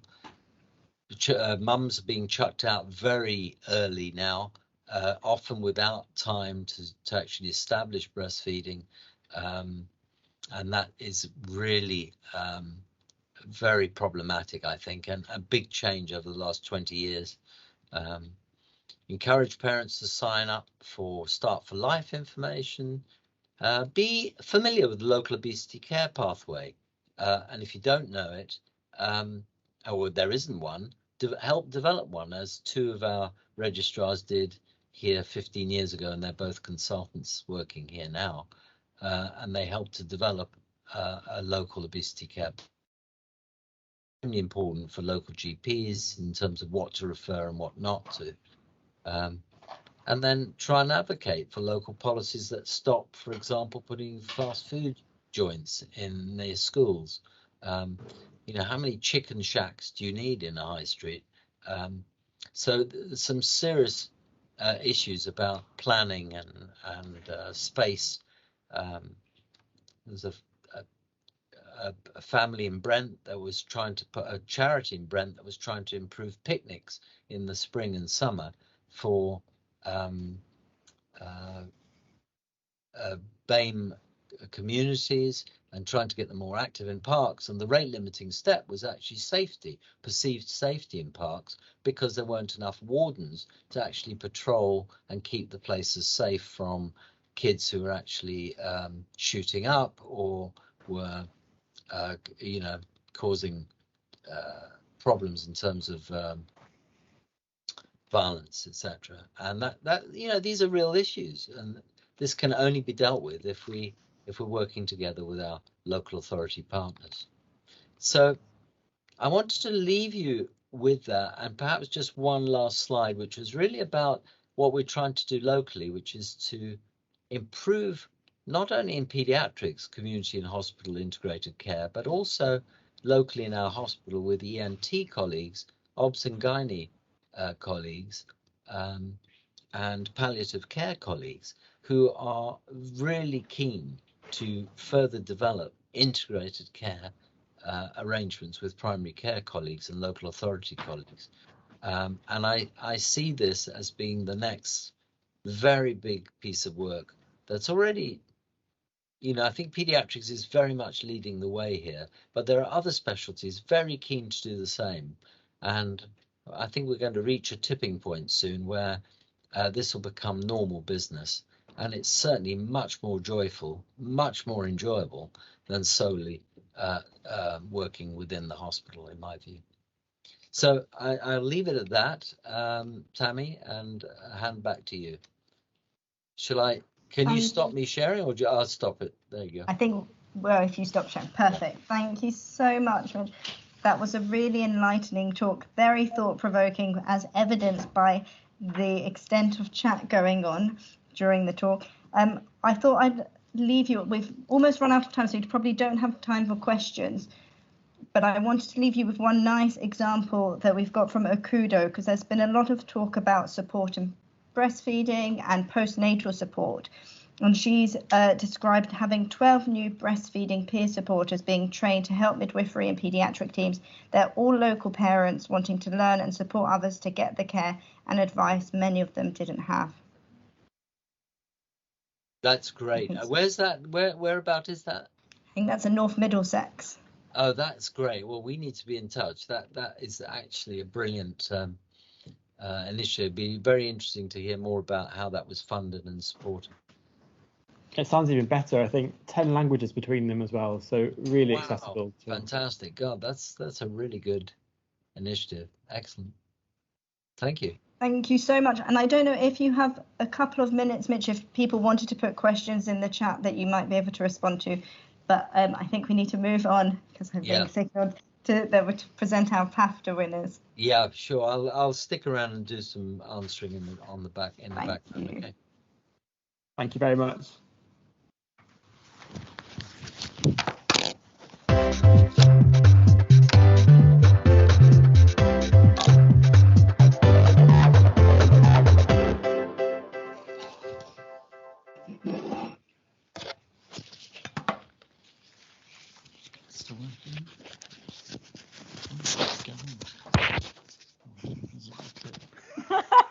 Jonathan's just struggling to get his microphone on there.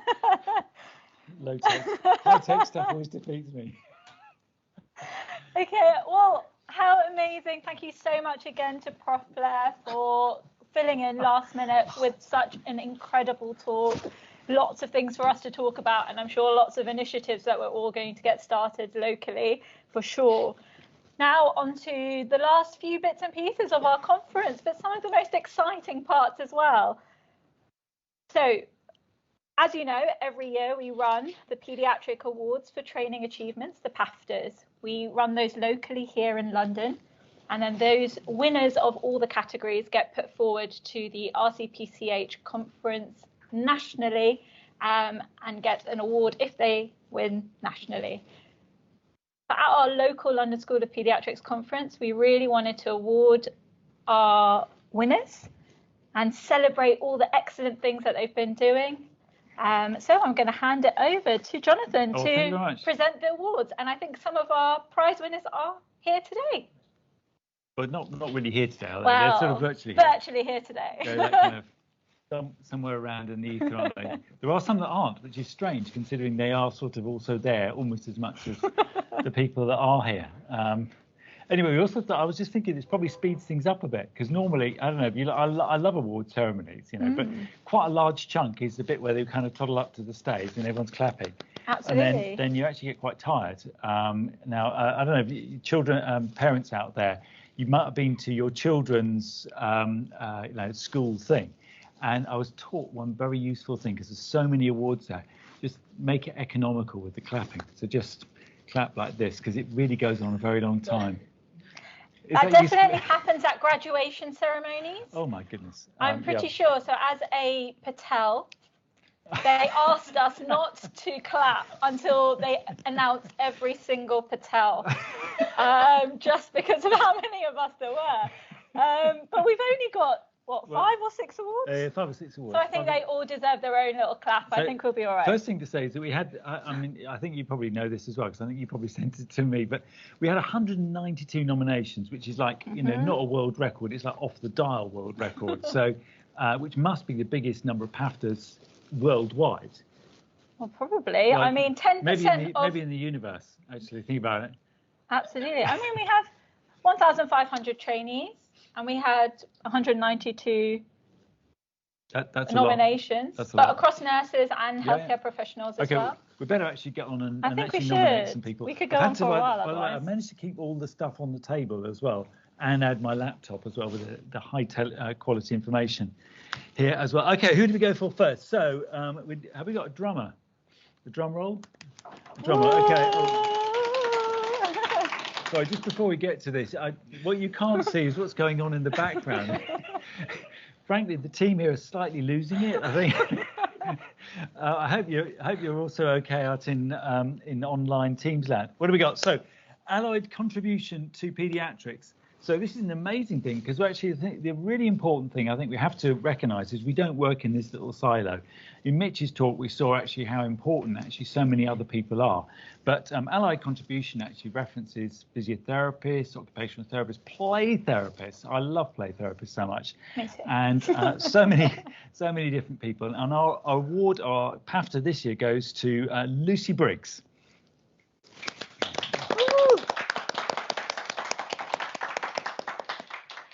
What happens now? Does she come up to the virtual? So unfortunately, Lucy's not with us today. But have we got a video from? Oh, she is. She is. Oh, amazing. Lucy, do put your camera on so we can spotlight and see your face. Yay! Thank you. Congratulations. Lucy, can we talk to you as well? Yes. Oh, we can't hear you, can we? No, I can. Oh, okay. Well, Right, let me give Jonathan one of my headphones. Okay, here we go. Thank you. Hi, Lucy. Hello. Many congratulations. Are you in some sort of exotic destination filming some new film or something? I'm in South London at the moment, at home. Well, we'd like to very much thank you for your contribution to allied healthcare in the area of paediatrics. It's been recognised by our teams and many other people. Well done. Thank you very much. Okay, we'll move on to the rest of the Patels then, shall we? Okay. There's no Patels here. So the PAFTA for nursing goes to Jackie O'Connell.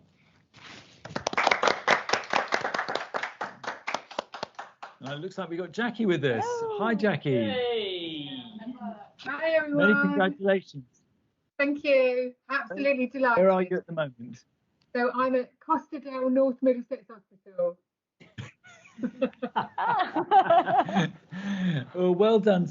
We're so proud of so many people in this, but we've had loads of nominations for nursing staff this year, and that's been really fabulous to see that. So thank you as well. Thank you. An absolute honour. Thank you. Okay, so the next person getting a gigantic check and trophy to go on their mantelpiece is our junior trainee. Have we not got one? No. We have certificates. Certificates, okay. Yeah. They're very good. Good for the CV, etc. Okay, our junior trainee of the year is Jack O'Scannell. Oh. Thank you. Congratulations. Thank you very much. So tell me, Jack, how does it feel? Amazing, particularly now that I've heard there's a nice big check as well. That's coming from Jonathan's bank account. So.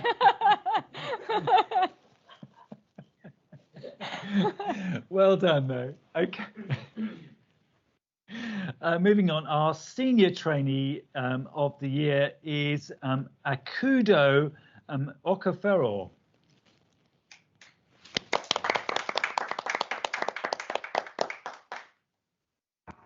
Akudo, are you with us? She definitely is. I am. Thank you very much. Hello. Apparently there are 3 of us from North Mid this year, so we're really proud to be flying the North Mid flag. Wow. Okay. Amazing. Impressive. I did not know that. Is there something in the water at North Mid? I think they're just embracing innovation, supporting trainees, lots to do for the population. I don't know, but yeah, it seems like there are 3 of us, and so yes, no, they are a very supportive team over at North Mid, so very proud. Well, many congratulations. Clear space on your mantelpiece for further awards as they doubtless will arrive in time to come. Nice to see you again, Akudo. Congratulations. And now we move on to another section of the awards, which is the Educational Supervisor of the Year. And this award goes to Anastasia Alcock. So sadly, Anna couldn't be here because she's clinical, but I'll give you a little bit of background. So she works at St Thomas's Hospital in paediatric A&E. She used to work at Lewisham. For any of you who have worked with her, she is a really great supervisor and very, very supportive. So not surprising that she won this award. So virtually, if there's anyone here from St Thomas's, just pass on a nice big applause from all of us here at the London School of Paediatrics. Normally somebody comes up and you know, accepts it on their behalf. On their behalf. I didn't have time to arrange someone to come. Well, we didn't have time But to I arrange knew the who big she check was, or the award either. Okay, so we now have the most coveted award of all. Okay, and the very few hospitals that have actually had this in the long-running history, 4 years, of the PAFTAs have all been very special places to work and to train at. And it's genuinely, there is quite a bit of competition about this. Certainly in the places I've been to that have had this award, actually have it on their wall. Really? On their wall, yeah. It's amazing. It's like a serious award. Like, Absolutely. how else do you get recognised as a training unit? What other recognition? So should we actually find out who it is? Yeah. I wish I had some. I need some envelopes, Nisha. Next year. Next we'll have some time. envelopes to open. Yeah. And the award is Paris. You know. No, the award is King's College Hospital.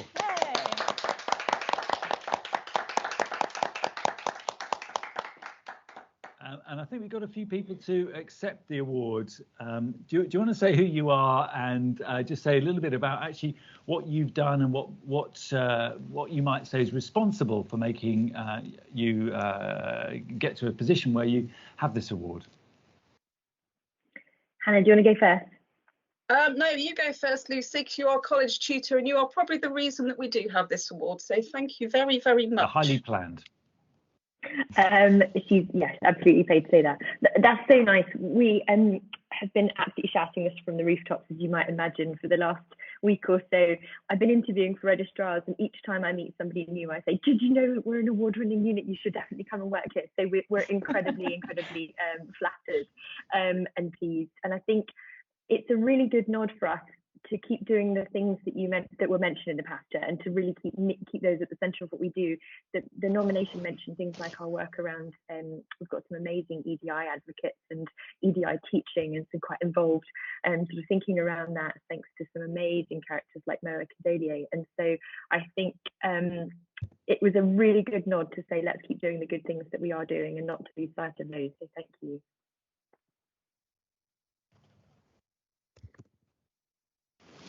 And Hannah, do you have something to add as well?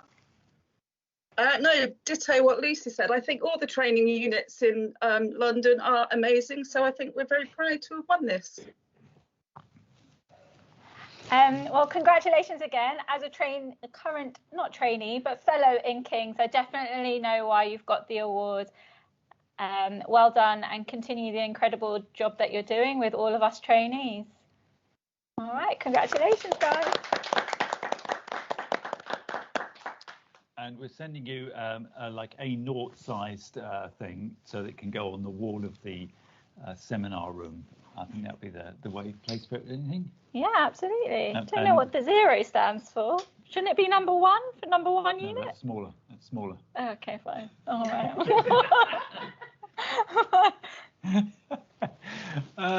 Well, I think, well, there's too many things that come out of that. First of all, that it's so impressive what King's have done at their site. I mean, it's always been a good training unit there, but there's lots of things that actually they've really tried to work on that to make it even better.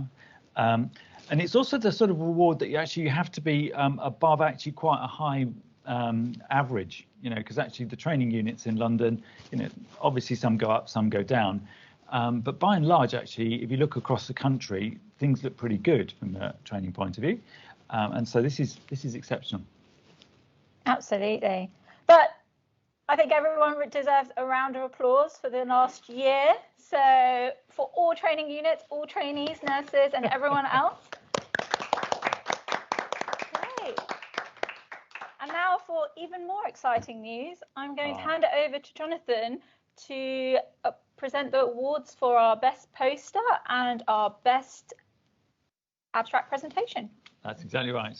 Good. And in a moment of superbly scripted preparation there, we can move straight on. So, so the first thing I think to say is the really high quality that we had. I'm sure you all had a chance to have a look through some of those posters over the various different breaks. And it's been really exciting doing that. I think a special mention has to go to the Change Champions and Jane Runicle's crew that are running behind that. They're probably responsible for about half of the posters that are in there, maybe more. I didn't do actually any counting. But actually, not only just what they've done and the quality of the work that comes through that, but it brings out a really important principle that was slightly behind Mitch's talk, which is like asking yourself the basic question, like, what can I do? And the Change Champions actually do this to a T, because when you look at some of the problems facing London or paediatrics as a whole, or how do we solve childhood obesity, or you name a problem, how do we solve that? Well, the big question is not how do we solve it, but actually what can I do as being part of the solution there? And this is where the Change Champions are fantastic, because what they do is they say, we've got a little problem here, or a big problem, but we're going to try and chip off a chunk of it and try and do something about it. And so it was quite fun going through the posters, trying to work out actually just how many different ways there were to meet that sort of problem or meet that sort of ask. So I'll tell you a tiny bit about the process. So you thankfully gave me two super co-judges. So Caroline Scott-Lang and Sue Laurent. I think Caroline's doing some work today, like, clinical work or something like this. And but Sue and Caroline talked over these, and we had 17 posters put in. It was really very hard. There was a spread of marks right across them. We reached consensus without resorting to petty name calling or fights. But first of all, we also just some special commendations that go out to various different groups. First of all, to Yassine's team down at St Helier, who were brave enough to put out some really contradictory findings in their poster that was all around neonatal sepsis. And, it said, look, well, actually, our current dogma doesn't really suit us very well. And maybe the guidelines aren't quite as good as we thought. I thought that was fantastic. I also really enjoyed the serious incident training and a poster which actually brought out how some negative results as well. I mean, you don't often see that in posters. It's all absolutely fabulous, of course, because our intervention is right on point. I also really enjoy a good name. I'm a real sucker for a good name. And I really enjoyed the to KP or not to KP, because I do like a nut. Yassine probably knows that. And also particularly enjoyed the one from the Hillingdon crew, Nicola Davies' crew down there, I Need a Wait. And that was a very good one for an ED-based project, which I thought was quite fun. And a little play on words there as well, which I like that. But these, I'm afraid, didn't win. Because so much high quality, that's why. There was. Okay, so we got two runner-ups and one winner. So the two runner-ups go, the first runner-up, then in no particular order, as Andrew Deck often says, goes to Devika Upama, Mary Rose, and Bikash at Chelsea Westminster for their poster on introduction of comprehensive parent education sessions and parent-centered ward rounds in their NICU. A fabulous poster and a really innovative way of trying to turn what we currently do in NICU on its head. So well done for them. Runner up.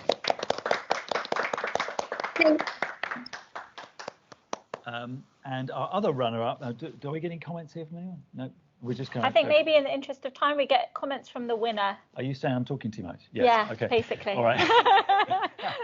The other runner-up is Christine Lim, also at Chelsea Westminster, for her poster on cannulation mess. Absolutely love this because who hasn't been trying to put a cannula in a perfectly normal vein but can't find the damn equipment because it's in, is it this, and then you go to the next ward and it's different again. And in fact, when I was a trainee, I basically went around with a pocket full of stuff, which I'm sure broke a number of hospital safety rules. Yeah. But it at least meant you had, all the right gear. So really fantastic poster there, Christine. Well done. Amazing. Well done. And I think it's time for a winner. I think so. So our winner is Amy, Jessica, Suzanne and Dalbeer at the North Mid, once again, that hotbed of excellence. North Mid is doing grand. One paediatric department, can't even say it better, one paediatric department's quality improvement journey. And I wanted to thank them for their excellent poster because actually it applied really good, sound and comprehensive QI methodology to a very common problem that we all face with really potentially enormous impact. And it was also beautifully put together as a poster. So many congrats, high marks indeed from all the judges. Well done, guys. Are we going to talk to the winner? I think so. She's come up. No, I think Amy Taylor has come up. Hi, thank Amy. you so much. What an amazing poster. Well done. Tell me what inspired you to do it. Thank you. Well, it was a long journey actually, and I do have to credit the Quip Learning team because I've been on the course and I actually mentor on the course. So that's where my QI methodology has come from. This was actually how I spent my time while I was shielding during the COVID pandemic and my pregnancy. So I worked from home, joint with the North Mids Improvement team and the paediatric department, and kind of took over and ran this paediatric improvement program. And it was amazing just having so many people on board. The MDT was absolutely key. Jackie worked with me a lot, so thanks for Jackie's help. Akudo was involved in various things, so loads and loads of familiar faces and loads of people to credit for the project. But it was a brilliant experience. I got to learn loads about management, about how the department runs, how the trust runs, and to see some of the results and some of the improvements, both for staff and for patients. So things like setting up the rapid access clinic, which have been talked about for a while, and loads and loads of little initiatives to try and make the day-to-day running of the unit a bit better and a bit safer. Amazing. Well done. All I was going to say is I really hope these improvements are sustained and it makes a real difference to the children in your area attending the North Mid. Thank you. I gather that lots of them are being sustained and even actually made better by people that have taken over. Amazing. Thank you so much, Amy. Lots of great things happening in North Mid. I think we might have to do an excellence exchange there for sure. Yeah, definitely. Right, so because Jonathan is talking way too much, I'm going to hurry him along a bit. So next, who is our winner for our abstract presentation? I just don't know, Nisha, because they were all so good. But seriously, I really, really, really enjoyed those three. I thought they were fabulous. They were. So top marks, again, Sue and I were busy marking these. And top marks, I think, for all presenters for quality slides and for be a very relaxed but quite professional delivery. Absolutely. Sue and I were busy messaging each other. Wow, this is pro. We're going. So who wins? Well, we actually in the end gave the best presentation to Joe Piper. And the reason we did that was because it was just so brilliant. Absolutely. So many congratulations, Joe. That was a fantastic talk and absolutely riveting and actually quite transforming too. So thank you very much indeed. Congratulations, Joe. Oh, I think he's not here anymore, but we'll let him know. Probably in Tanzania or something. Yeah, absolutely. A very exotic place. Right, so that's all the awards. However, don't you dare go anywhere, all right? Because we've got some even more exciting news coming on. Jonathan and Nick have been waiting to tell you all about something that we've been working on in the background for the last few months, okay? So the London School of Paediatrics is having a rebrand, and we've got a video to show you all about it. Enjoy. Hi, I'm Nick Prince, one of the training programme directors at London School of Paediatrics. We've got a couple of things that we want to share with you today. First, a brand new journal for the London School of Paediatrics, and secondly, a fresh new brand for the school itself. The school was set up in around 2007, and in the early days of the trainees committee, we'd use a teddy bear as a logo. And whilst teddy bears are cute, we decided that that brand perhaps wasn't doing our profession any favours. And we moved towards the blue logo that we all know today. And then London School of Paediatrics has always been really proactive in its use of technology. We were the first school to set up and manage its own website, which we've had since around 2011. And looking more recently, during the COVID pandemic, we were the first school really to set up an online learning, live and recorded education platform. And again, I hope that's been really useful for lots of you. So now today we want to launch London Paediatrics, the new journal of the London School of Paediatrics, and we want it to be an outlet for the high quality work that is done by all of our trainees and trainers across the London School of Paediatrics. Often work that's really high quality, but perhaps just doesn't fit the traditional model of a published journal. And with the idea of a new journal came the idea of refreshing and creating a new brand for the school. I put a call out on WhatsApp, and I'd like to introduce you in a minute to Jess and Lizzie, who I'm in awe of, and they've done some phenomenal design work, which you'll see in a moment. And I want to thank them for that. I gave Jess and Lizzie the challenge that the journal needed a smart, professional, eye-catching look, a brand that we could use across all of our online platforms. And now we have three things to introduce to you: our new brand, our new journal, and our two new resident London School of Paediatric artists. Over to you, Lizzie and Jess. Hello everyone, my name is Jess Roberts and I am currently an SU2 Paediatrics trainee. Over the past few weeks, I've had the pleasure of working alongside Lizzie, co-designing for this new academic journal project. Having gotten the brief, we both sat down and dissected it to see what exactly we wanted our design to reflect. And our consensus was that we wanted it to be reflective of the times that we live in. We wanted it to showcase our specialty as one that is fun because we are fun, as one that caters to the youth, to the young, to the neonates, as one that is a vibrant specialty. So we wanted more colour in our design.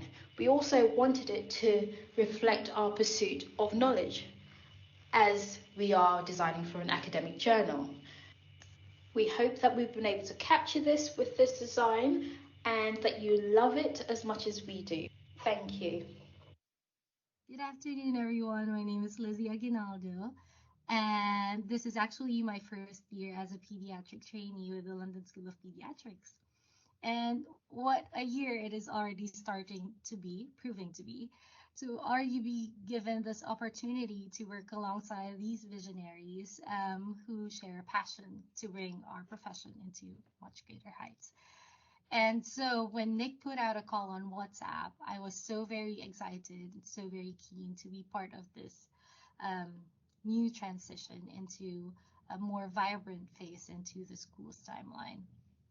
And having been somewhat privy to the amazing work that these people have been doing in the background, I was left at complete awe. And the challenge for me, I felt, was to take everything that I've heard, all the things and the projects and the plans that they have been forming in the background, and their goals and visions for what pediatrics could be, not just for the London School of Paediatrics, but beyond. And the challenge for me was to bring everything, all that, and to translate it into art worthy enough to herald, if you will, a new rebrand, a new beginning for the London School of Paediatrics. So I won't delve too much on the details of the design, as I hope the art would speak for itself.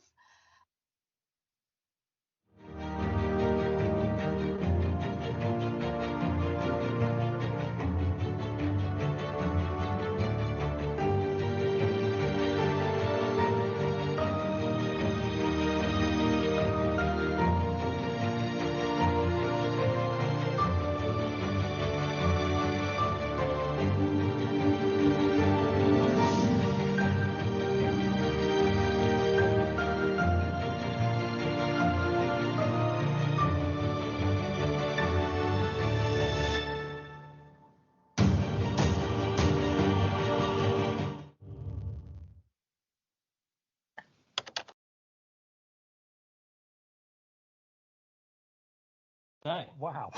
I think we lost a tiny bit off the end of the video there. That's why we called ourselves out. But fantastic work by Lizzie and Jess. Incredible, isn't it? Absolutely amazing. We've kind of helped them along a little bit on the way, haven't we? But only really giving, tiny bits of feedback, and just phenomenal artists. I think an amazing redesign for the school. Well, obviously they've been to that workshop like a bit of time ago that we did earlier with the 64 million. When we taught everyone how to draw. Oh, yeah, right. That one. I mean, it's absolutely amazing. What's been come out in a million different ways actually through this conference is the amount of creativity around, and actually how people want to use their creativity in what they're doing in their career, in their paediatrics, and also just how paediatrics isn't just like we must go and exercise the DKA protocol, but actually there's so many different ways that actually you can be a paediatrician and things you can bring to that. Yeah, and the phenomenal skill that so many of our trainees and trainers have. Yeah. So again, thank you, Liz and Jess, phenomenal work. Totally amazing, totally amazing. So the journal. Yeah, the journal. Let's talk about the journal. Most importantly, where is it? So our main website is londonpaediatrics.co.uk. There's a link there now on the menu. Pre might be able to just flash that up while we talk. And then the address for the journal, very easy, is journal.londonpaediatrics.co.uk. So Jonathan, who do you think we should be convincing to submit to our journal? Well, really anyone that wants to, I think, is the most important thing. Now, we floated this. We've been floating it as an idea or concept for about a couple of years now. And a few people have said, well, look, have you not noticed there's already quite a few paediatric journals actually out there? And most of them you don't get to read because actually there's a limit to amount of time. And so, do we really need another one? And but then there's far more people that say, well, look, I've put this nice thing together, but I can't be really. I'm not going to get it accepted, or it's not the right format, or basically it's an account of what we've been doing, and that's not going to fit the sort of methods, results type format that the archives or someone else might want. And so that kind of stuff's just disappearing. There's also other things, other expressions of like what's going on in their training and in their life, in their paediatric life, that is also just doesn't have a home. And actually it's very interesting, what someone in one place is doing to make a career in paediatrics. How does that translate to someone else? You see little whispers of this in different things like the excellent milestones that the college produces has a little bit of that in as well. So we wanted to make a very diverse platform that could take a lot of different things in. Some of them would be more things like what we've seen today in the posters and the abstracts, and some will be more opinion, some will be accounts of a career.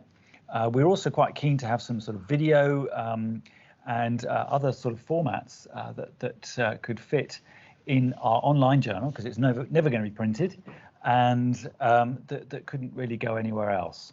So that's kind of what we were thinking in that regard. Fantastic. So it can definitely be a home for so much of the work that all of the members of the London School of Paediatrics generate. Or the one thing also, it's meant to be readable, okay? Or, I don't know if you get journal fatigue, and I can only spend about 5 minutes really reading an article. Don't tell anybody. It's not recorded. It is. But the key point is that actually it should be readable. So you should be able to get to the gist of what's going on in around a 5-minute bus journey. That's my thinking. Brilliant. So if you look online now, journal.londonpaediatrics.co.uk, you'll actually find the abstracts to most of the submissions to this conference. That's our inaugural issue, the conference abstracts. We'd love you to think about what you could submit, but actually there's probably a role for people to actually come on board and help us run the journal. Absolutely, yeah. So if you're keen to be part of a running team there, we're putting that together at the moment. Some of our academic subcommittee have been quite keen to get involved as well. And so we're going to have a proper peer review process in that. It's going to have an ISBN quite shortly, but the PubMed, we actually need to run this for a couple of years before we can actually get to PubMed ID. And for that, it has to have a proper peer reviewed process by which things can get into it. So be part of that. Fantastic. So that was just a quick introduction. So you've seen our new brand for the school. Thank you again so much, Lizzie and Jess. That brand now we've rolled out across all of our websites, and we've introduced you to London Paediatrics, the new journal of the London School of Paediatrics. Oh, who's on now?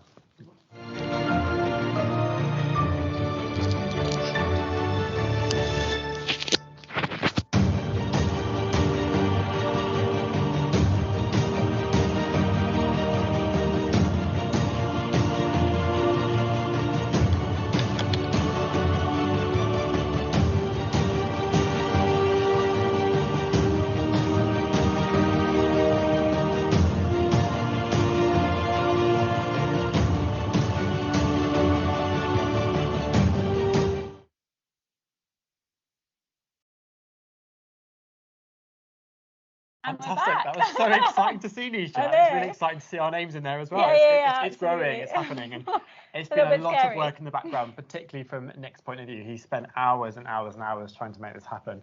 And really huge thanks to Lizzie and Jess for their artwork, because I think certainly we've been privy to some of the messages that have just bounced around left, right and centre to try and get that absolutely spot on for today. And who would have thought a little idea that we had in a coffee shop has turned into something massive, which is really great. We hope that you can all be part of it. Just if you are interested, either just email on the London Paediatrics Gmail email address, and I'll respond to your email and see if we can get you involved. All right, so. Great. I think we're kind of on our closing thoughts of the day, aren't we? Yeah.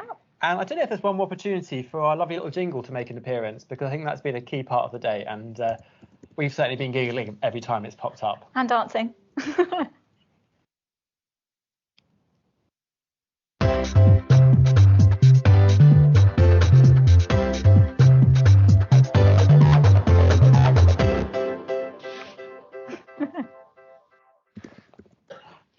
Great. So I just have to go through a few thank yous for the day, if I'm honest, because today would not have been possible without a lot of people. So I know we've mentioned them a lot, but our technical wizards behind the scenes, Priyan and Nick, who have tirelessly worked hard today to do everything that you've seen, to give us this amazing format of this breakfast show that we've tried to do, and hopefully try to entertain you a little bit more. Yeah, we really hope you've enjoyed it. Honestly, thank you so much to both of you. You really are the IT glue that holds the NHS together. You can just have a little flash of Priyan at his station there. Woo! And other people that we'd like to thank is obviously Jonathan and Nick, who you saw earlier, who have been here all day helping us get through all the bits and pieces that we needed to, but provided us with the support that we need and the encouragement just to get through all of our bits and pieces today. And then last but not least, as chair, I would like to pass on great congratulations to my conference committee who organised this entire day. Okay, without them and all their meetings and all the discussions we've had, today would not have been possible. So just to go through everyone again. So we've got Tammy, our weather presenter. Woo! Got our political correspondent from Westminster, Kat Longley. Hopefully we can see her in Westminster. Way! And then we've got Parasuit, our entertainment correspondent right from Hollywood. And then, of course, Tom, my amazing school fellow who literally has been doing so much behind the scenes and without whom today definitely wouldn't have been possible. So thank you very much to everyone involved today. Well, I think that misses the last person to thank, which is, of course, Tanisha, who, without her guidance, would not have made today possible. So, Tanisha, thank you very, very much. And last but not least, to all of you guys who have been so great today and participated so well. And on that note, all of you guys will probably want your certificate, I'm sure. But before you get your certificate, there is a lovely QR code that's being put up right now for you to fill out some great feedback for us, hopefully, but honest as well. So for next year, we can bring all those improvements to our conference, which hopefully we'll have face-to-face. All right. But thank you all so much for the day. We've had a lovely, lovely day. Hopefully, if anyone wants to join us, come to the Marquee of Cornwallis in Bloomsbury. We're going to be having some drinks there. From everybody here at London School of Paediatrics Network, championing child health, thank you for your time. Thanks for today. Take care and have a lovely evening. Woo!